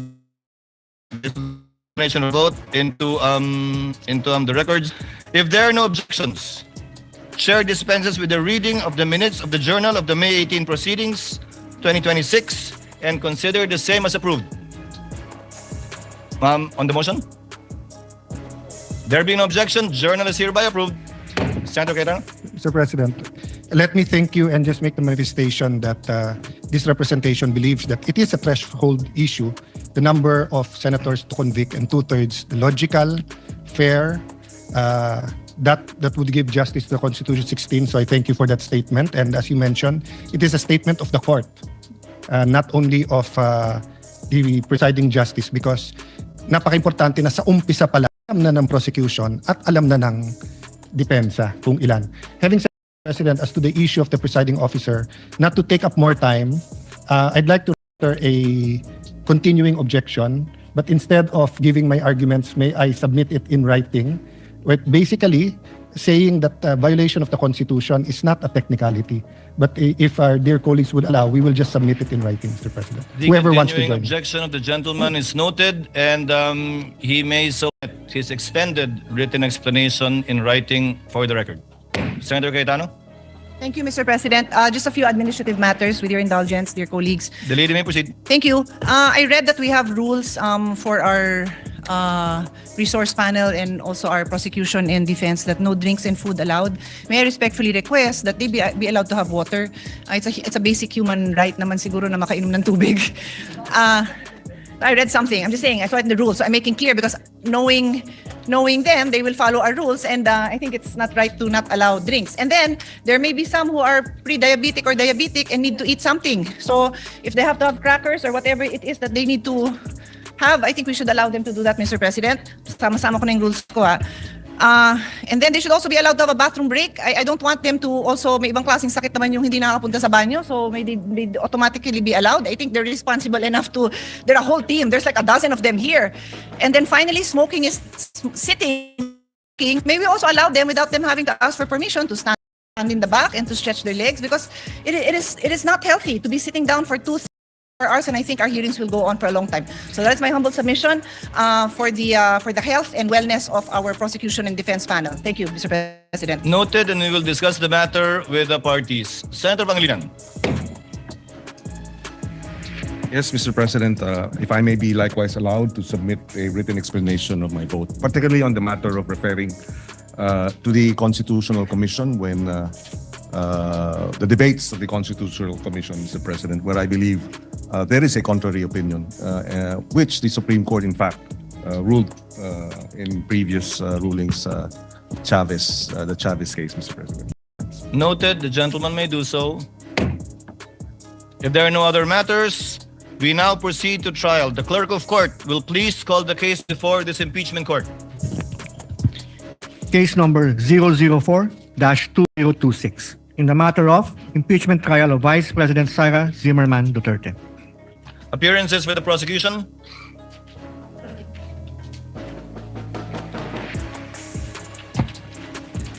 Good afternoon, Your Honors. We are 11 House prosecutors and 15 prosecutors. I am Representative Jervil Jinky Pitrix Luistro, appearing for the prosecution. We are ready, Your Honor. May we get the names of the other panel of prosecutors as well as the counsel for prosecutors one by one for the record.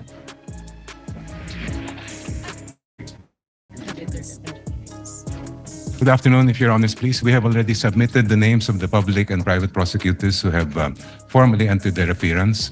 Ako po si Representative Jose Manuel I. Diokno, magalang pong humaharap sa Senate Impeachment Court. Ready po. Noted. Good afternoon, Your Honor.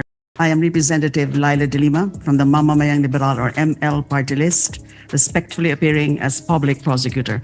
We're ready. Good afternoon, Your Honor. I am Congressman Joel Chua, respectfully appearing for the public prosecutor representing the 3rd District of Manila. Good afternoon, Your Honors. I am at Arlene Kakabagaw from the Nagat Islands, representing the public prosecutor, Red, Your Honor. Good afternoon, Your Honors. I'm Representative Lawrence Rivera Defensor from the 3rd District of Iloilo, respectfully appearing as public prosecutor. Good afternoon, Your Honors. Representative Jonathan Keith Flores of the 2nd District of Bukidnon as public prosecutor, Your Honor. Good afternoon, Your Honors. Representative Isabel Maria Jorge Zamora from the Lone District of San Juan City as public prosecutor. Good afternoon, Representative Terry Don of Bicol Saro Party List. We are ready, Your Honor. Maraming salamat po. Good afternoon, Your Honors. Representative Ramon Rodrigo L. Gutierrez of One Ready Party List, respectfully entering appearance for the public prosecution. Good afternoon, Your Honors. Representative Lordans Juan of the 1st District of Cagayan de Oro City, respectfully appearing for the prosecution. For the record and for the information of our prosecutors, the term used in our rules for the public prosecutors, as you so mentioned, should be panel of prosecutors of the House of Representatives. And insofar as been hearing the term private prosecutors, the private lawyers will be referred to as counsel for the prosecutors. You may proceed. Good afternoon, Your Honors. I'm Lorna.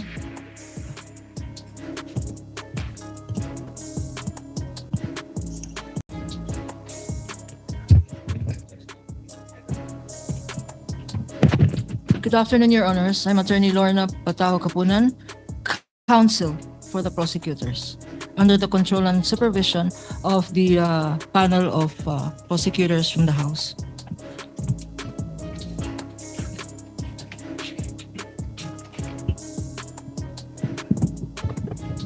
Magandang hapon. Ako po si Attorney Amando Virgil D. Ligutan ng Sapayan Lim Alvarez and Ligutan Law Offices or sa Legal Law from Cebu City. We are under the direct control and supervision of our honorable prosecutors from the House of Representatives. Ready, Your Honor.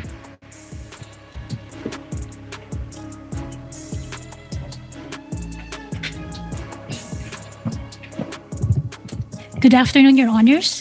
I am May Sancho Divina Gracia of the Co and Divina Gracia Law Offices, and I am respectfully entering my appearance as counsel for the prosecutors.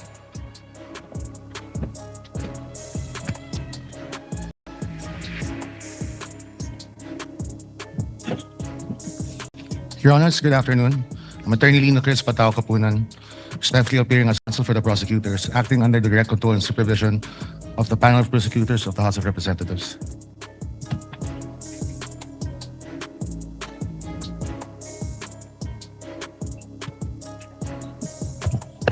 Good afternoon, Your Honors. Attorney Sonia Castillo, private prosecutor, under direct control and supervision of the public prosecutors. We are ready, Your Honor.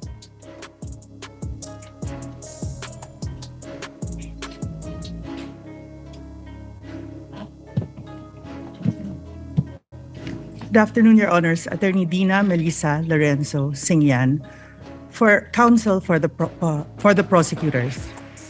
We are ready, Your Honor.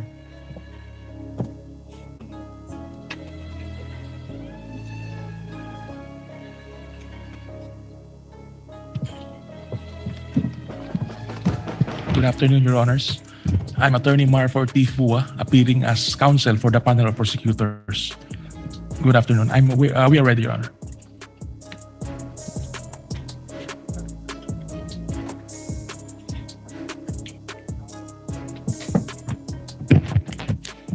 Good afternoon, Your Honors. I am Attorney Erwin G. Matib, respectfully appearing as counsel for the prosecutors. We are ready.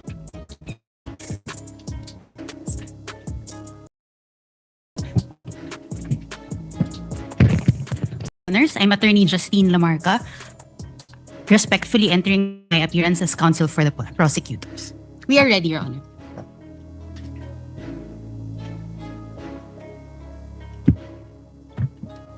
Good afternoon, Your Honors. With respect, James Brian Ibrahim Ali of Pecabar Law, formerly Ponce Enrile Reyes and Manalastas, appearing as counsel for the prosecutors. We're ready to proceed today, Your Honor.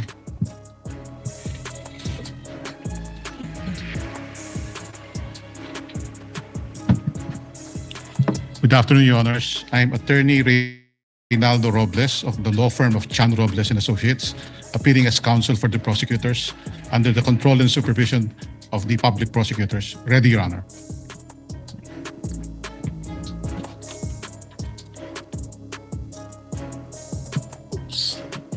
Good afternoon, Your Honors.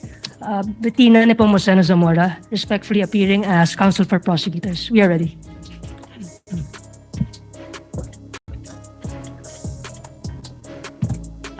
May it please the Court, Attorney Theo Duterte, appearing as counsel and under the control and supervision of the House panel of prosecutors.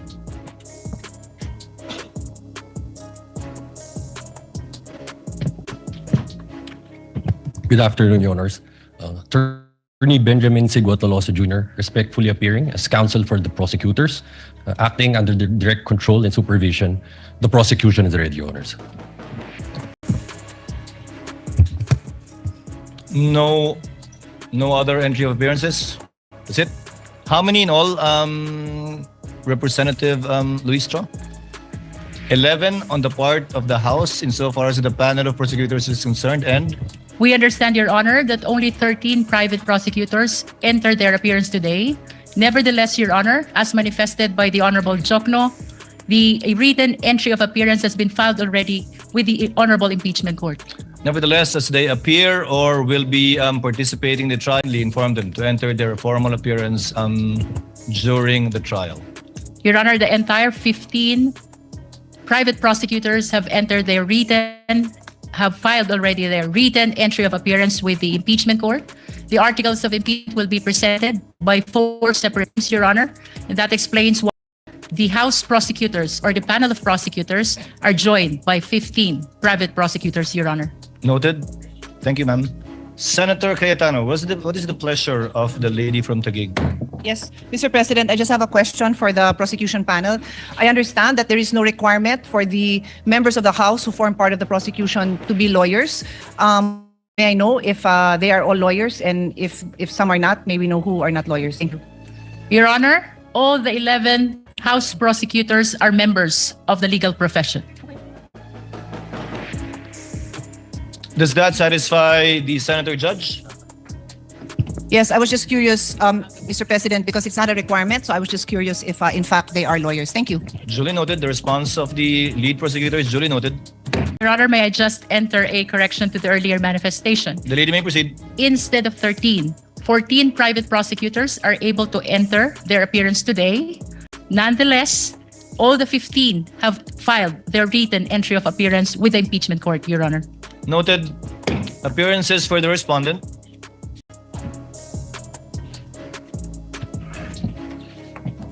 Good afternoon, Your Honors. I am Sheila Sison, respectfully appearing for Vice President Sara Duterte. With the permission of the court, my co-counsel will enter their respective appearances. You may proceed. Gregorio Y. Narvasa II.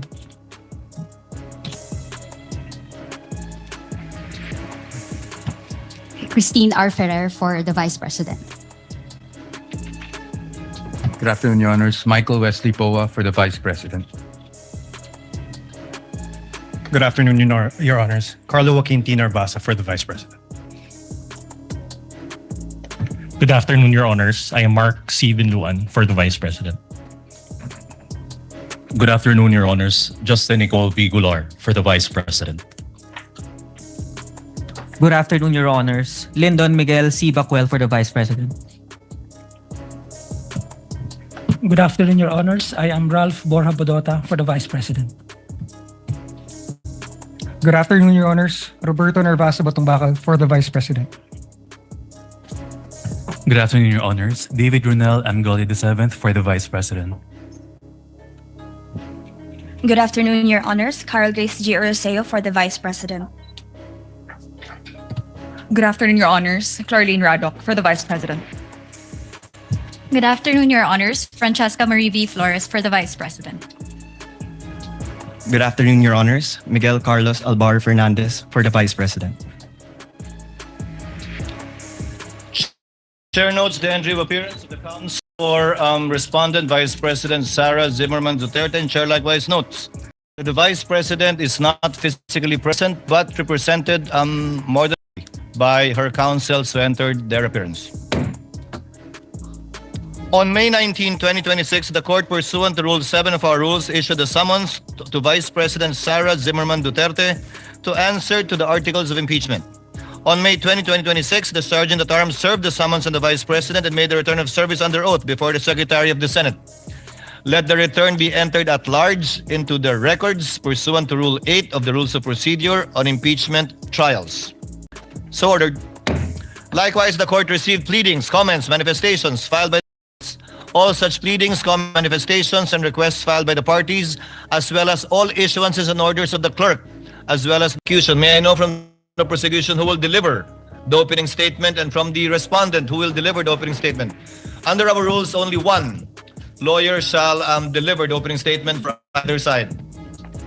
I presume Luistro, you will deliver for the prosecution and for the part on the part of the respondent. Deliver the opening statement for the defense, Your Honor. Representative Luistro from the panel of prosecutors of the House of Representatives is now recognized to deliver her opening statement for the prosecution. You may proceed, ma'am, and you have 15 minutes. Your Honor, before I proceed, the prosecution respectfully moves for the reading of the 4 articles of impeachment and the entry of the corresponding answer or plea for each article of impeachment, Your Honor. Impeachment, particularly Rule 7, Your Honor, the last paragraph of which mentions about failure to appear, failure of the lawyer to appear, and failure to file answer. There should be an entry of plea of not guilty. Likewise, Your Honor, under Rule 9 of the Senate Rule of an Impeachment, which says that the person impeached shall then be called to appear and answer the articles of impeachment against him or her. In this rule, Your Honor, it was likewise provided that the name of the person appearing in behalf of the respondent should be entered into the record. And by the answer, Your Honor, it is humbly believed that it pertains to the particular plea of whether guilty or not guilty of the respondent, Your Honor. Likewise, Your Honor, under Rule 22-21, Your Honor, the trial of all the articles of impeachment shall be completed before the senators vote on the final question of whether or not the impeachment is sustained. It is gleaned from this rules, Your Honor, that the senators will be voting on a per article basis, Your Honor. And that is why it is the humble submission of the prosecution that there should be reading of the article and entry of the particular plea per article, Your Honor. This likewise, Your Honor, manifests our complete adherence to the mandate of the Constitution sa pagbasa po ng mga artikulo ng impeachment at pagpapasok ng sagot ng respondent. Maipakita po natin sa sambayanang Pilipino ang ating pagsunod sa mandato ng Constitution. Likewise, Your Honor, it upholds due process not only of the respondent, but also of the Filipino people. Sa pagbasa po ng mga artikulo ng impeachment, she will be informed of the nature of the accusation against her bago pa po siya sumagot whether she is guilty or not guilty, Your Honor. Likewise, Your Honor, ang 4 na artikulo po ng impeachment ay nakabase sa iba't ibang alegasyon ng facts at iba't ibang nature of accusation or cause of action, Your Honor. That, Your Honor, it is perceived that there is a possibility that to each and every article will be different from one another, Your Honor. And last, Your Honor, this is consistent with the Senate rules on impeachment because the senator judges, the honorable senator judges, Your Honor, will be voting on a per article basis after the conclusion of the trial of this impeachment case, Your Honor. The chair will respond. Unless the counsel for respondent would like to say something about the motion of the distinguished lead prosecutor. Yes, Your Honor, may I comment? The lady may proceed.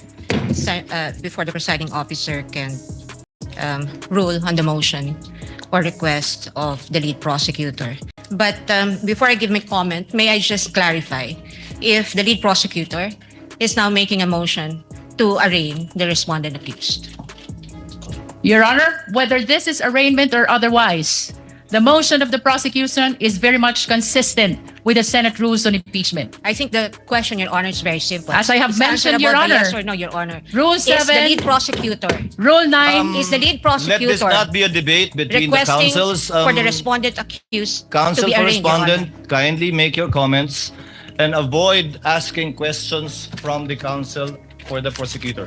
We will recognize the counsel for respondent for her comments on the motion and the manifestations made by the lead prosecutor for the House. You may proceed, ma'am. Thank you, Your Honor. I believe I have a standing question to the lead prosecutor, and I would like to ask her for the legal basis for requiring the respondent to be arraigned today.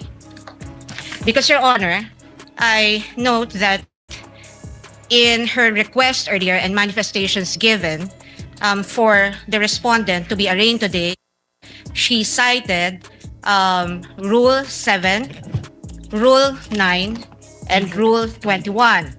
However, in Rule 7, it very clearly states that if the person impeached after service shall fail to appear either in person or by counsel on the day so fixed, or appearing shall fail to file his answer to such articles of impeachment, the trial shall proceed nevertheless as upon a plea of not guilty. Well, this rule is clear.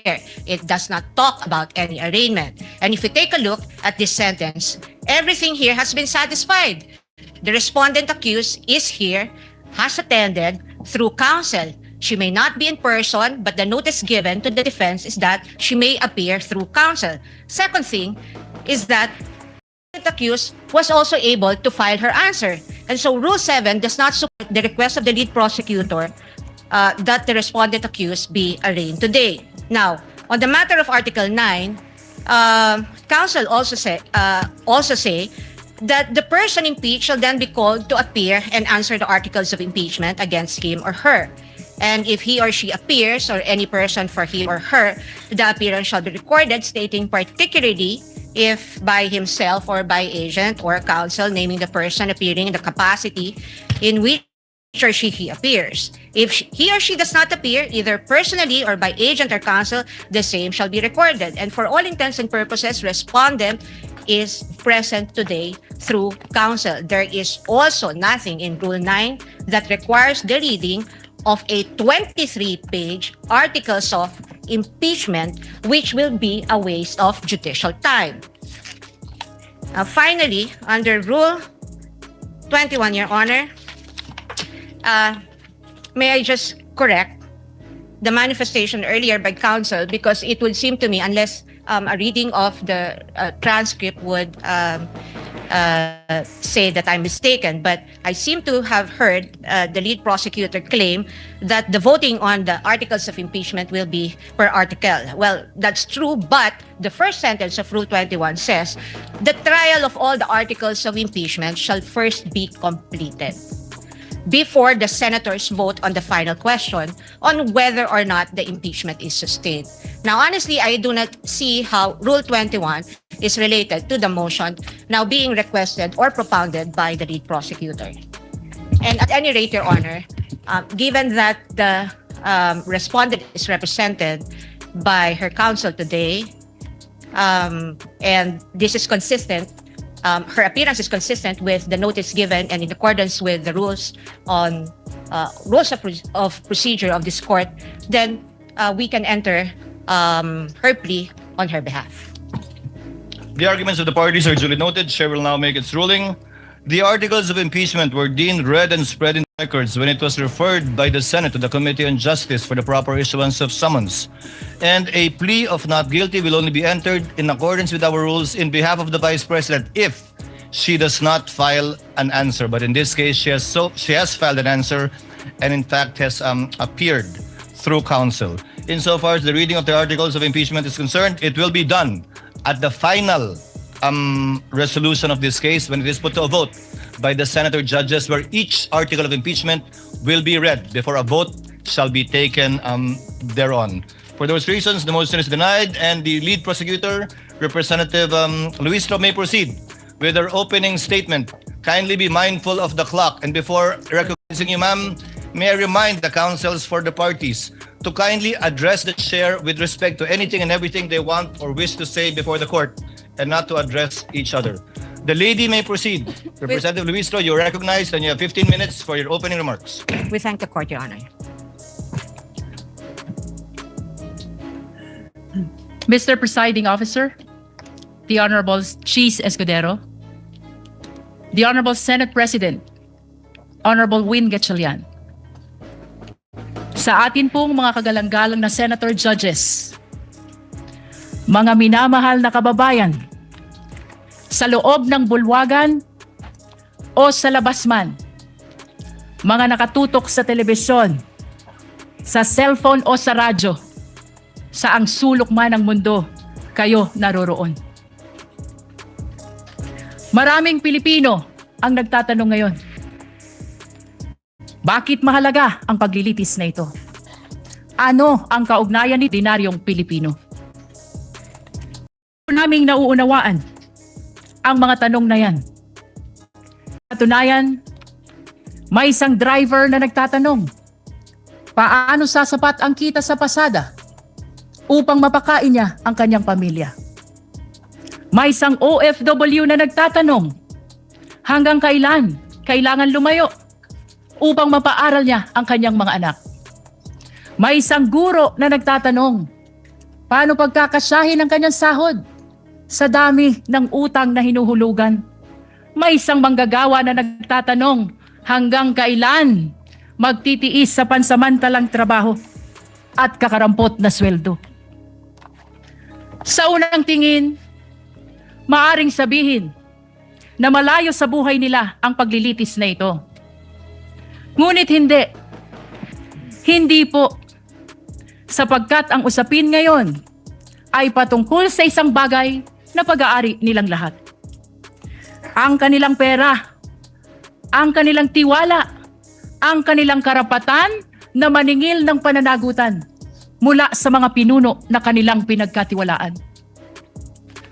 Kapag ang isang empleyado ay nagkamali ng paggamit ng pera ng kumpanya, siya ay pinagpapaliwanag. Kapag ang isang barangay treasurer hindi maipaliwanag ang nawawalang pondo, siya ay iniimbestigahan. Kapag ang isang principal ay naglustay ng pera ng bayan, kahit 5,000 lang yan, siya ay pinaparusahan. Natural lamang na magtanong ang sambayanan kung ang ordinaryong Pilipino ay pinapanagot. Bakit hindi ang pinakamakapangyarihan na opisyal ng pamahalaan? Ito ang dahilan kung bakit mahalaga ang paglilitis na ito. Hindi upang usigin ang isang tao, hindi upang maghiganti sa kalaban, hindi upang manalo sa politika, kundi upang sagutin ang isang tanong na napakahalaga sa kinabukasan ng ating republika. May saysay pa ba ang pananagutan sa ating bansa? Sapagkat ang kasong ito ay higit at lampas sa anumang opisyal, higit at lampas sa anumang partido, higit at lampas sa alinmang administrasyon. Your Honors, the framers of the Constitution stood that there may come a day when extraordinary power would be entrusted to extraordinary office. They also understood that there may come a day when trust would be broken. And that is why they gave the House of Representatives the power to impeach. And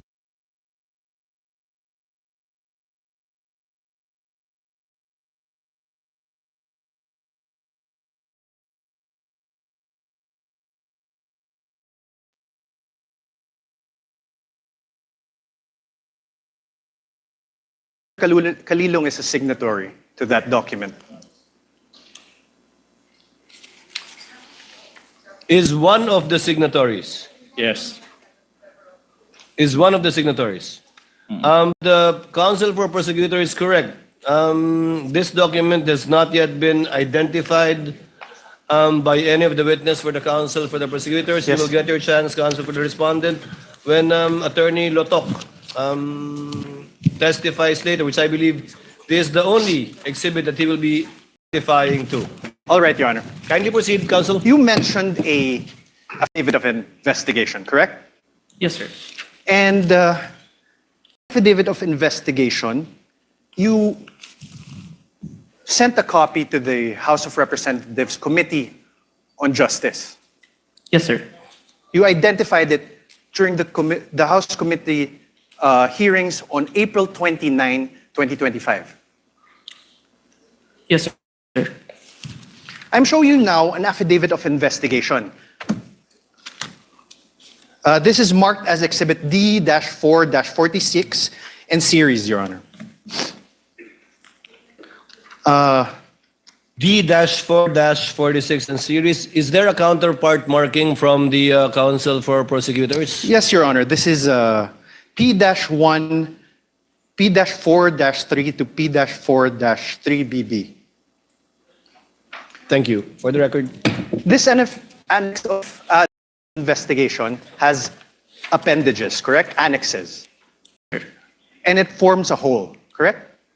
Yes, sir. Okay. Sir, do you confirm that you signed this? I'm one of the signatories, sir. Do you want me to have him identify a signature? Okay. Your Honor, do you have, here, sir. Kaso lang, sir, yung sinumpit emote po, I withdraw, Your Honor.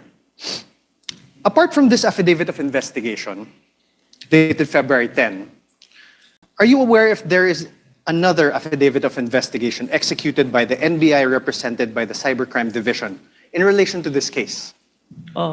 This is the only one that is submitted, sir. No, executed, signed. Your Honor, My question is the defense executed. cannot argue with the witness, Your Honor, please. The witness would know how to respond, counsel. If he is not responsive to your question, do not argue with the witness. Yes, Your Kindly Honor. rephrase. Apart from this affidavit of investigation, are you aware if there is any other affidavit of investigation signed by the NBI represented by the cybercrime? Okay, at that juncture, I have to object. Vague, Your Honor, affidavit of investigation signed Related by to the this NBI. case, Your There could Honor. be thousands. Related of to this documents. case. If the witness knows, witness may answer.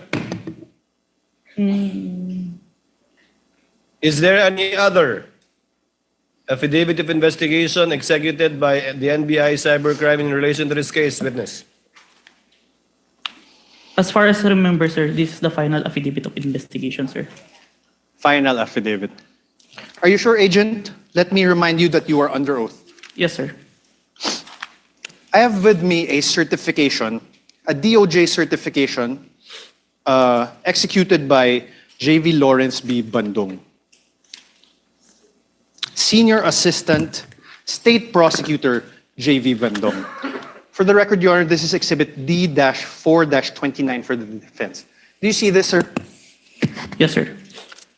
This certification dated February 5, 2025, states, and I quote, the complaint referral does not contain all the necessary evidence to prove essential elements of the crime. Therefore, it is recommended the same be first referred for case buildup. Yes, sir. Now below the second page, below that,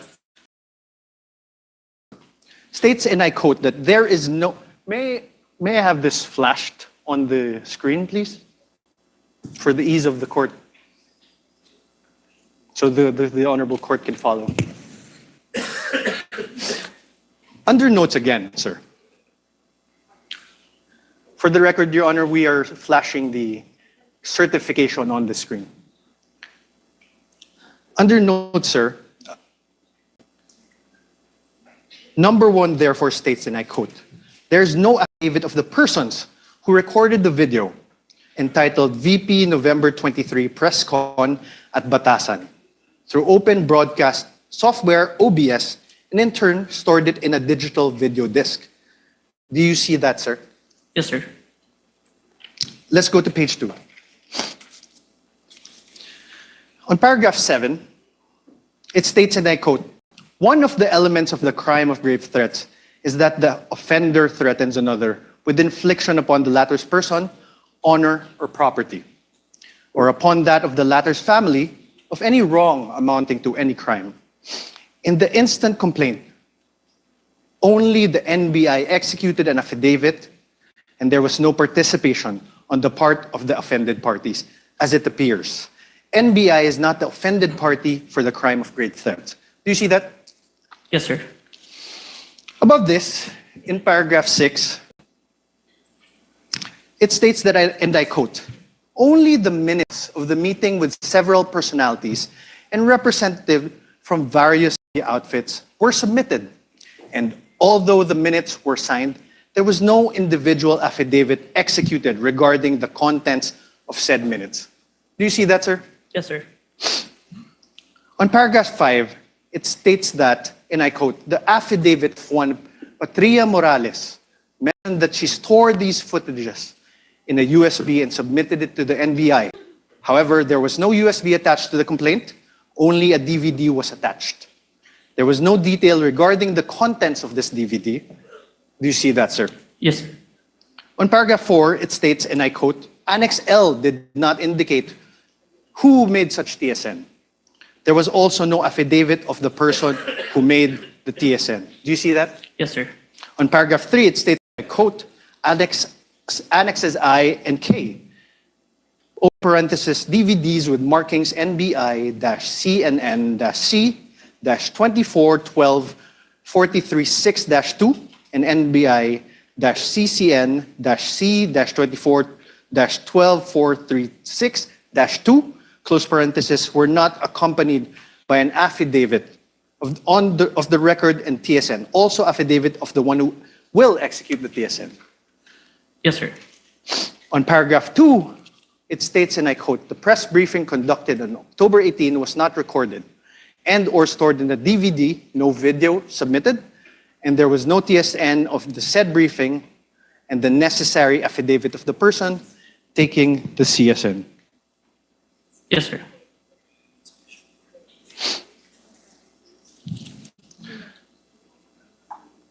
Now you are aware, sir, so now is your memory refresher? Did the DOJ send back the original affidavit of investigation to the NBI? Yes, sir. As far as Thank you. Now you are aware that on February 11, 2025, the NBI, through its then director, retired Judge Jaime B. Santiago, wrote to the Office of the Prosecutor General, submitting a revised affidavit of investigation. Yes, sir. This is your affidavit of investigation dated February 10, right? February 10, 2025. Correct. So, wait. So, objection, Your Honor. The defense said that this is your affidavit, dated February 10, without showing any document to I'm the asking, witness. sir. How could the witness answer to a question that is not accompanied with a document? That should Your affidavit. I will reform, Your Honor. Kindly reform, Counsel. Thank you, Your Honor. This is your affidavit dated February 10, 2024, correct? Please check.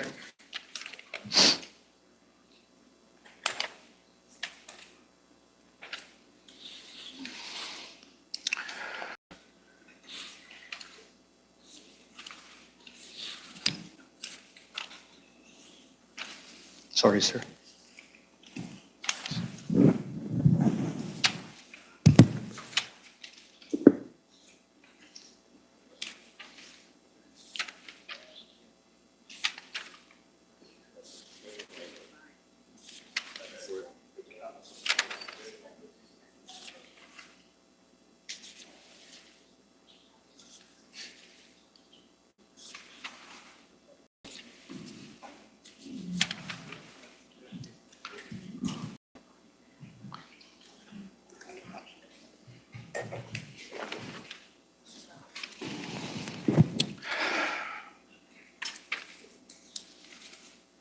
Your Honor, can I make a manifestation, Your Honor, please? Your Honor, can we object again to this manifestation? Manifestation. I will not even object. I'm being generous. Your Honor, Counsel, let's wait for the witness to review it. It's a voluminous document. And the signature is on the last page. You can make the objection to the style, manner, cross-examination of the counsel for responding at the proper time. Signature. And book.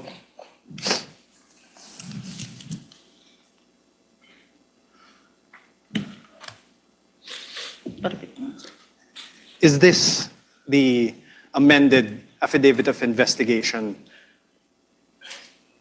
This is a photocopy of the Yes, sir. affidavit, sir. This is the amended one. Yes, yes, sir. The photocopy, sir. Thank you. With the permission of counsel, Mr. Calilong, what was the date of the first affidavit you submitted that was returned by the DOJ to the NBI? As far as I remember, January 30, and was when the certification was issued, we complied with the requirements and submitted it on February 10. That's Have why you there's a revision. identified that affidavit of investigation dated January 30 in yesterday's proceedings? No. Yes or no? Sir? Have you identified the January 30? The one that I identified, Your Honor, is the authentication, Your Honor. Not the affidavit of investigation. So you have not done so. Yes, sir. This one, you have not done so too.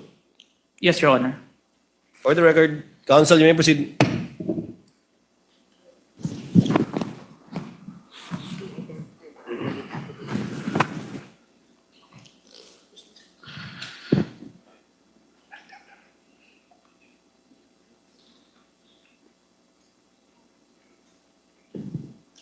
I'm showing you now a letter dated January 30 from the former NBI Director Jaime Santiago.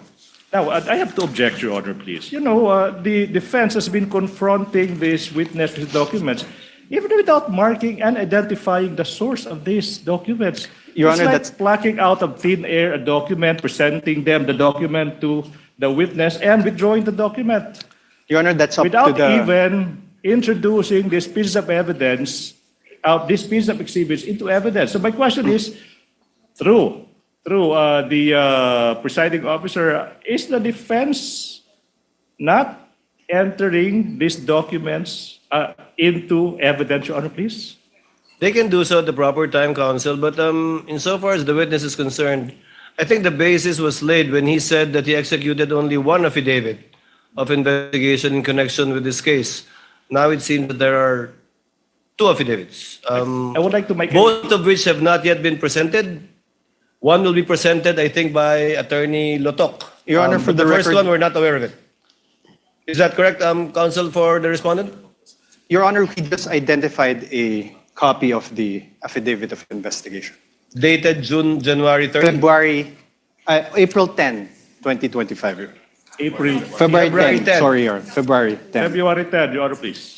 What about the first affidavit? The witness said he had the first affidavit. Yes, Your Honor. Not yet. Not yet. Yes. You only cited a January 30 letter of Yes, the former NBI. I cited, Your Honor, a Director. certification by the DOJ returning affidavit. And that is now the problem, Your Honor. In fact, even I am confused because the documents are not introduced into evidence by the defense. Counsel, please proceed and kindly help the court to be Thank clarified you. regarding this matter. You mentioned that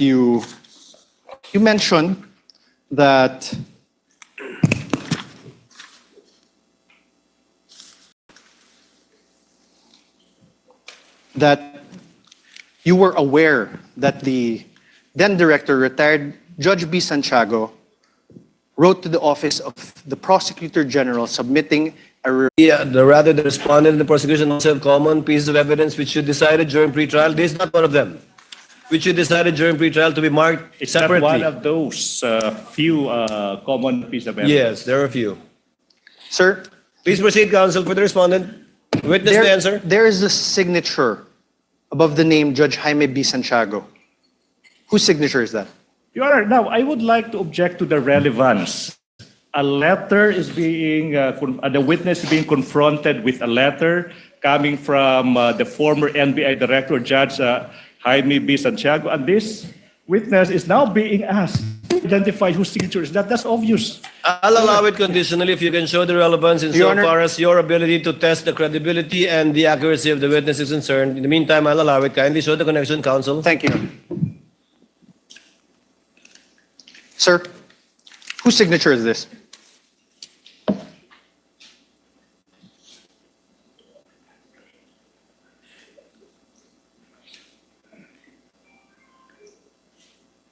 As As far as I remember, signature of Director Santiago, sir. Thank you. On the last line of the letter, on the 4th page, sir, please take a look. Last line. It says, and I quote, "To support our recommendations attached herein is the revised affidavit of investigation, including its attachment." Did you see that, Agent? Yes, sir.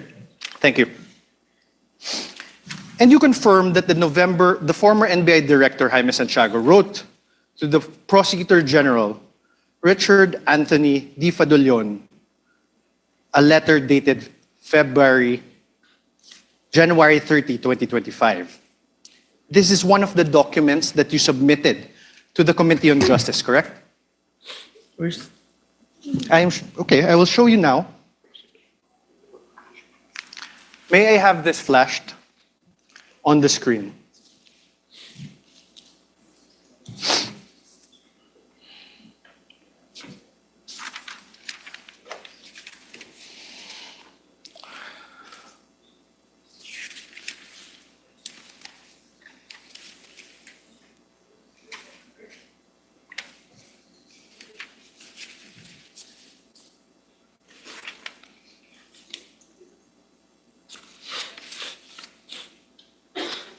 Do you recall this document?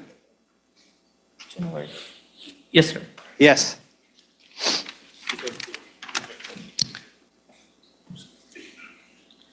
January 30, 2025 is a date earlier than February 10, 2025, correct? Yes, sir. Your Honor, Ask an Counsel for answer, the Your Honor. prosecutor. Your Honor, the witness being asked which Your Honor, ask an came answer. first. I mean, relevance, Your Honor. Relevance. Counsel, if the witness knows, and the counsel for respondent will be given the latitude to test the credibility, accuracy, and completeness of the testimony of the witness. But we note your continuing objection, because that is frustrated, counsel, in regard to this line of questioning by the I'm very counsel for the patient, Your Honor, respondent. please. I'm very patient.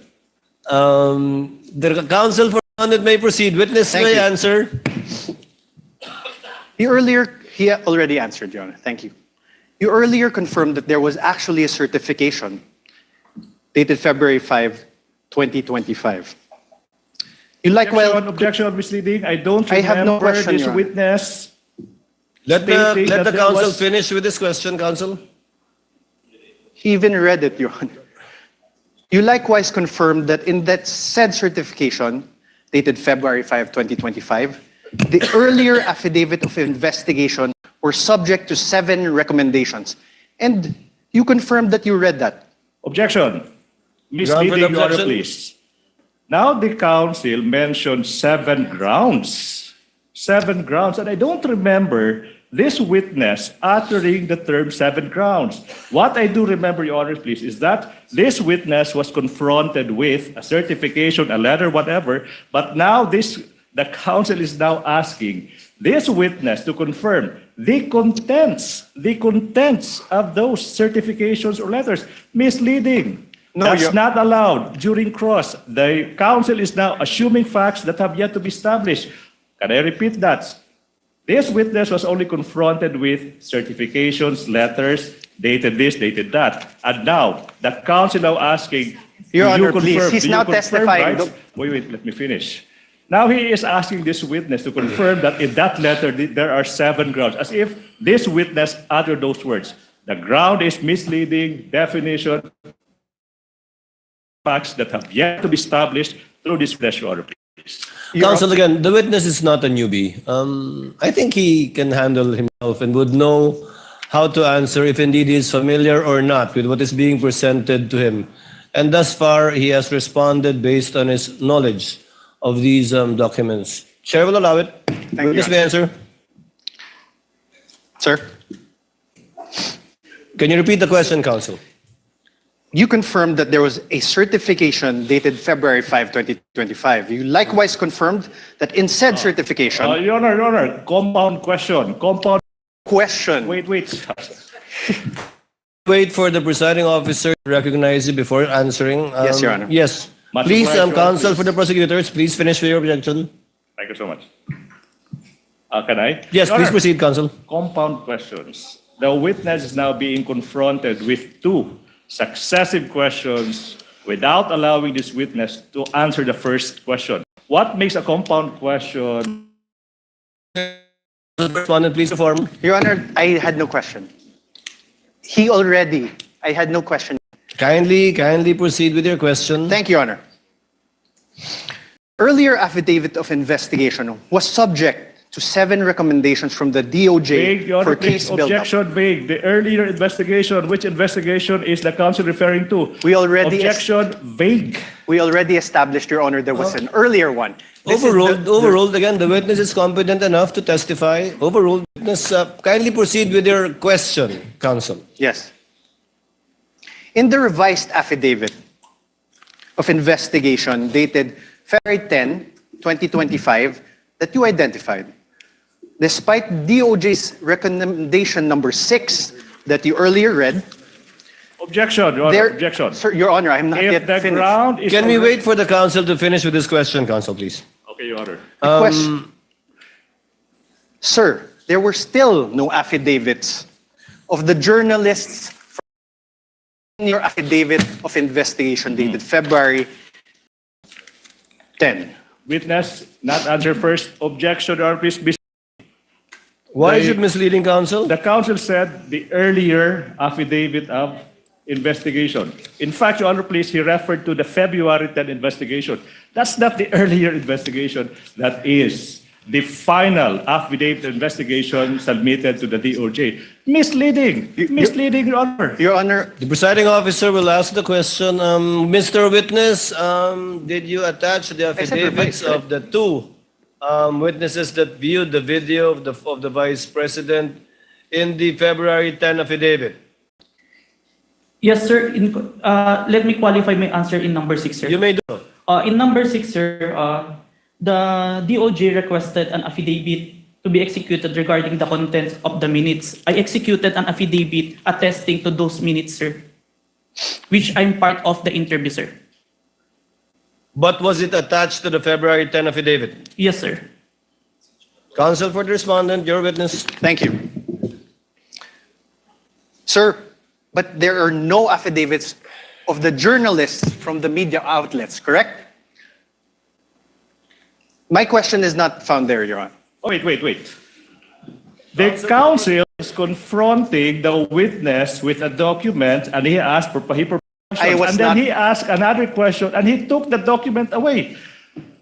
What's Your the Honor, purpose of that? I was Objection, not- Your Honor, please. My question is plain, Your Honor. Let the Do you- witness peruse the document you presented him with. Let him answer. Simple. Are the affidavits attached to affidavit of investigation?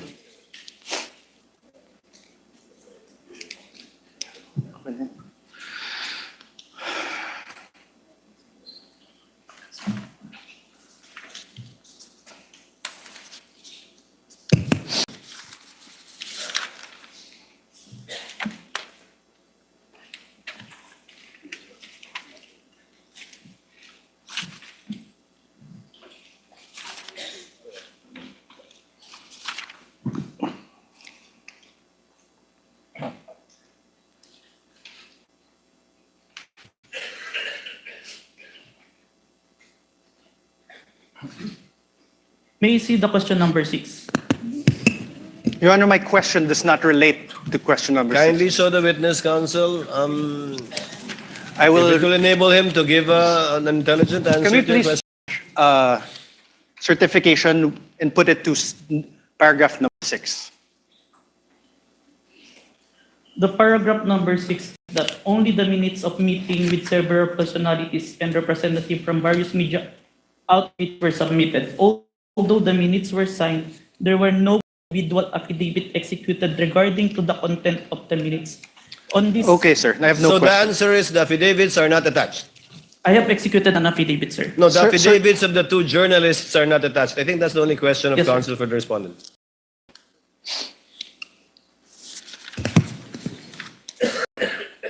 Instead, sir, as you confirmed, what you appended to the affidavit of investigation are affidavits of NBI agents, correct? Yes, sir. Not the journalists who were present The one during the November 23, 2024 press conference. The one who interviewed, sir. Yeah, the one into it. Not the journalists. Yes, sir. Ask and answer, Your Honor. Sir, in the revised affidavit of investigation dated February 10, 2025 that you identified, despite DOJ's recommendation number 7, can we show again DOJ recommendation number 7? In the certification dated February 5, 2025, it is still the NBI Cybercrime Division that is the complainant. I believe this is on the letter of the director, sir. Sir, my answer is answerable by yes and no. The complainant is still the NBI Cybercrime Division. Yes, sir. Thank you. The supposed offended parties in this case would be President Bongbong Marcos, Yes, sir. the First Lady Lisa Marcos, Yes, sir.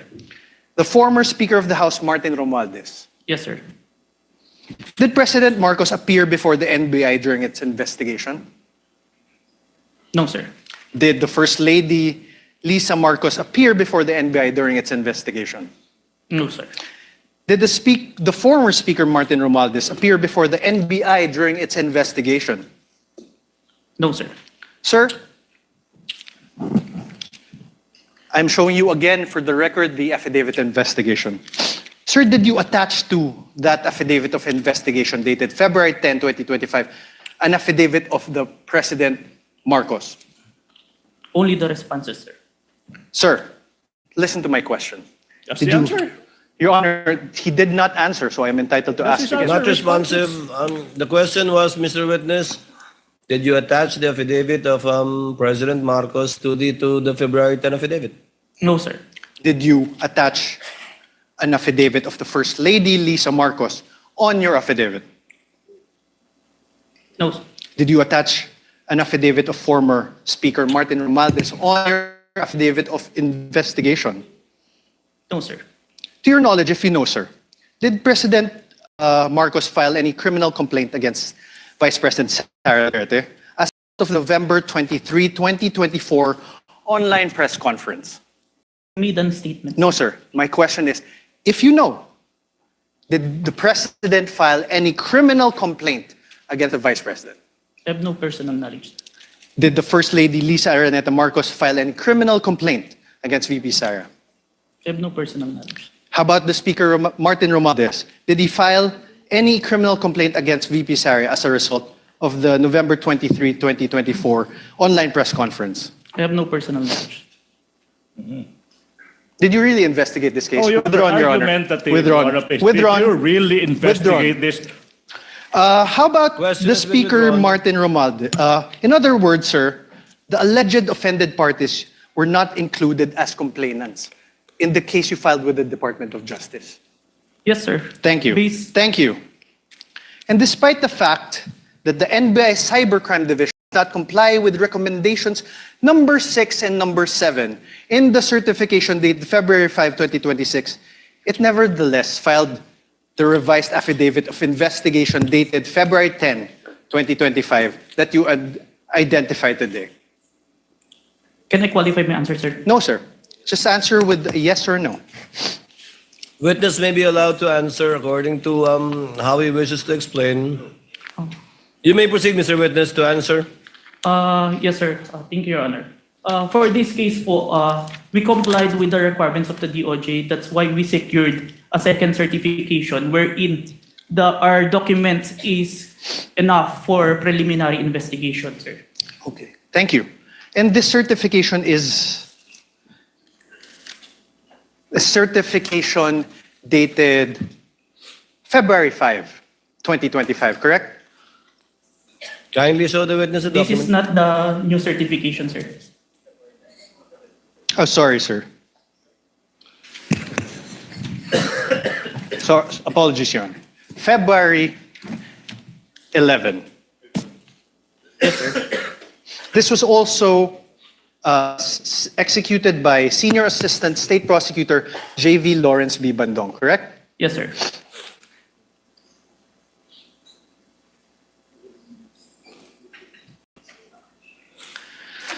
Now let's discuss the nature of the investigation you conducted.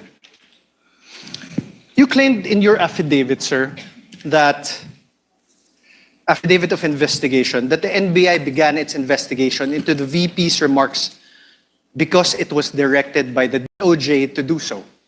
Motu proprio and directed, sir. Okay. Do you understand what you just said, sir? Oh, Yes, sir. oh. Can I I'm object asking, to that, sir. Your Honor, please? I'm asking, sir, it makes sense. Move on. Mutu proprio, sir, means, Oh, no, objection. You cannot lecture, counsel. This is sir, that's mutu cross-examination. you mentioned mutu proprio. What does it mean? Even without a complainant, we started the investigation, sir. Are you sure, sir? Oh, argumentative. Are you sure, get- sir? Move on, Are counsel. you Move sure, on. sir?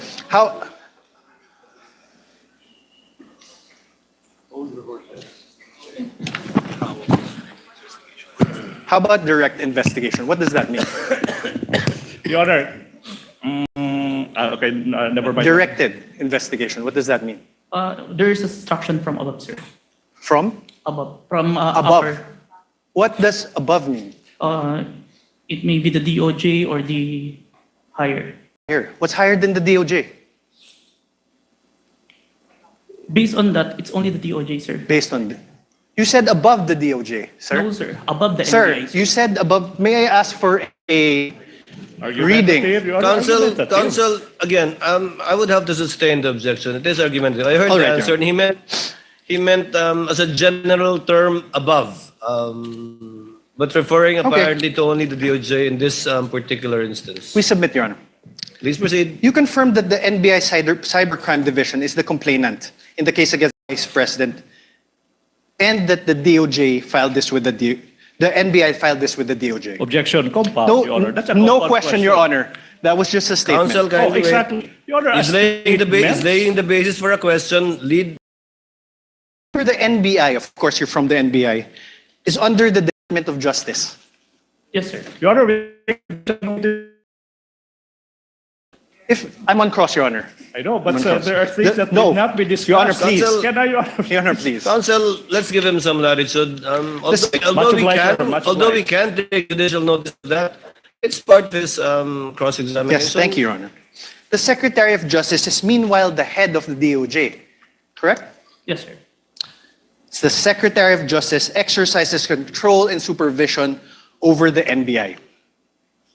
Yes, but even No more questions. The witness Yes is or no, answering. Mr. Witness? If you know. Can you repeat, sir? Mr. Witness? The Secretary of Justice exercises control and supervision over the NBI. Yes or no? We're under, sir. But we're independent. So you do not know. Oh, Your Honor, that's argumentative. So Sir, are do you- not know? All right, Your Honor. Are you aware of Book 4, Chapter 8, Oh. Supervision and Control of the Admin Code? Your Section Honor. 39. Your Honor, I have no Your Honor. question yet. Yeah. Please. Yeah. Section Counsel for the 39. prosecutor, let the counsel for respondent finish his question. Yes, Your Honor. Section 39 thereof, Secretary's authority. The Secretary shall have the supervision and control over the bureaus, offices, and agencies under him. Supervision and control. Sir, my question is this. Is the NBI, the National Bureau of Investigation, under a bureau under the Department of Justice? Yes, sir. Thank you. And, sir, the President has control over all executive departments, correct? I believe so, sir.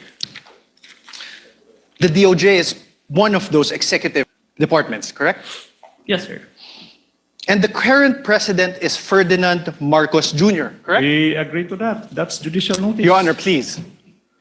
Yes There's or no no? other Yes. president. We Oh, only he have answered one already, Your Honor. president. Already asked and answered.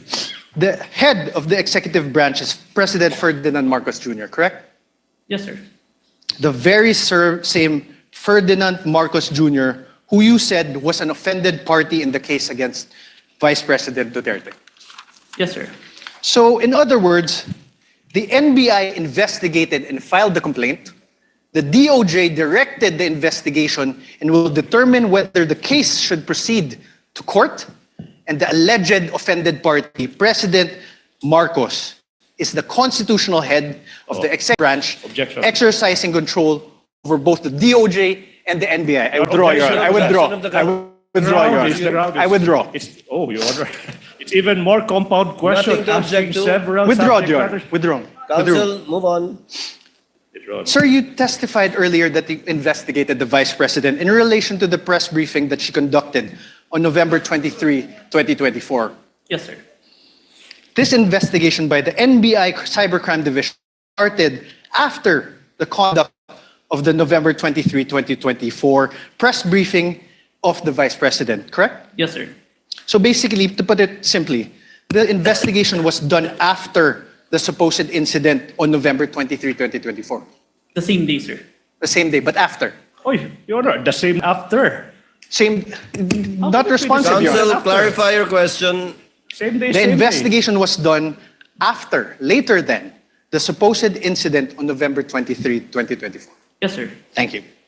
You mean to say later that day? Yes, Your Honor. Because how can you investigate something that hasn't happened yet? Correct, Yes, Your Honor.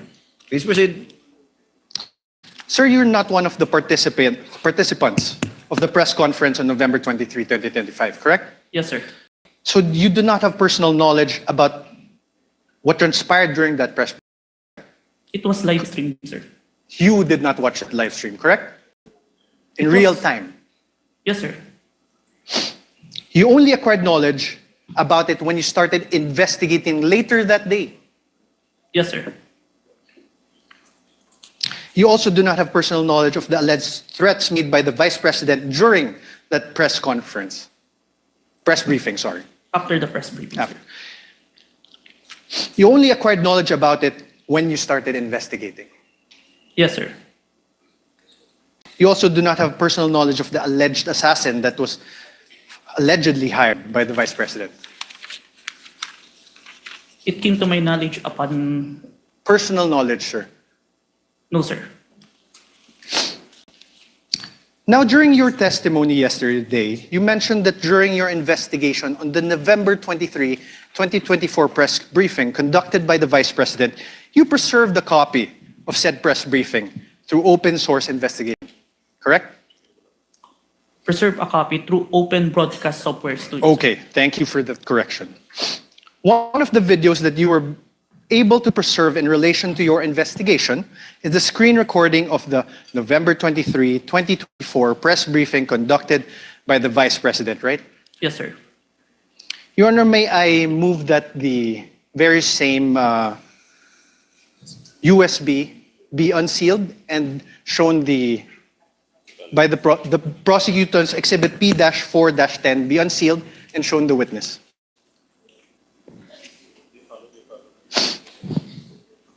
Counsel for the prosecutor is so instructed.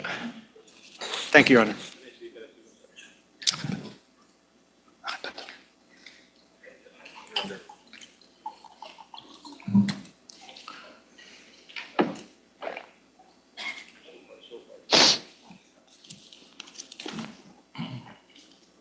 Wait lang po.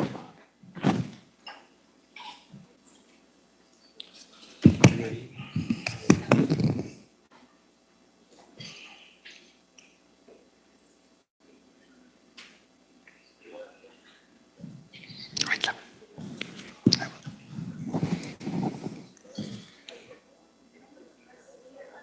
November 20. This is Exhibit P-4-10, I believe.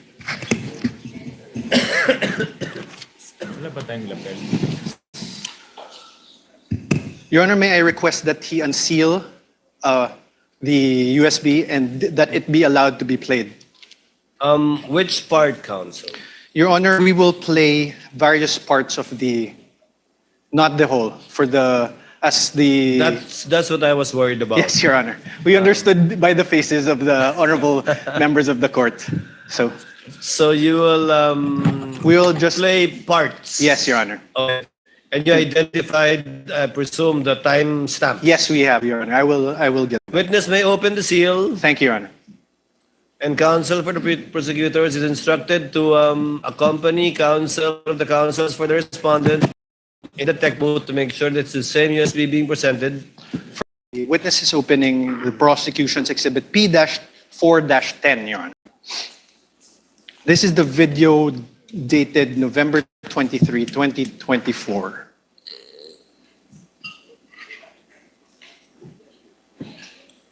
I have unsealed the flash drive, sir.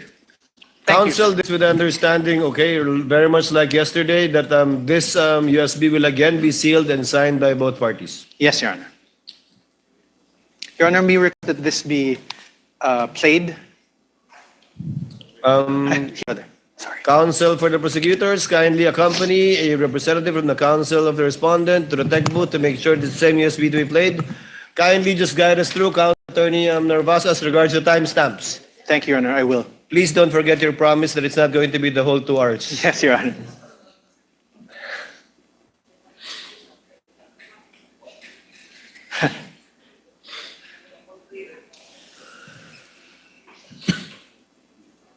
Waiting. Senator Judge Pia Cayetano, what is your pleasure, ma'am? Yes. If it's possible, Mr. President, if our secretariat can install a monitor here because magkaka-stiff neck na po ako watching this. And it really doesn't look nice that I'm slouched there looking this way. So, and then this one here is a little bit, not for videos, but for the copies of affidavit, it's quite difficult. So if they can put one here, the others want another, but I can speak for those in the front row we would like to request. Thank you. The clerk of court, rather, is instructed to kindly install a TV monitor in front of the tables of the counsel for the parties instead of at the witness stand, both sides.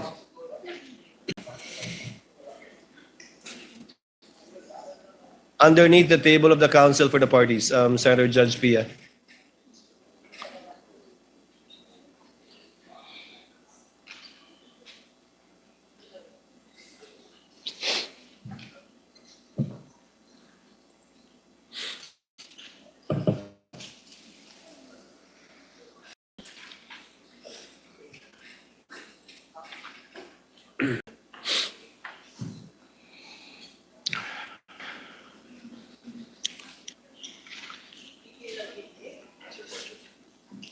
Counsel, for the record and for reference, kindly identify the timestamp that you will be playing. I presume in chronological order.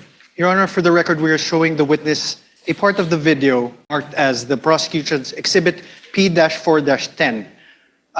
First video, the timestamp around 0001:27.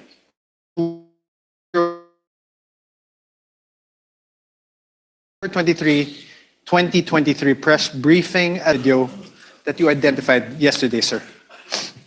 Your Honor, may we ask that the video be played at those specific timestamps? I did an apology. And then, ang sabi po nila, I just have to MR. And I did an MR, but they did not rule on it. And then suddenly they have an order transferring me. When ang order ng ng lawyers namin was an MR to lift that order of contempt. Because they said that was the procedure. If they were not able to rule on that, how were they able to come up with an order, to transfer me to the women's correctional in the dead of the night?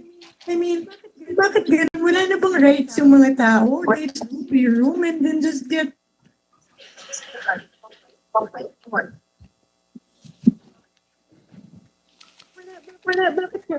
I don't understand. Your Honor, may I ask that the video be stopped? Sir, do you know who that is in the video that you identified? Attorney Zulaika, as far as I remember, sir. And Attorney Zulaika, as far as you remember, Attorney Zulaika is who in relation to the Vice President? You may answer not a yes or no question. As far as I remember, she is the COS. COS meaning Chief of Staff, Chief of right? Staff. And she is there in that video because she was cited in contempt by the House of Representatives, correct? If you are aware, investigator. Prior to the Sir, my question again. The witness Let is the about to witness answer. answer. Witness is in the process of answering. prior to the scene, I have no personal knowledge, but based on her statement during the video, I think it was mentioned. So you didn't investigate the things that happened prior to the scene, correct? Sir, yes or no? We have investigated, sir. You didn't investigate. Oh, I did, sir. argumentative. That's why there's an October 18, sir. So what happened before that? If you investigated, what I happened? say I don't have personal knowledge, sir. Sir. Because I'm not present during that time, sir. Witness is not responsive. The question was, what happened prior to this video, this particular clip of the video, if you know, given that you investigated the incident, as you said? As far as I remember, there is a hearing in the House of Representatives. What committee, sir? I can't remember the committee, sir. What happened, sir?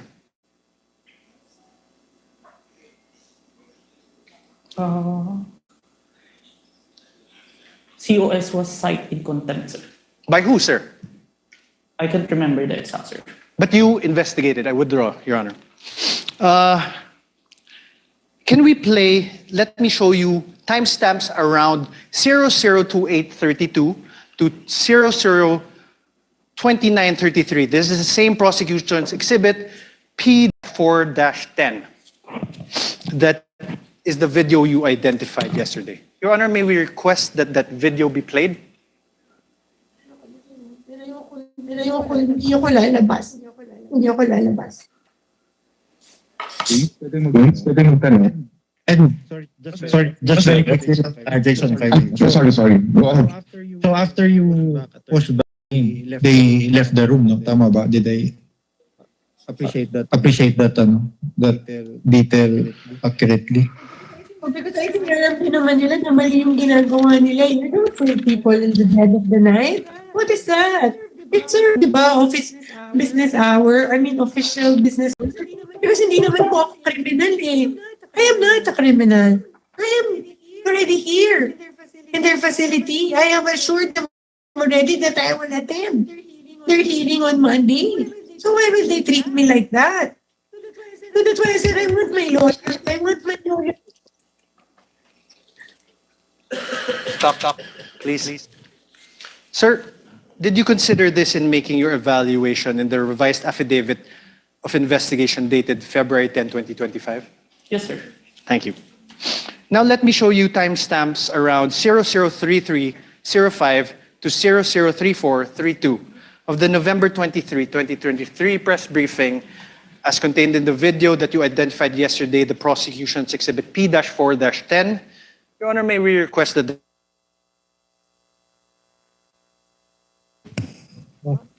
You're online, ma'am. Go ahead, ma'am. Go ahead.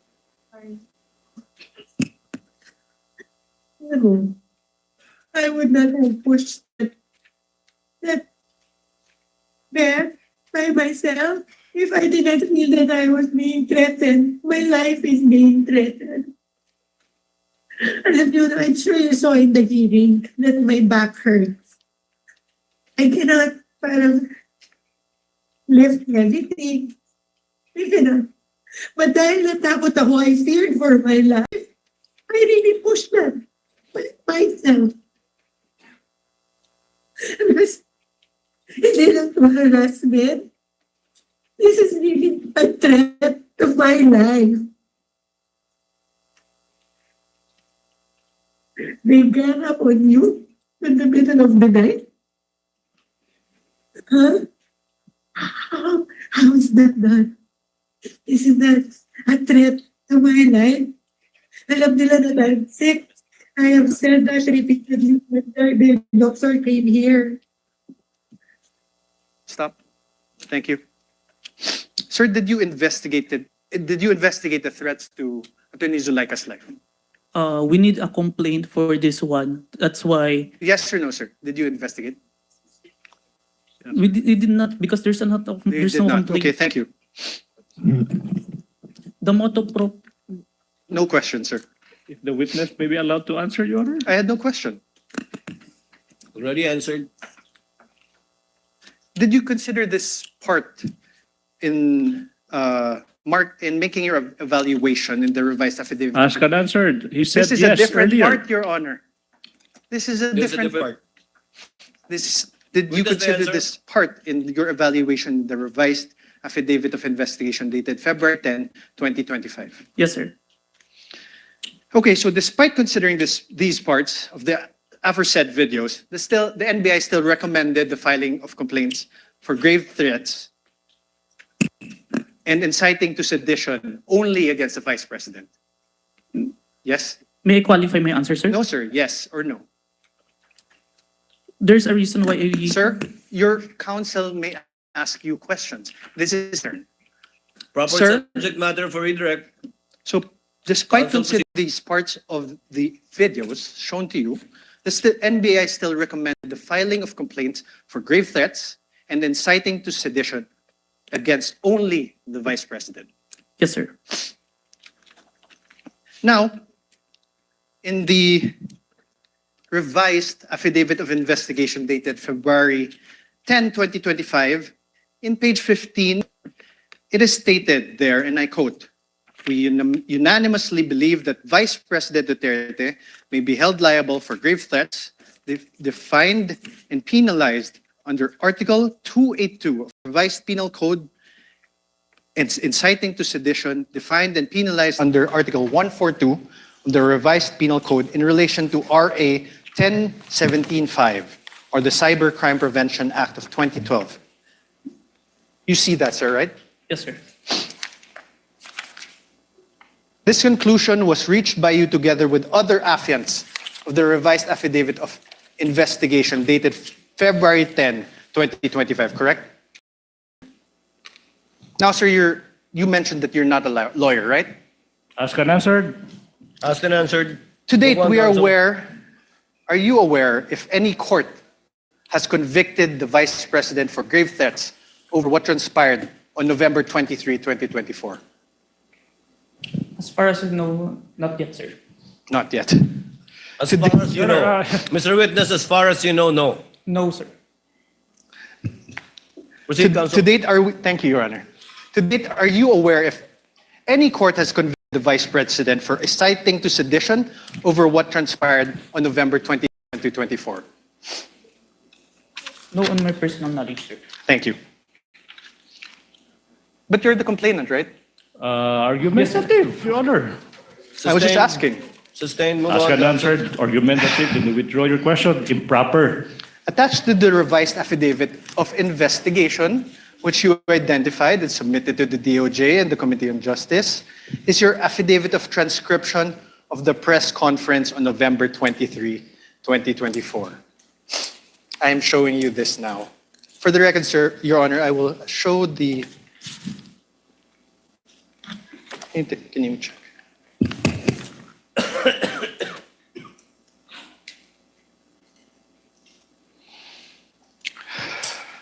Sir, please take a look.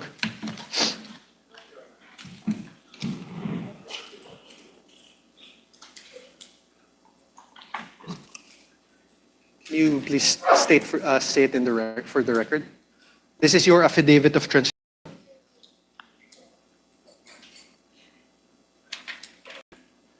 Yes, sir. This is a photocopy of my affidavit of transcription, sir. This refers to the press conference on November 23, 2024.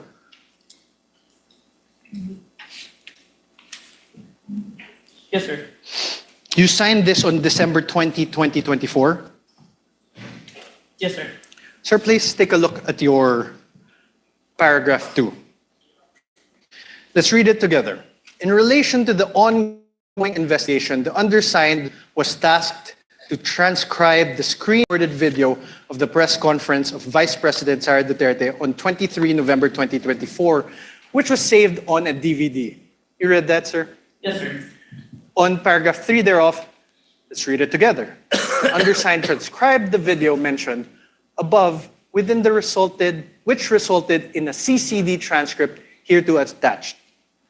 Yes, sir. You read that, sir?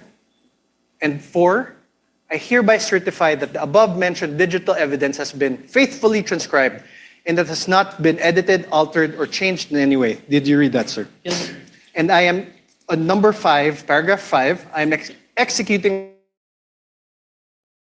of the foregoing facts and circumstances and for whatever legal intent and purpose it may serve. Yes, Did you read that, sir? Yes, sir. These statements of yours, this affidavit of yours, these were all done under oath, correct? Yes, sir. And you were offered as an expert in digital forensic examination with a whopping 2 weeks of training. Do you confirm that the transcription of the screen-recorded video of the press conference of VP Sara Duterte on the 23 November 2024 has been faithfully transcribed? I don't remember that I was introduced as expert, but a competent witness. Okay, sir, but my question is, the press conference of VP Sara Duterte, that the transcription of the screen-recorded video of the press conference of VP Sara Duterte on 23 November 2024 was faithfully transcribed by you? Yes, sir.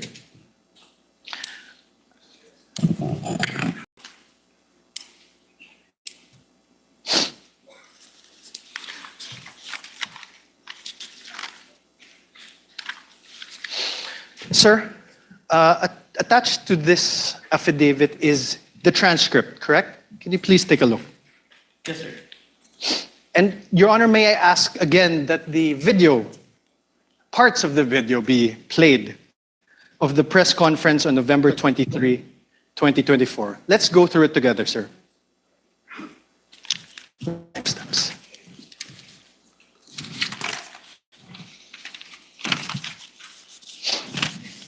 First, let's go to around timestamp 00446. Your Honor, may I request that the video be played?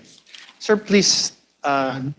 After this order, are you going to file? Are you going to trigger the filing? I am not leaving this room. I am here in the House of Representatives detention facility for 5 days until the hearing on Monday. Nobody can come in here and demand to transfer me in the middle of the night. I have my right. Okay, ma'am. Any crime. I am not leaving this room. Stop. Okay. You heard that, sir? Do you want to repeat it? I heard it. You heard it. Sir, in the first, you see also where that part is? Can you see it? Start with the question with Red Mendoza, sir. Okay, after the Zuleika Lopez. Did you hear that? Yes, sir. Okay. Mr. Witness, kindly speak to the mic. Yes, sir. Yes, Your Honor. You heard, she said, I am not leaving this room. I am a detainee here in the House of Representatives detention facility for 5 days until the hearing on Monday. That is the first sentence, sir. My question is this. Does your transcript have the words a detainee? Can you repeat the video, sir? Okay, let's do it. Please play for the video again, please. Instructed to kindly play the video timestamp identified by counsel for respondent. You're going to trigger na po ba, ma'am, the filing? I am not leaving this room. I am here in the House of Representatives detention facility for 5 days. That part that the detainee is inaudible. The only I heard. That's You why. heard the, correct? Yes. Are the words or the sounds there? Her. Huh? Here. Yes. Here. Okay.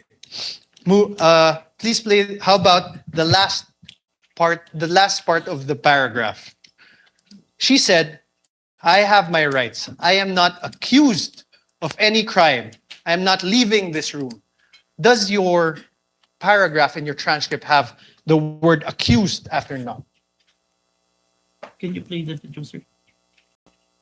Please play the video again. Speak to the microphone. Thank you, sir. Instructed to play the video. Witness is instructed to speak to the mic. Demand to transfer me in the middle of the night. I have my rights.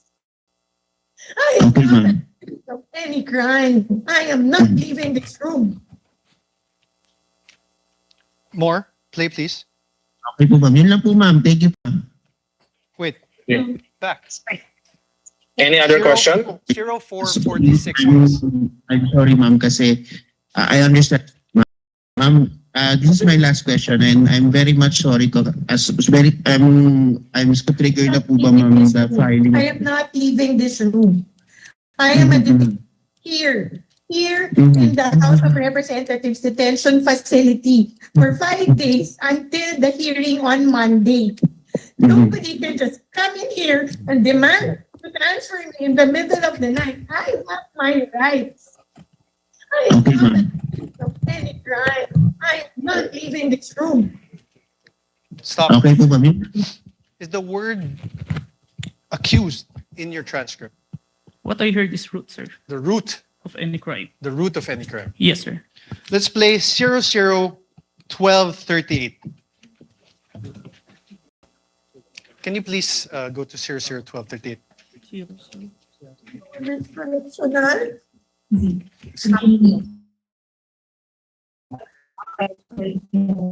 Diba, sinabi nila sa iyo, namin yung i-produce mo yung act. Sabi nila, sa akin, if you notice it earlier in the hearing, diba, sinuspend puro chairman ko yung... Wait, stop, please. Your Honor, please. Now, I'm now registering my objection as to the relevance, Your Honor, please. If I may explain, Your Honor, of this line of questioning, Your Honor, please, if I may. Counsel may explain his objection. Your Honor, please. This witness already identified the video containing the contents of that press conference on November 23, 2024. And the counsel is now confronting this witness whether there are minuscule portions of the 2-hour video like detainee, accused, whether this appear in the transcription. Now the question, the basis for the objection is irrelevant. How can it be relevant? How can it be relevant, assuming but not conceding that these two minuscule words, detainee and accused, are not reflected in the transcript, when in fact this witness said he investigated not only on the basis of the transcript, but on the basis of the video that he himself viewed? What's the relevance?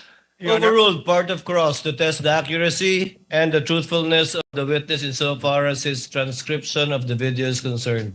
Thank you. Counsel may proceed. Thank you. Please play again 001238.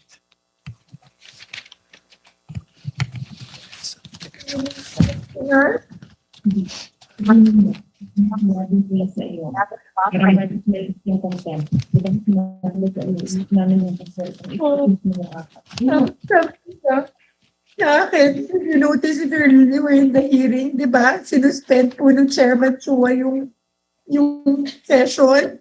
Tapos, nung sinight po ako ni Congressman Castro in contempt, then after that, nag-rule sila. Tapos, next sinuspend niya. Tapos, lumapit po sila.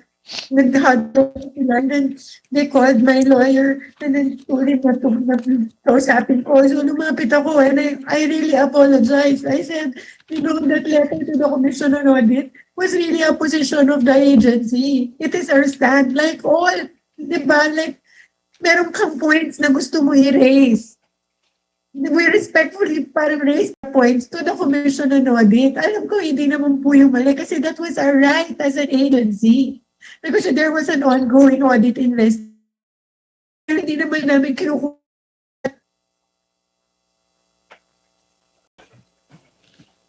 Narinig mo ba? Narinig mo? Did you hear the Vice President speaking?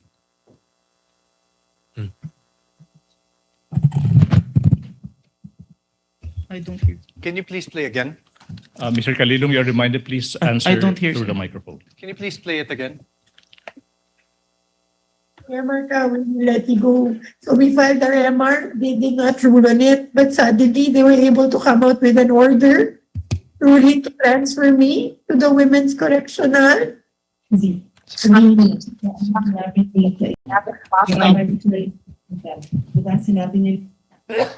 There. Did you hear that? There are sounds, but I can't distinguish the words. Can you play it again? Your Honor, asked and answered. What's the point? Okay, withdrawn, Your Honor. No further questions. No further questions are for we this done? witness on cross. Counsel, do you have redirect? Of course, Your Honor, please, for the utter failure I of was, the... I was hoping you won't. But yes. For the please utter continue. failure of the respondent to Counsel, debunk. before I recognize counsel for the prosecutor, Your Honor, we Senator need Judge to strike- Tulfo Rafi is recognized. Your Honor, sorry, may I move to strike that statement of the prosecutor? How can it be, Your Honor? That's my manifestation. I'm about to answer the question of the presiding officer. We will review the journal tomorrow. I did not even hear anything Yes. that is strikeable, counsel, but we will review the journal tomorrow. Your Honor, failure of the respondent. Yes, Your Honor, We take I said exception for the to that. utter failure of the respondent to debunk the material points testified to by the witness yesterday. Your Honor, I'm he not is yet done. testifying. I am yet not done either. He is I'm about still to answer the testifying. question. I'm not yet done with the answer. Counsels, please. The presiding officer has not recognized either of you. Thank you. Thank you. Kindly settle down. Senator Judge Rafi Tulfo is recognized. Thank you, Mr. Sir, you Presiding may Officer. proceed. Clarification naman po ito, Mr. Presiding Officer. Mr. Witness, what is your experience with regards to social media analytics? I have training, sir. What kind of training? I have cybercrime investigation training, sir. Okay. Are you familiar with Facebook, or do you have SOCMED accounts that would make you a little bit knowledgeable when it comes to SOCMED? Yes, sir. What is your account? What is your social media account? If I have any? an account in Facebook, Facebook. in Instagram, Okay. in X. X. So that means pretty much you're a little bit familiar with Facebook, right? Yes, Your Honor. Okay. There were concerns, Mr. Witness, whether the videos presented yesterday are AI generated or authentic.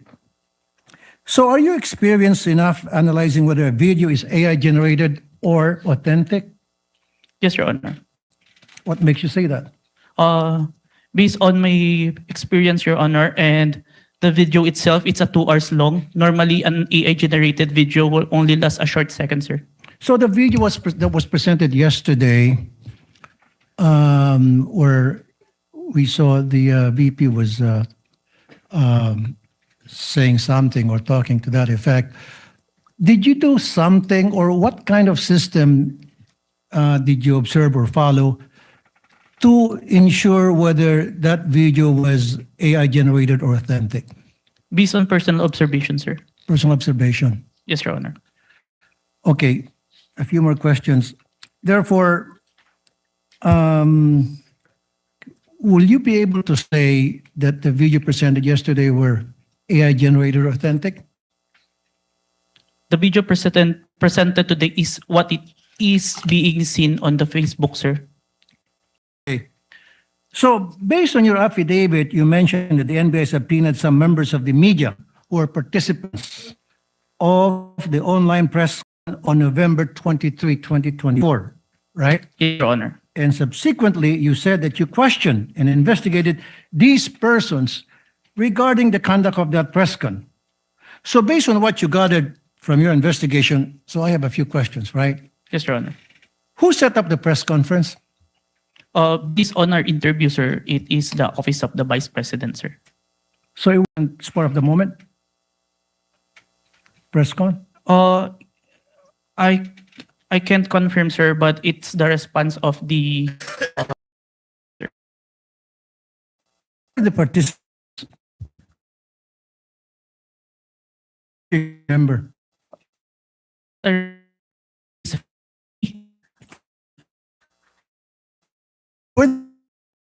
Or any different subpoena, sir. At least 6, sir. 6. Okay. What was the reach of the videos today as when you did an investigation? It became trending, sir. It became trending. And my last question is, kasi in-establish dito is inciting to sedition on top of yung sa sinasabing grave threat. Ano yung mga comments na napansin mo doon sa video? Can you give us an example? One of the comments, November 23, they were mentioned about people power when asked a question by Princess Maui. And the Vice President agreed, and ang laban ay wala sa EDSA, nasa Malacanang, and there are responses from the comments, but it's not that is agreeing, sir.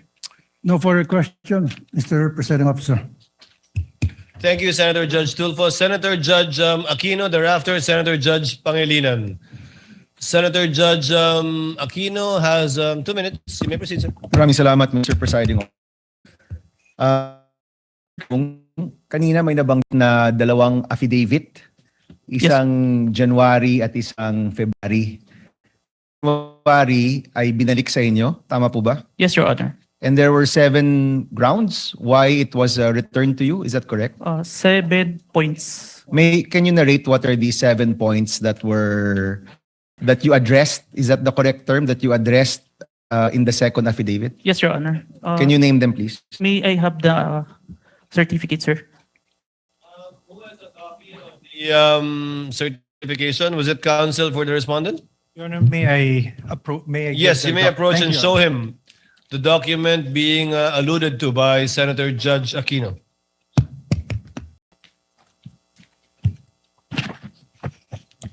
Note 1. There is no affidavit of the person who recorded the video entitled BP November 23 Press Con at Batasan through open broadcast Super Studio and in turn stored in the DVD. Number 2.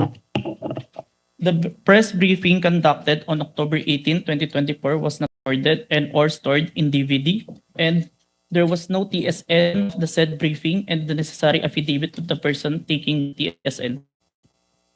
Number 3, Annex I and K DVD with markings NBI CCN-24-12436-2 and NBI-CCN-C-24-12436-2 were not accompanied by an affidavit of the recorder and the TSN.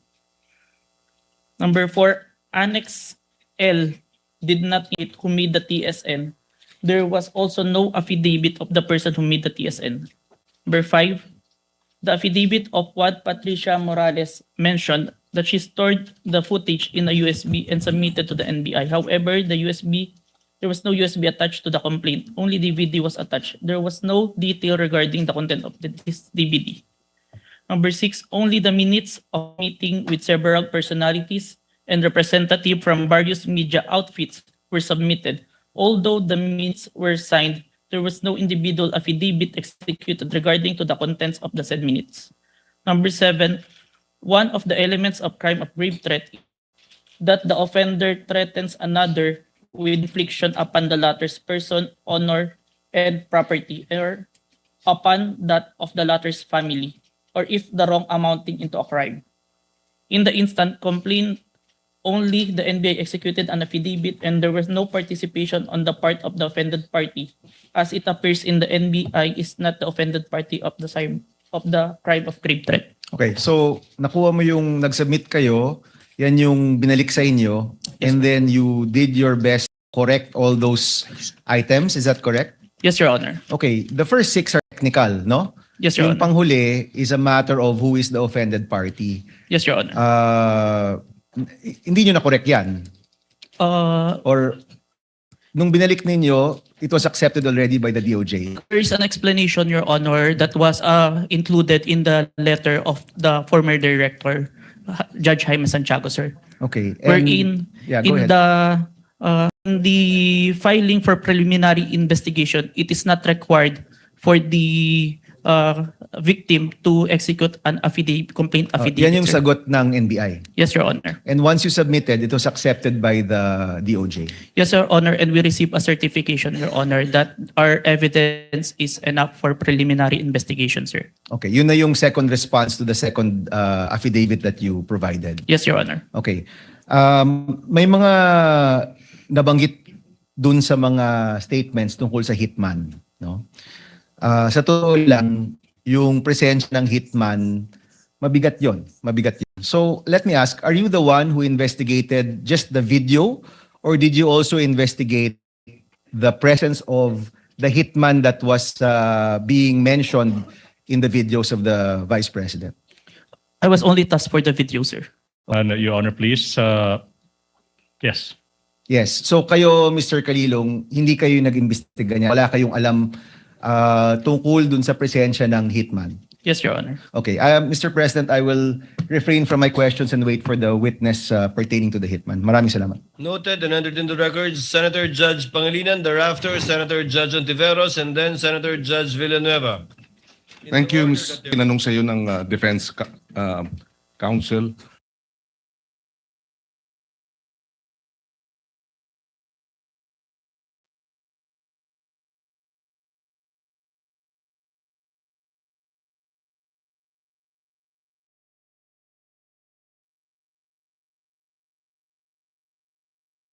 Certified Public Accountant.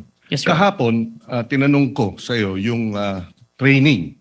No? Kasi nabanggit mo, nagkaroon ka ng mga training. Ang nabanggit mo kahapon, 2 weeks ng training. Yes, Pero on what matter? Only on photo and video authentication, sir. Okay. Meron pa bang... Aspects in investigation, sir.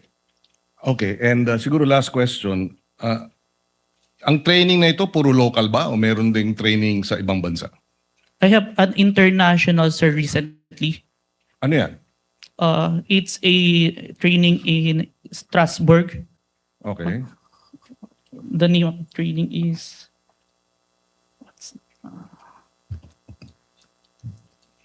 Saang lugar na lang, Mr. Witness? Strasbourg, Germany? France? Strasbourg, France, sir. Oh. It's a 5 days training, sir. And meron pang ibang international seminars na inattendan mo? International, sir, but it is conducted locally, the Interpol, sir. Interpol? Yes, Your Honor. Okay. I have no further questions. Thank you, Senator Judge Salamat. Pangilinan. Senator Judge Ontiveros is recognized. You may proceed, ma'am, and you have 2 minutes. Salamat po, Mr. Presiding Officer. The committee headed by Representative Joel Chua began investigating the Vice President and her people, even when Attorney Zuleika Lopez was being interviewed by the House Committee of Quadcom Committee, Your Honor. Even if she was answering the questions faithfully and to the best of her ability, she was cited in contempt, detained. Her lawyer was not allowed to be with her when they were trying to detain her in the women's correctional facility, Your Honor. Pwedeng palampasin ng alleged grave threats kung may masasabing lehitimong dahilan para magbanta? Your Honor, that is not the point. No. Mr. Presiding Officer, I am making a point through my question and I am asking the good counsel for the defense dahil sinabi nila there was a systematic oppression that yes, yan po ang nag-prompt nung alleged grave threats and alleged incitements ng Vice President na prompt po ng detention ni Attorney Lopez na kanyang inilarawan sa ipinakitang video kanina. Kaya itinatanong ko kung yan ba ang posisyon ng depensa na pwedeng okay lang or pwedeng tanggapin ang grave threats kung may masasabing lehitimong dahilan para magbanta. Yes, Your Honor. Before Counsel Yes, Mr. Presiding responded answers, although he already answered in the affirmative. No, Your Honor. I was just referring to before. We'd like to remind the senator judges to be cautious in making counsels for either party make conclusions of law and fact. Instead of presenting evidence through a witness they will present or through direct, cross, redirect, or recross. Because if he answers Senator Judge Ontiveros, that would effectively place on record a conclusion of fact and law. not drawn from a witness, which they can very well do so during their closing remarks.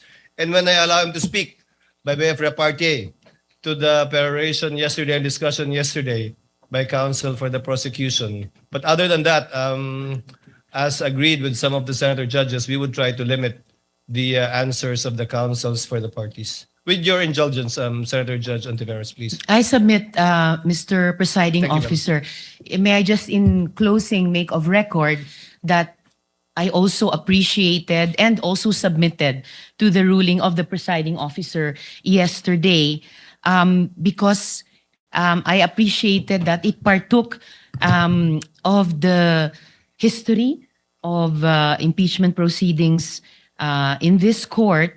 Pinag-aralan ko rin po ng maigi ang mga nakaraang mga impeachment trials at di hamak na pati noon naging liberal ang pagpapahintulot nila sa mga katanungan ng mga senator judges para lang mas maliwanagan ang iba't ibang punto. So I again thank the good presiding officer and again reiterate my submission to his ruling and thank the good counsel for the defense for his response. We thank Senator Ontiveros for indulgence and understanding. Senator Villanueva. And thereafter, Senate President Gatchalian. You may proceed, sir. You have 2 minutes. Thank you, Mr. President, Mr. Presiding Officer. May I just point out something to the witness? Mr. President, Your Honors, the witness mentioned yesterday that reported statements of the Vice President were referred to the Presidential Security Command and evaluated in coordination with the National Security Council. Just to assist the court in evaluating the relevance and weight of the government security response in determining whether the respondent's conduct constitutes an impeachable offense. May we know from the witness could the witness explain yung threats po ba, how threats against the president are ordinarily assessed by the government? Kasi dito yung lumalabas yung pag-weigh natin whether or not meron bang bigat yung threat o ito'y ordinaryong threat na nangyayari sa pang-araw-araw nating buhay. Specifically, Mr. Witness, what factors are taken into account in evaluating a reported threat and in determining appropriate measures? I can't answer on the part of the NSC or the because I'm not part of the institution. In your in your capacity as an In my agent? capacity, Yes. what of the consideration if it's a active threat, if it's the one giving the threat is capable of doing so? Meaning, If someone high-ranking officials, and if you say an high-ranking can have official, a capability or power over to implement those such threat, it is considered, sir. example, a mayor, perhaps? Would you say a high-ranking official? A congressman? Or yung basihan po ng kanyang threat. Kunyari, ang threat ko, dadalhin kita doon sa buwan. Wala naman akong space shuttle. So, wala din pong bearing yon. Is that the correct assumption? Not only, sir, but also how it was delivered, sir. Like what was mentioned in that I mentioned previously, it was mentioned that no joke, no joke. It's a serious. So that is the one of the considerations, that's sir. the consideration. Thank you very much. And lastly, Mr. Witness, you made mention na submit mo sa DOJ nung January 30. Is it the same affidavit that you submitted to the HOR?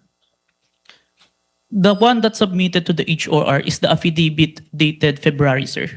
So that's the latest. Yes, sir. The one that complied with the requirements of the DOJ, sir. Thank you very much for that clarification. Thank you, Mr. President. Thank you, Senator Villanueva. Before I recognize Senate President Gatchalian and thereafter Senator Erwin Tulfo, may I remind Attorney Narvasa that your 5 minutes, you will be given your 5 minutes after the questions of the senator judges and before we recognize the counsel for the prosecutor for his redirect. Senate President Gatchalian is recognized. Your You may Honor. proceed, sir. You have 2 minutes. Thank you, Mr. May I be Presiding clarified? Officer. I believe that we would do it after recross.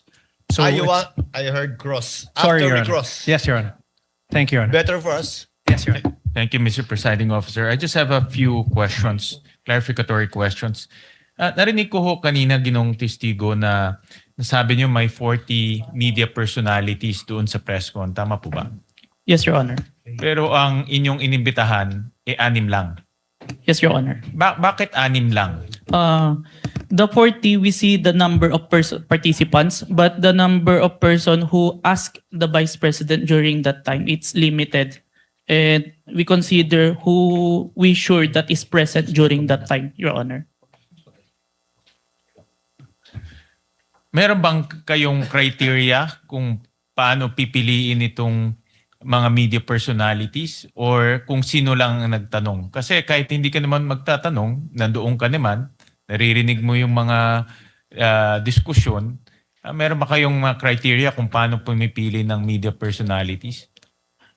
Yung sure po namin na present during that time, kasi kapag hindi po kasi kayo nagtanong, hindi po magpa-pop up yung mukha nyo tsaka yung pangalan nyo. Okay. At itong mga 6 na sinupinan ninyo, ano yung kanyang common statement na ibinigay? Kinonfirm po nila na present sila during the November 23, 2024 press conference, and yung utterance po ni Vice President narinig po nila. Okay, I believe ilan dito sa mga personalities ay ipapatawag rin. So tatalon ako sa ibang topic. Nakita ko kanina itong tungkol sa max score interventures at nakita ko kanina pinakita yung Articles of Incorporation, mukha siyang supplier ng equipment. Ngayon, nasabi rin na doon ka nag-training for 2 weeks. Sino nagbayad ng training? Sir, the training is included in the procurement of digital forensic tools. In the procurement document, it ni-require po si MaxCore na mag-provide po ng training included in the equipment, sir. Yung paggamit ng equipment. Tsaka yung yung process po ng digital forensic as a whole. Yung kanya lang sila ba ay 'di ba sa mga IT, let's say Oracle, alam natin kilala yan pagdating sa IT. Si MaxCore ba ay kilala pagdating sa digital forensic training? Kasi pag nakita ko kanina, talagang supplier sila. But are they a well-known or internationally renowned training organization? It's not the MaxCore itself, but it's the trainer that they provide, sir, that is capable in training us, sir. Itong trainer na ito, certified siya in this type of technology? Yes, sir. The trainer has a lot of certifications in relation to digital forensics, sir. Can you name a few certification na meron itong trainer na ito? I can't remember, let's sir. say Oracle or let's say Microsoft, diba? May mga ganyan No, yan. sir. CompTIA, sir. CompTIA training. I believe he also have a certified ethical hacking certification and a lot more, sir. When it was presented to us, sir. All right. So itong mga trainers nito ay certified trainers na pwedeng mag-train sa iyo at magiging certified ka rin. Yes, sir. Initial na akong certificate, sir. Lastly, Mr. Presiding Officer, after training, nakakuha ka ba ng certification na katulad sa kanila? No, sir. But that certification that I was trained by them, sir. Pero ikaw mismo, are you certified to do forensic examinations for your purpose and responsibility? I have a certification, sir. I am a certified computer hacking forensic investigator, sir. Itong forensic analysis, meron kang for this purpose, itong pinag-uusapan natin. The computer, the authentication, sir, part or as a whole, sir? As a whole. I have a certification in computer hacking, sir, specific. But I have trainings in relation to the... Iba yung hacking eh. Yung pinag-uusapan natin, forensic examination ng video, forensic examination ng mga ganitong bagay. Meron kang certification doon? I have certificate, sir. All right. Thank you. Thank you, Mr. Presiding Officer. Senator Judge Erwin Tulfo, thereafter Senator Judge Marcos. You may proceed, sir. You have 2 minutes. Maraming salamat, Mr. Chair, Mr. Presiding Officer. Ang katanungan ko po ay para sa ating testigo. Batid ko po na sa ilalim ng Republic Act 10867, sa ilalim po ng Section 4, ang kapangyarihan po ng inyong ahensya na mag-imbestiga kapag ng mga krimen, partikular na tulad ng mga banta sa buhay ng Pangulo, ikalawang Pangulo, Senate President, Speaker of the House at Chief Justice. Tama po yun. Yes, Your Honor. Kahit na lalo pat pag ito ay may kaugnayan sa national security. Tama po? Yes, Your Honor. Pero ang tanong ko po, ang pagsasampa po ba ng kaso, nasa mandato rin po ba ng NBI na magsampa ng kaso doon sa mga tao na nagbanta sa buhay ng Pangulo, ikalawang Pangulo, Senate President, Speaker of the House, Chief Justice? Is it automatic or kailangan mag-request sila sa inyo? Matik ba yung pagsasampa ng kaso doon sa nagbanta? In this case, is it automatic or wala lang, kasama sa mandato niyo to file charges dahil binantaan mo Pangulo o si Vice Presidente kung sino mang yang 4 na matataas na opisyal natin or 5 matataas na opisyal natin? Ang basis namin doon, Your Honor, is yung primary objective namin to investigate cases to the threat to the President, Vice President, Senate President, Supreme Court. And if we found that the evidence is enough that there is a crime committed, we will file a case because that's the output of our investigation, sir. Kahit po ba na hindi yung biktima, in this case yung Pangulo, biktima ng threat, kahit na hindi siya nagreklamo, automatic po yun? Kahit na hindi siya nagreklamo sa inyo? Yes, Your Honor. Okay. Hindi nyo na siya kailangan tanungin pa na, Sir, gusto nyo po bang kasuhan namin ito? Wala nang gano'n. You will never ask. Sabihin natin, hindi lang Pangulo, Vice Presidente, nangyari din sa Vice Presidente o sa Speaker of the House, sa Senate President o sa Chief Justice. Hindi nyo naman lang siya afford to ask him like, Sir, will you go to the process? Kasi magpa-file ka po ng mga affidavit. This is a long process, etc. Kahit na Pangulo ka po, may pipirmahan ka mga affidavit. Is it automatic, Mr. Witness? We submitted it, sir, even without a complaint in the for preliminary investigation, sir. No further questions, Mr. President. Thank you, Senator Judge Erwin Tulfo. Senator Judge Marcos is recognized. You may proceed, ma'am, and you have 2 minutes. Yes, maraming salamat. Mahal na namumuna. Hihingi lang po ako ng dokumento para mas madali nating sundan ang mga pangyayari. Nalilito lahat pagkat wala po kaming papel. At ang nabigay sa amin, eto, Annex FFFGGG. Nalilito po kami kung alin dito yung mga papel. Kung maaari kaming bigyan, unang-una, yung unang tinutukoy, the first affidavit of investigation dated January 30, alleging grave threats inciting to sedition ng NBI. Ikalawa, yung napasok na yata sa record, pero nais rin namin bilang Senator Judge na magkaroon ng kopya ng DOJ certification signed by Prosecutor Bandung February 5 na nagbigay ng 7 grounds na insufficient for preliminary investigation. Ikatlo, yung naibigay na. Ito klaro to, naibigay po ni Mavic at ng iba pang staff natin. Yung February 10, yung ikalawang amended na ibinigay na revised affidavit of authentication, February 11. Ngunit sabi ni Testigo Kalilong na merong kasama ito na wala rito sa record natin at sana maibigay si Senator Judge. Ito yung sulat kasama nung second revised affidavit of authentication. Ito naman yung sinasabing sulat ni Santiago K. Padulyon ng DOJ na nagsasaad na hindi kailangan na may private complainant yung sina Presidente, ang First Lady at saka yung dating Speaker dahil base sa kaso ng Santos Concho versus DOJ na 2008, hindi daw kailangan yung private complainant. May we also have a copy of the same.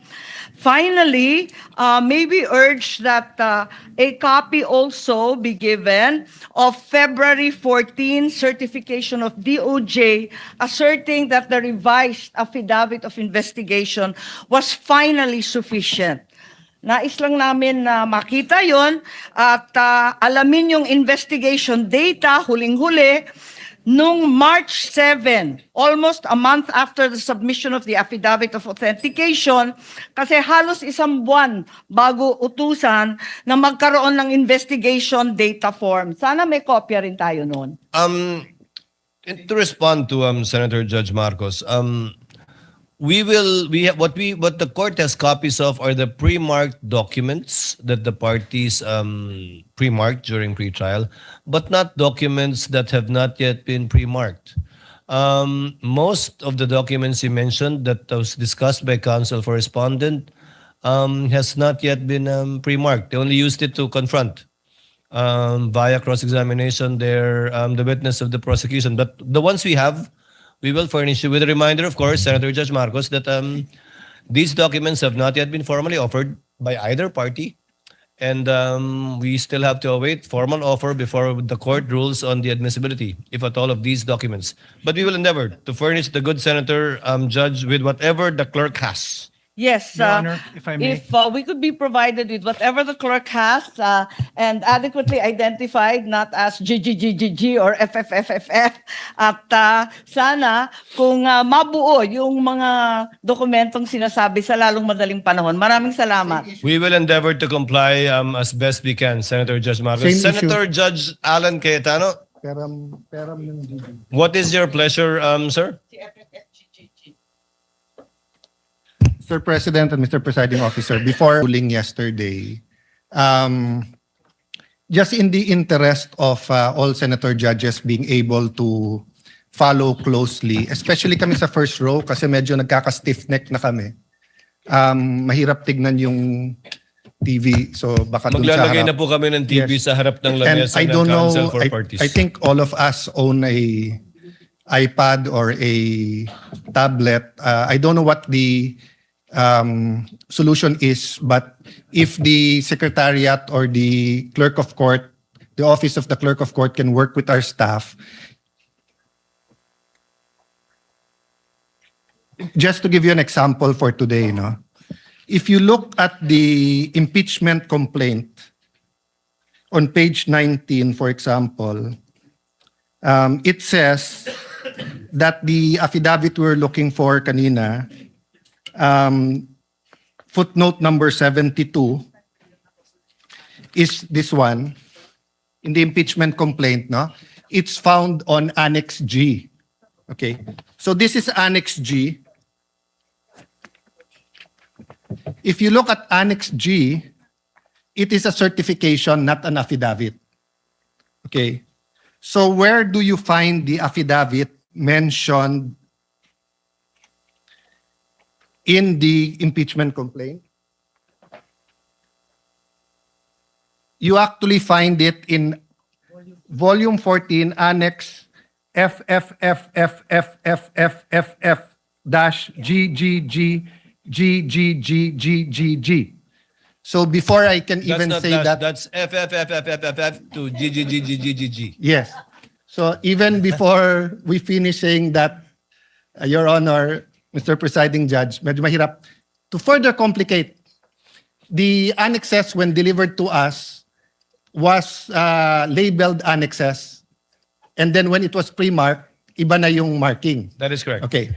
So to clarify, I'm not asking both the prosecution and defense to give us any documents in advance that will prejudice their presentation or the rebuttal. I do understand that it has to be offered, but to speed things up and to make sure we understand, in the same manner that they're asking the witness to examine it, maybe we can be given a copy to examine at the same time, whether digital or actual copy. I don't want to impose upon them to print 24 copies. But again, anyway, it's Wednesday. We have Thursday, Friday, Saturday, Sunday for our staff and the clerk of court to meet. I think we already have a solution for you, Senator Judge Cayetano, as well as for Senator Judge Marcos. We will be furnishing the parties either via soft copy to your respective iPads or laptops, or we will and to their official emails as well.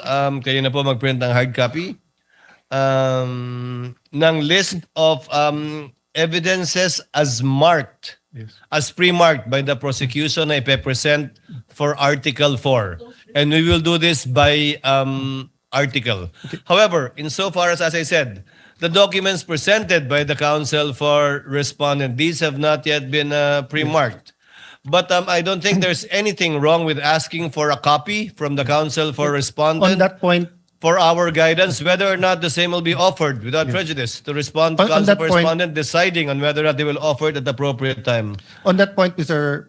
Presiding Officer, even if it's pre-marked, if it will prejudice their presentation, I don't mind it be given in real time. And same, no? If it's being used on cross or recross on rebuttal, and hindi to na pre-mark, as long as real time, para lang we can process it. If not, we have to review afterwards, and it messes up our preparation for the hearing the next day. No? Is that possible for the parties once the roles are reversed? May I get a response Honor. from the counsel for respondent? Your Honor, first we'll clarify everything that was showed today was pre-marked by the respondent. That's not my understanding because the DOJ letter you pre-marked is different from the DOJ letter that we have pre-marked. But we'll verify. So everything was pre-marked? Yes, Your Honor. But you presented a document that was not pre-marked either by the prosecution or the defense. Walang marking eh. I presented all that. So if it was pre-marked, it's our lookout. Then then there's no problem furnishing the senator judges with a copy of the same. We have no problem with that, Your Honor. Senator Judge Alan Cayetano's concern has no basis if it was all pre-marked. Apparently, it was our oversight. Yes. Counsel for the prosecutors, would that be possible? Yes. To furnish it? I think what counsel for respondent did earlier helped us out a lot. Furnish plastering it on the screens, whatever affidavit you were presenting. I think counsel for the prosecutor should do the same. Yes, Hindi naman Mr. bawal Presiding Officer. magkopyahan dito eh. Okay lang. Senator Judge Cayetano? Thank you. Yeah, and just to clarify, the 2 minutes is the question, not including Yes, the yes, of answer. course. No? You have 2 minutes if you want if to start they- with asking questions. Yes, if they ask to repeat the question, please don't count that. No, 2 minutes is long We will- with short questions, but many of us want to get to the bottom of it, end up only asking 1 or 2 questions. So just a little bit We liberality. will be lenient, Yes. Thank you. Senator Judge Thank you Alan very much. Cayetano. You may Appreciate it. proceed, sir. You Yes. have 2 minutes. A question for the witness, and maybe to put all of us in check, I don't mind if any of the counsel says na medyo hindi maayos yung question. I mean, given what happened yesterday and today, and there are questions that could prejudice the case either way. As long as we call each other out respectfully, to the both counsels, you cannot correct a senator judge, but I don't mind if you think it prejudices. That's your duty to your client. Yes, sir. So this isn't the start of the 2 minutes yet. Sa magandang hapon, Mr. Witness. Good afternoon, Your Honor. Medyo mahaba na yung pag-upo mo dyan, but allow me a few questions. No? Yung circumstance lang, so paano nagsimula yung investigasyon na na-involve ka? Were you from the start o hindi? At written instructions ba to? O sinabi, oy, may investigasyon tayo. Just konting clarity, paano na-umpisa yung specific investigation? And was it based on the November 3 video? Tama ba? November 23, Your Honor. Okay. It all started, I received a phone call, sir, from my executive officer that there is a video wherein there is a statement given by the Vice President, which is classified as threat, and I was tasked and assigned to investigate the case, sir. Okay. So basically, ganun yung pagkasabi na I'm tasking you to look at the video, investigate. Yes, Your Honor. Were you working alone or with a group? With a group, Your Honor. NBI group? Yes, Your Honor. And was this, is there an interagency also or just purely NBI? I don't have personal knowledge. Maybe our chief, sir, has the Okay. knowledge on that, sir. Yes. No, that's all I asked for naman, yung personal knowledge. Yes, Your Honor. So pakiulit mo yung sinabing, how exactly sinabi sa'yo na tignan mo yung video, imbestigahan mo, or may statement? So, to be specific, sir, as far as I remember, may statement si Vice President regarding the November 23 press conference na kung saan may pagbabanta na naganap, pakiimbestigahan. pakiimbestigahan. So ganun ka general. Yes May pagbabantang naganap, pakiimbestigahan. Yes po. And you proceeded by watching the video. Yes, Your Honor. And when you watched the video, you got to the part na may pagbabanta. No, Your Honor. I first don't know which part of that. So you watched the whole video, of course. First, the clippings, Your Honor. Okay. Then I look for the whole video, Your Honor. Then you watched the whole video. Yes, Your Honor. And thank you for your honesty. So after the clipping, tapos the whole video, what did you do next? You reported or you made your recommendations? I don't understand the process lang kasi. Upon identifying the whole video, I informed my executive officer that I identified the video, Your Honor. And then yung sinabi mo yesterday, then you started looking for patterns. That's why you looked at yung dating mga video ni Vice President. Yes, Your Honor.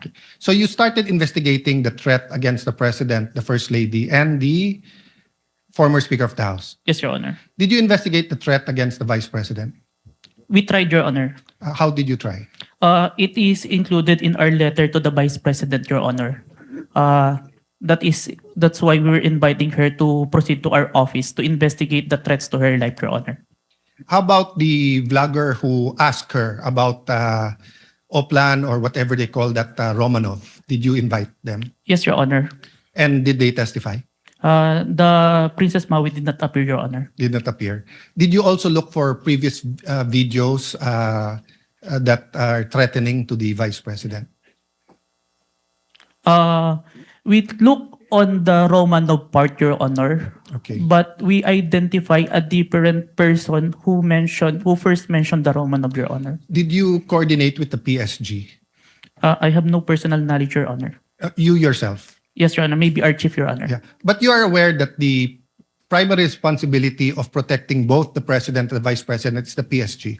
Yes, Your Honor. So isn't it fair to say that any investigation against a threat to the first family, the President or the Vice President, you would normally ask the PSG if they received any threat? I have no personal knowledge, Your Honor. No, I'm asking, hindi ba normal sa investigation kung sino yung primary agency na taga-protekta na lumalaban dun sa threat ay tatanungin natin? Yes, Your Honor. So bakit hindi tinanong ng NBI ang PSG? Or in your case, why didn't you ask the PSG?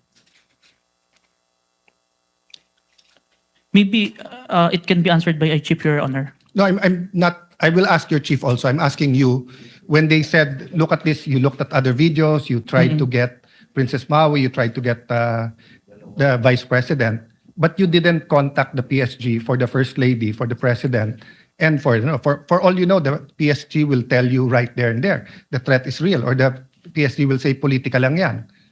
Diba? Both the Vice President and the President are protected by the PSG. So why wasn't so nakalimutan lang or wala sa procedure nyo or? Your Honor, there is already a statement from the National Security Council, Your Honor, that it is an active threat, Your Honor. That's why we start investigation. Yes, and the primary group that will know if it's an active threat is the PSG. So if this was the United States, it will be the Secret Service. So whether the FBI or the CIA, state troopers, the federal marshals, kung sino man mag-iimbestiga, parati nilang tatanungin yung Secret Service. So I'm just curious why we did not ask the PSG input. Kindly wind up, Senator Cayetano. Senator Okay. Judge Cayetano. So my last question is, how did you characterize the threat of the Vice President to the President? Given that ang exact words niya, "Huwag kang mag-alala, ma'am, sa security ko kasi may kinausap na akong tao, sinabi ko sa kanya, kapag pinatay ako." So that would be fair to you and not vague, no? Did that phrase, "kapag pinatay ako," have any bearing in your investigation? Yes, Your Honor. And what was that bearing or thoughts in your mind? First of all po, dun sa statement, may nakausap na po. It already took place before pa yung mangyari yung meeting. And nung condition... I'm not talking about yung may kinausap na para pumatay. Ang sinasabi ko yung sinabi niya na pag pinatay ako.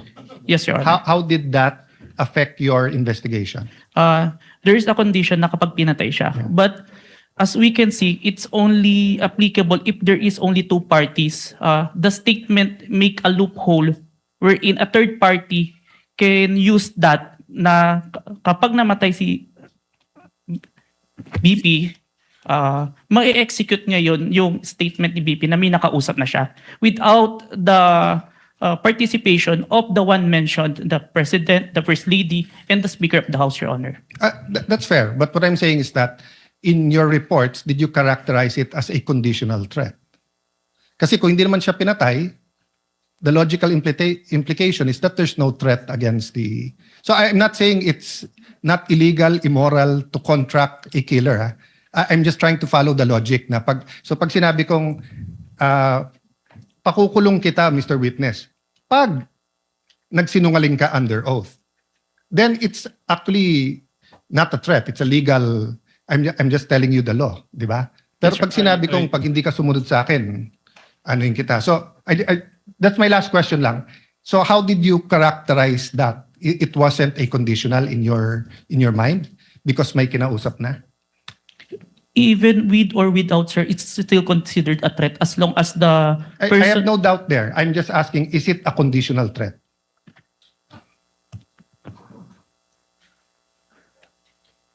Based on our affidavit, sir, I believe it's conditional, which... Based in your affidavit? Affidavit. But your initial assessment, yung personal mo as an investigator, this is an investigation of the whole NBI, but yung personal mo? The threat is absolute, sir. Okay. Thank you, Mr. President. Thank you. Thank you, Senator Judge Cayetano. Your We Honor. now proceed. Senator Judge Padilla is recognized. Maraming salamat po. Thereafter, Senator Judge Zubiri. Maraming salamat Senator Judge po. Padilla, you have 2 minutes. Opo. Nais ko lamang po magtanong sa ating saksi. Ginoong saksi, kanina po kasi habang nagkakaroon ng pagdinig, ako po'y laging iistorbo dahil tuwing may itatanong, mag-u-object, medyo magulo po eh. Pwede po bang sagutin po ninyo ako dahil noong pong February 5, ang sabi po dito ay insufficient po yung na hindi dapat makarating na sa preliminary investigation. Tama po ba? February 5 po yun? May certification, sir. Yes po. Opo. Tapos nung February 14, naging sufficient na for conduct of preliminary investigation. Nasagot po ba yung 7 na sinabi dito na para, ang sinasabi po kasi dito nung February 5, merong 7 na kulang. I believe so, sir. That's why we have received a certification, sir. Ayun. Kasi po, parang narinig ko kanina, hindi po naibigay yung original copy nung sinagawang interview kay Vice President Sara Duterte. Yung original po na kopya, kung sino po yung nag-record. Wala po kayong affidavit? Meron po ba kayong affidavit na nakuha nyo? Yes, sir. Ako po yung ang inire-request po ng DOJ dyan is affidavit po nung nag-screen record, which is my affidavit, Your Honor. Meron po siyang affidavit? Ako, sir. Ako po yung nag-execute, sir. Hindi po yung mismong tao? Yes po. Ang hinihingi po kasi ni DOJ is kung sino yung nag-screen record through OBS, sir. Hindi po yung mismong tao? Yes, Your Honor. Kayo lang po yung nag-affidavit? Yes, Your Honor. Pero meron po kayong ng pagkakataon ba na nakausap niyo yung tao at nagbigay siya ng affidavit? May I clarify, Your Honor, if sinong tao yung tinutukoy? Yung nag-record po? Ako po yung nag-record through OBS, sir. Hindi po. Yung mismong nag-record po kay Inday, sa Vice President. Nakausap niyo po ba? Yung raw file po. Kasi napakahalaga po nun. Kasi doon po natin malalaman kung original ba o hindi. The video itself, sir, is publicly available. That's why I performed the recording, sir. Opo. Pakisagot na lang po, mahal na saksi, kung nakuha niyo po ba yung original. Yung original, hindi po yung galing sa internet. The original, no, sir. Yun lamang po. Maraming salamat po. Thank you, Senator Judge Padilla. Senator Judge Zubiri, you are recognized, sir. You have 2 minutes. Maraming salamat to our presiding officer. Magandang hapon po, Sir Witness. Good afternoon, Your Honor. Good afternoon. Gusto ko lang magtanong, clarificatory questions lang po ito. Dito ba sa ating bansa, dahil tinatanong ko po ito sa inyo, dahil kayo po investigating body, sa ating bansa, meron bang specific law pagdating sa mga banta sa Pangulo, Pangalawang Pangulo at kanyang mga successors? Or yan ba'y pasok lang sa grave threats, which is applied sa lahat? Applicable sa lahat ng tao? Based on my personal knowledge, sir, it's only on the grave threat, Your Honor. Which is applied to everyone, if I'm not mistaken. No? Kasi sa batas sa Amerika, sa Estados Unidos, meron po tinatawag na number 18 under the United States Code, Section 871. There is a specific law na pinagbabawal po itong mga threats to the President, Vice President, and its successors. May jail time po ito at may fine na malaki. As a matter of fact, dito sa panahon ni Pangulong Trump, marami na po silang kinasuhan at hinabla at napasok sa kulungan dahil sa paglabag nitong batas na ito. At Secret Service po ang sumasagawa ng investigasyon. Sa atin ba dito, ang NBI ba ang nabigyan po ng kapangyarihan para gawin itong investigasyon under your new NBI code? Under our law, sir, the new NBA law, included po yung investigation to the threats to the life of the President, the Vice President, the Speaker, the Senate President, and the Supreme Court, sir. So, klaro na kayo, nasa kapangyarihan ninyo. Kasi hindi pwede sa Presidential Security Group. Hindi katulad sa Estados Unidos, yung Secret Service ang talagang nanguhuli at nag-imbestiga. Sa atin dito sa Pilipinas, ang NBI po ang nangunguna sa investigasyon. Tama po ba yan o mali? It is within our law, sir. Okay. And this is just food for thought because not only are we senator judges, we're also legislators. It may be time that we also craft a law that will be specific on threats made to the President, Vice President, and its successors, meaning the Senate President, the Speaker of the House, and the Supreme Court Chief Justice. Sa Amerika kasi, sa batas po nila, and I'll just wrap up, the defendant, to secure conviction, the defendant communicated a threat, the defendant understood and intended the statement as a true threat, hindi po niya sinabi joke only in the end. And pangatlo, the defendant knowingly and willfully makes the threat. So just food for thought as legislators as well. So maraming salamat po, Mr. President. Thank you, Senator Judge Zubiri. We now proceed to where we left off. I believe that was the redirect of the counsel for the prosecutor. Just out of curiosity, without any pressure, because I promised I would declare on a good point before we call on the last witness for today.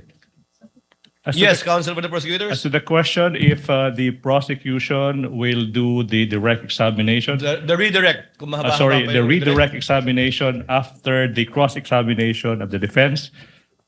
The prosecution decides not to conduct a redirect, Your Honor, please.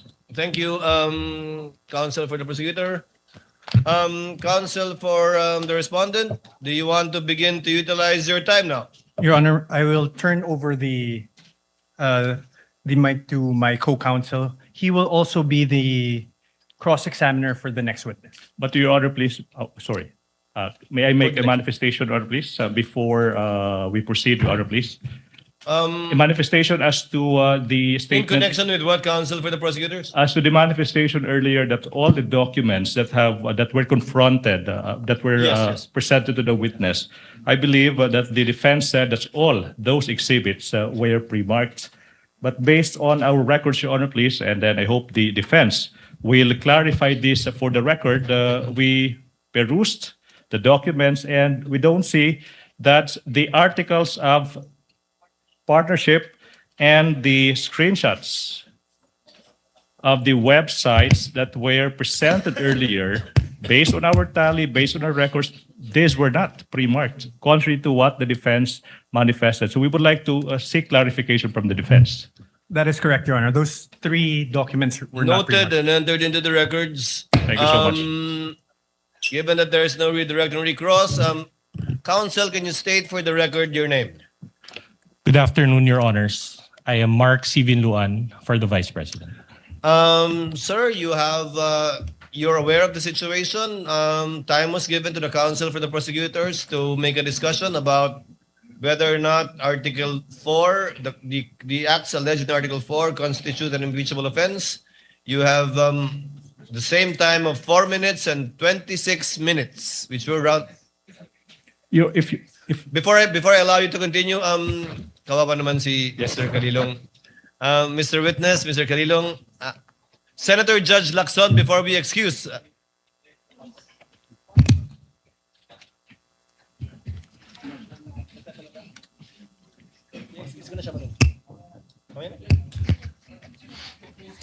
Senator Judge Soto is recognized. Sir, what is your pleasure, sir? Mr. President, Mr. Presiding Officer, are we going to dispense with the witness already? Unless you have questions. I believe Senator Lacson has questions to the witness. So not yet. Well, it's a simple question. The gentleman You're may proceed. familiar. Thank you very much. You're familiar with the internet, of course. Yes, Your Honor. Have you noticed that lately all the AI-generated videos have a caption saying AI-generated? Yes, Your Honor. Kaya pag walang nakalagay na AI-generated, siguradong hindi AI-generated? Yes, Not Your exactly. Honor. Today, Your Honor. Yes, lately, no? Lately, Your Honor. Lahat nakalagay. Pag AI-generated, nakalagay AI-generated and Meta does not allow it. Right? They allowed it, but there is a AI info part. Correct. On Let's the say post. there is a manifestation. Yes, that Your it's Honor. It is AI-generated. explicitly mentioned that AI. So you're aware of that? Yes, Your Honor. Thank you. That's it. Senator Judge Lacson, you like what I said. 2 minutes, sir. You may proceed. Thank you, Mr. Presiding Officer, Mr. Senate President. I have questions para sa ating testigo. Since you are presented here as an expert witness, alam nyo, nagkusort din ako sa digital forensics expert para lang makonvince sarili ko. No, my first question is, in this day and age of artificial intelligence, will you agree with me na it is almost impossible to distinguish an AI-generated video from the original? Almost impossible. Yes, Your Honor. It is hard, Your Honor. Yeah, very hard, di ba? Very difficult.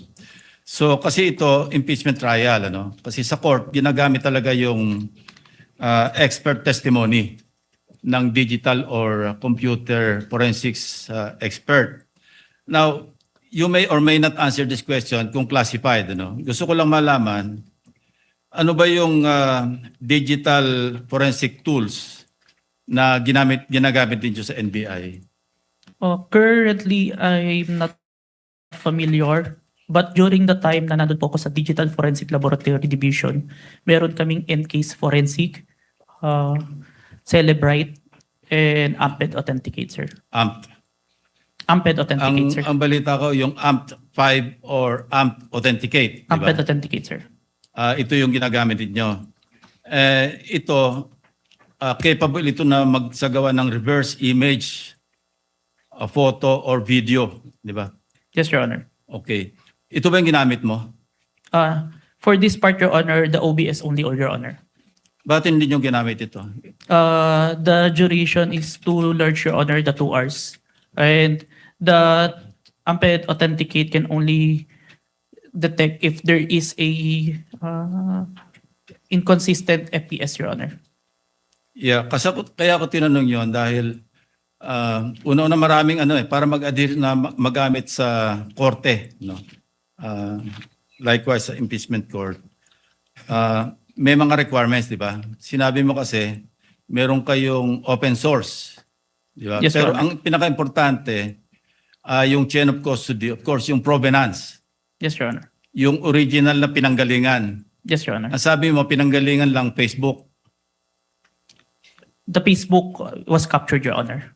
So, hindi yun ang original, di ba? The screen recording is the original itself as to my authentication, sir. Yeah, and you can attest sa authenticity ng video. Yes, Your Honor. In spite of not being or not having originated from the original Yes, Your Honor. I compared the recorded with the original and ensured that the contents are identical, Your Honor. Kasi nabanggit mo rin, ginamit mo yung manual comparison simultaneously ng dalawang videos. Yes, Your Honor. Pero again, I will insist na talagang hindi reliable yung manual. Ito yung sinabi sa akin ng digital forensics expert na nakausap ko. No? Ang mas importante, makuha mo yung original copy, yun nga, yung provenance, di ba? Para talagang, tapos masundan mo yung sa analysis, gagamitan mo ng tools para malaman mo na talagang authentic yung video. Of course, I'm not here to question the authenticity. I just want to be assured. Dahil, sabi ko nga kanina, pagka sa artificial intelligence, napakahirap talaga. Almost impossible to distinguish it from the original video or yung source. Yes, Your Honor. And you are competent enough doon ginagamit yung forensic tools o forensics tools at yung inyong yung competence mo through your training. No? And experience, Your Honor. And experience. Kasi sabi mo nga, you've been with the NBI since 2021, di ba? Yes, Your Honor. And since then, you have appeared in some 20. At least 30, Your Honor. 30. Yes, Your Honor. 30 court hearings. Yes, Your Honor. So, thank you, Your Honor. Thank you, Mr. Presiding Officer. Thank you, Your Honor. Thank you, Senator Judge Lacson. Senator Judge Cayetano, what is your pleasure? Just a clarification addressed to the presiding officer. You may proceed, sir.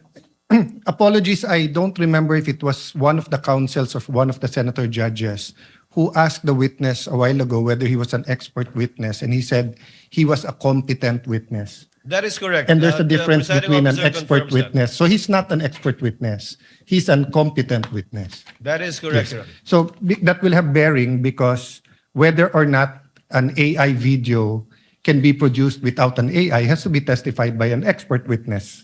If I may, Wait, yeah, go ahead.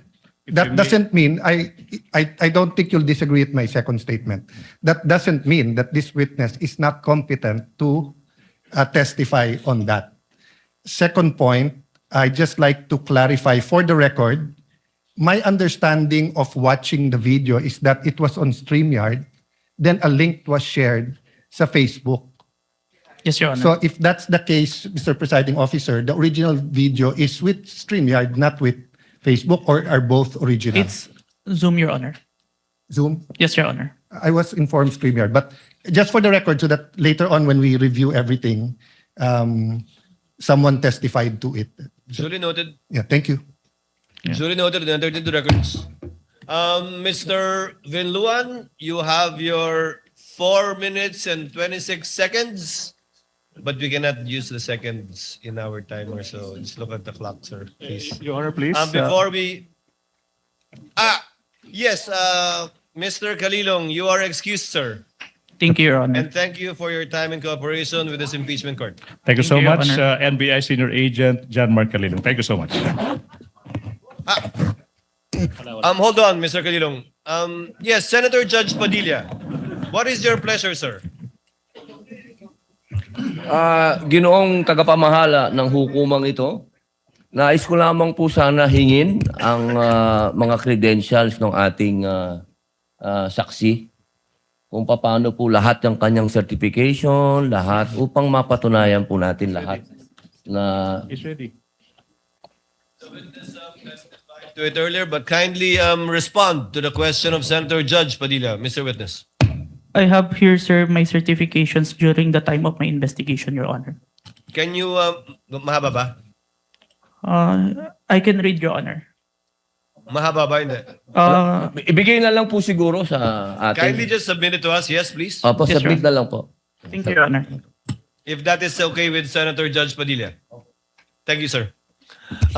Mr. Kalilong, you are excused, sir, and thank you for your time and cooperation with the impeachment court. Thank you, Your Honor. The presiding officer will just wait for the witness to leave the premises before recognizing Attorney Binon. Okay, Attorney Binon, you have 4 minutes and 26 seconds. You may proceed, sir. Thereafter, we will call for a 15-minute break. In the discourse yesterday, talking about VP Sara's statements during the November 23, 2024 press con, Senator Judge Risa Ontiveros stated, and I quote, "None of these statements are proof that the Vice President actually contracted an assassin or hired one. She is absolutely right." She then asked the question, why are these acts impeachable? To this question, the prosecution responded, "We understand that these statements may not actually 100% prove that she in fact contracted an assassin. End of quote. Hence, the prosecution admitted that the video does not prove any fact other than its existence. In simple words, there is no proof of any contracting of an assassin. The prosecution's admission before this honorable court made the respondent's position clear. The prosecution has no other competent evidence to prove that VP Sara contracted an assassin. Ang testimonya ni Kalilong, gaya ng iba pang ebidensya kuno ng prosecution, ay hindi sapat para patunayan ang paratang na ito. Trying to prove this stretched narrative using a hodgepodge of materials is a waste of this honorable court's time and the Filipino people's money. Si VP Sara na mismo ang nagsabi na hindi assassin ang kinausap niya. This term only came from people who took her statements out of their proper context and tried to exaggerate them for what they really meant. The truth of the matter is this: she and her family were threatened. And while her response was unconventional, it was justified. What triggered her response was a question about Operation Romanov, which is the plot to eliminate VP Sara and her entire family. The NBI's own records prove this. In the minutes of the meeting of Dempsey Reyes' interview, he said, and I quote, "May press con kasi earlier than that, sabi niya, parang hindi lang niya gusto daw, sabi lang niya gusto daw siyang patayin daw, according to her, ni speaker. That was during a press conference the day before, November 2022. End of quote. During the virtual press con, Princess Maui mentioned Operation Romanov again and even warned her about her safety. Reyes talked about it, Princess Maui reiterated it, but the NBI gaslighted it. When VP Sara uttered those words, she was not responding as Sara Duterte, the Vice President, but Sara Duterte, the wife, mother, daughter, and sister, who only sought to protect her own and her family members' lives. Operation Romanov is in place, and the threat against their lives is real. VP Sara became the target of unauthorized intelligence and surveillance operations by government operatives that exposed her family to high-level risks and security threats, thereby causing intense trauma and uncontrollable fear. Her homes in Davao and Manila were profiled, and this is proven by classified casing reports. Her trusted security personnel were removed. Her schedule of official functions, like the one in Naga, was leaked by intelligence agents, and her security was heavily compromised. In sum, the prosecution was right in using the term culmination. But the prosecution's interpretation is wrong. Rather, when VP Sara left the administration, she suffered various forms of threats and harassment for many months from the powers that be, and the culmination was her statement on that fateful early morning in November 2024. She didn't commit an impeachable offense. She drew the line in the sand and said, enough is enough. That is the meaning, and that is the context. Finally, as to the alleged grave threats and inciting to sedition, these are defined by their vice penal code and are punishable by prisión correccional. Thus, these fall under the jurisdiction of the MTC or first-level courts. These charges are not other high crimes as contemplated by the Constitution as grounds for impeachment and are therefore not impeachable. After all, VP Sara was fighting two important battles that day. One against the threat to her family's life, and another against the life of the ordinary Filipino, constantly suffocated by the immense weight of corruption, which she talked about during the press con. She never incited sedition. She merely echoed the voice of ordinary Filipinos. Her message that day only reflected what was already in their hearts and minds. There was no betrayal of public trust. She actually upheld the people's trust as she spoke for and behalf of the people. Thank you, Your Honor. Thank you, Attorney Vidluan. Chair declares a 50... Senator Judge Bam Aquino, before we declare a recess. Yes, just a quick manifestation, Mr. You President. may proceed, sir. Tapos na po tayo sa unang witness.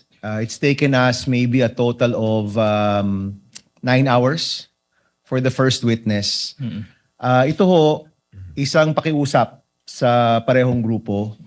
Alam ko po may kanya-kanya tayong estilo, may kanya-kanya tayong strategy. But if possible, can we allow the testimonies to be heard? Can we have proceedings that will go straight to the point? Kasi po nanonood ang taong bayan, pati po kaming mga senator judge. Gusto rin ho naming makita itong mga proceedings, yung mga ebidensya na mas madali ring maintindihan. So ito naman po, di ho namin pwede itong idikta sa inyo. But if possible, the succeeding witnesses, and we have a long list, this goes for both parties, by the way. Let's have proceedings where we can go straight to the point, malaman natin yung puntos ng bawat grupo para makapag-desisyon rin po tayo ng maayos. Ito po this is a plea, no? This is not an order to both parties, but if we can, this is the People's Tribunal, we're watching, everybody's watching. Sana po, payagan natin na lumabas yung mga katotohanan, lumabas yung mga ebidensya upang maging mas madali at mas kaaya-aya po yung ating proceedings. Yun lang po, Mr. President. Thank you so much. Noted and entered into the records. Chair would like to give Senator Bam, bibigyan ko ng konting pag-asa sa Senator Bam. Usually, ang mga paglilitis tulad nito, parang diesel yan. Sa simula, siyempre dahil una pa lamang, nagkakasanayan, nagkakaestimahan, pero bibilis at bibilis ito sa pagdaloy din ng ilang araw lang ng trial natin. And you will be able to see that the next couple of days. Chair declares a 15-minute recess. We Your all Honor, come please. back. Your Honor, Yes, please. counsel for the prosecutor. Before the declaration of recess, I suppose that the reason is for the presentation of the next witness for Yes. the prosecution. We manifest, Your Honor, that John Mark Calilong will be our witness for this afternoon. We'll be presenting the next witness during the next hearing on Monday, Your Honor, please. You won't present Attorney Lotok anymore? Yes, today? Your Honor, on Monday, Your Honor, please. We will utilize the 11 days allotted to Article 4 for the prosecution, Your Honor, please. So, no Attorney Lotok today? Today, we'll do that on Monday, Your Honor, please. So, Your Honor.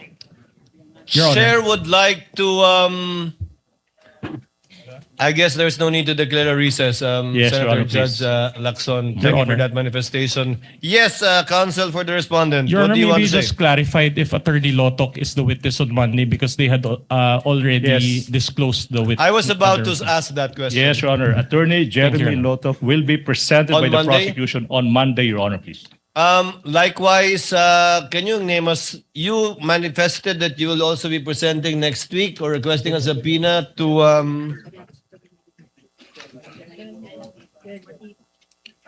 yes, to Attorney Lopez and Attorney Director Matibag.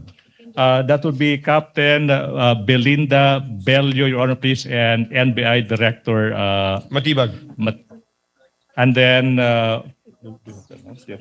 Lotok first.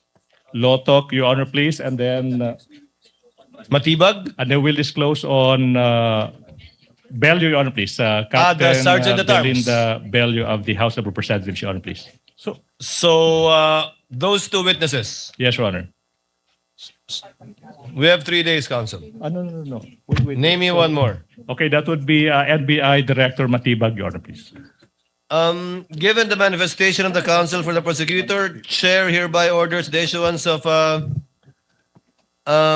subpoena once again to Attorney Lotok for the trial dates on July 13, 14, and 15, as well as for Attorney Melvin Matibag. No need for a subpoena for Ms. Bella? Your Honor. Before I recognize counsel for respondent, no need for a subpoena? There's no need for subpoena, Your Honor, please. You did not request for a subpoena, counsel. Yes, Your Honor.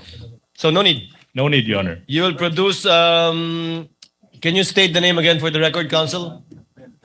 Can you state for the name of the witness again for the record? Your Honor, the first witness will be Captain Belinda Bello. Sorry, that would be Attorney Jeremy C. Loto. Number 2 is Captain Belinda Bello. And number 3, NBI Director Matibag. And number 4. Thank you. That's for no. Thank you, For next Counsel. week, those are the witnesses, Your Honor, please. Thank you. Counsel for Respondent, Your what Honor, is your pleasure? Your Honor, considering the change in schedule, may we just confirm if that is the exact order of presentation next week? I believe so. The chair would like to be the one to confirm that. To reiterate, Your Honor, may I be recognized? I apologize. yes, the member of the panel of prosecutors, Representative Defensor, what is your pleasure, sir? Your Honor, may I just correct, since the private counsel is under the direct supervision and control of the Yes, of counsel course. prosecutors. For Monday, Your Honors, we will be presenting Attorney Jeremy Lotok. For Wednesday, we will be presenting Tuesday, we'll be presenting Attorney Zulaika Lopez. And for Wednesday, our third witness, we will be presenting Captain Belinda Bello. Captain Belinda. So, Director Matibag is not yet going to be presented next week? Not yet, Your Honor. We will manifest on Monday if we can consider him for the Wednesday's session, depending on how the trial goes or how long the testimonies will take for both parties. Noted. What is the pleasure of counsel? Chair would like now to discuss and dispense with some administrative matters. The BIR box, which the chair ordered to be returned on July 6, has actually been returned to the BIR, sealed, untouched, and duly received accordingly. And the counsel for the prosecutors have filed a motion for the issuance of subpoena duces tecum at testificandum to the BIR concerning this box. Has a copy been furnished to the counsel for the respondents? None yet, Your Honor. None yet? I thought, yes. Your Honor, we confirm that we emailed a copy to the respondents. Last Kindly Monday, check Your Honor. so that we can dispense with the need of reading the subpoena. Having said that, given that this has been put in issue rather in the pre-trial brief of both parties, there is counsel for respondent, we will accord the same treatment to this with respect to the subpoena, request for subpoena for the bank accounts of the spouses, Vice President Sara Duterte and Attorney Mans Carpio. Therefore, the presiding officer orders both parties to submit a memoranda on the subject matter of the subpoena of the BIR records on Monday. And we will also schedule the oral arguments for deciding on this issue together with the bank records on Wednesday. Each party will be given 10 minutes without prejudice to a rebuttal and or a rebuttal by the other side for another 3 minutes before the court shall decide. We will comply, Your Honor. We will comply, Your Honor. Thank you. So ordered. In regard to the request for the issuance of a motion for subpoena, asan yun?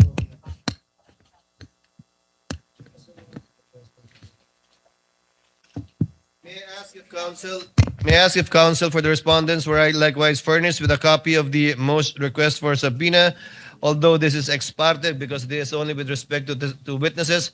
So there is no need to issue a subpoena to Attorney Melvin Matibag for next week. Honorable Defensor?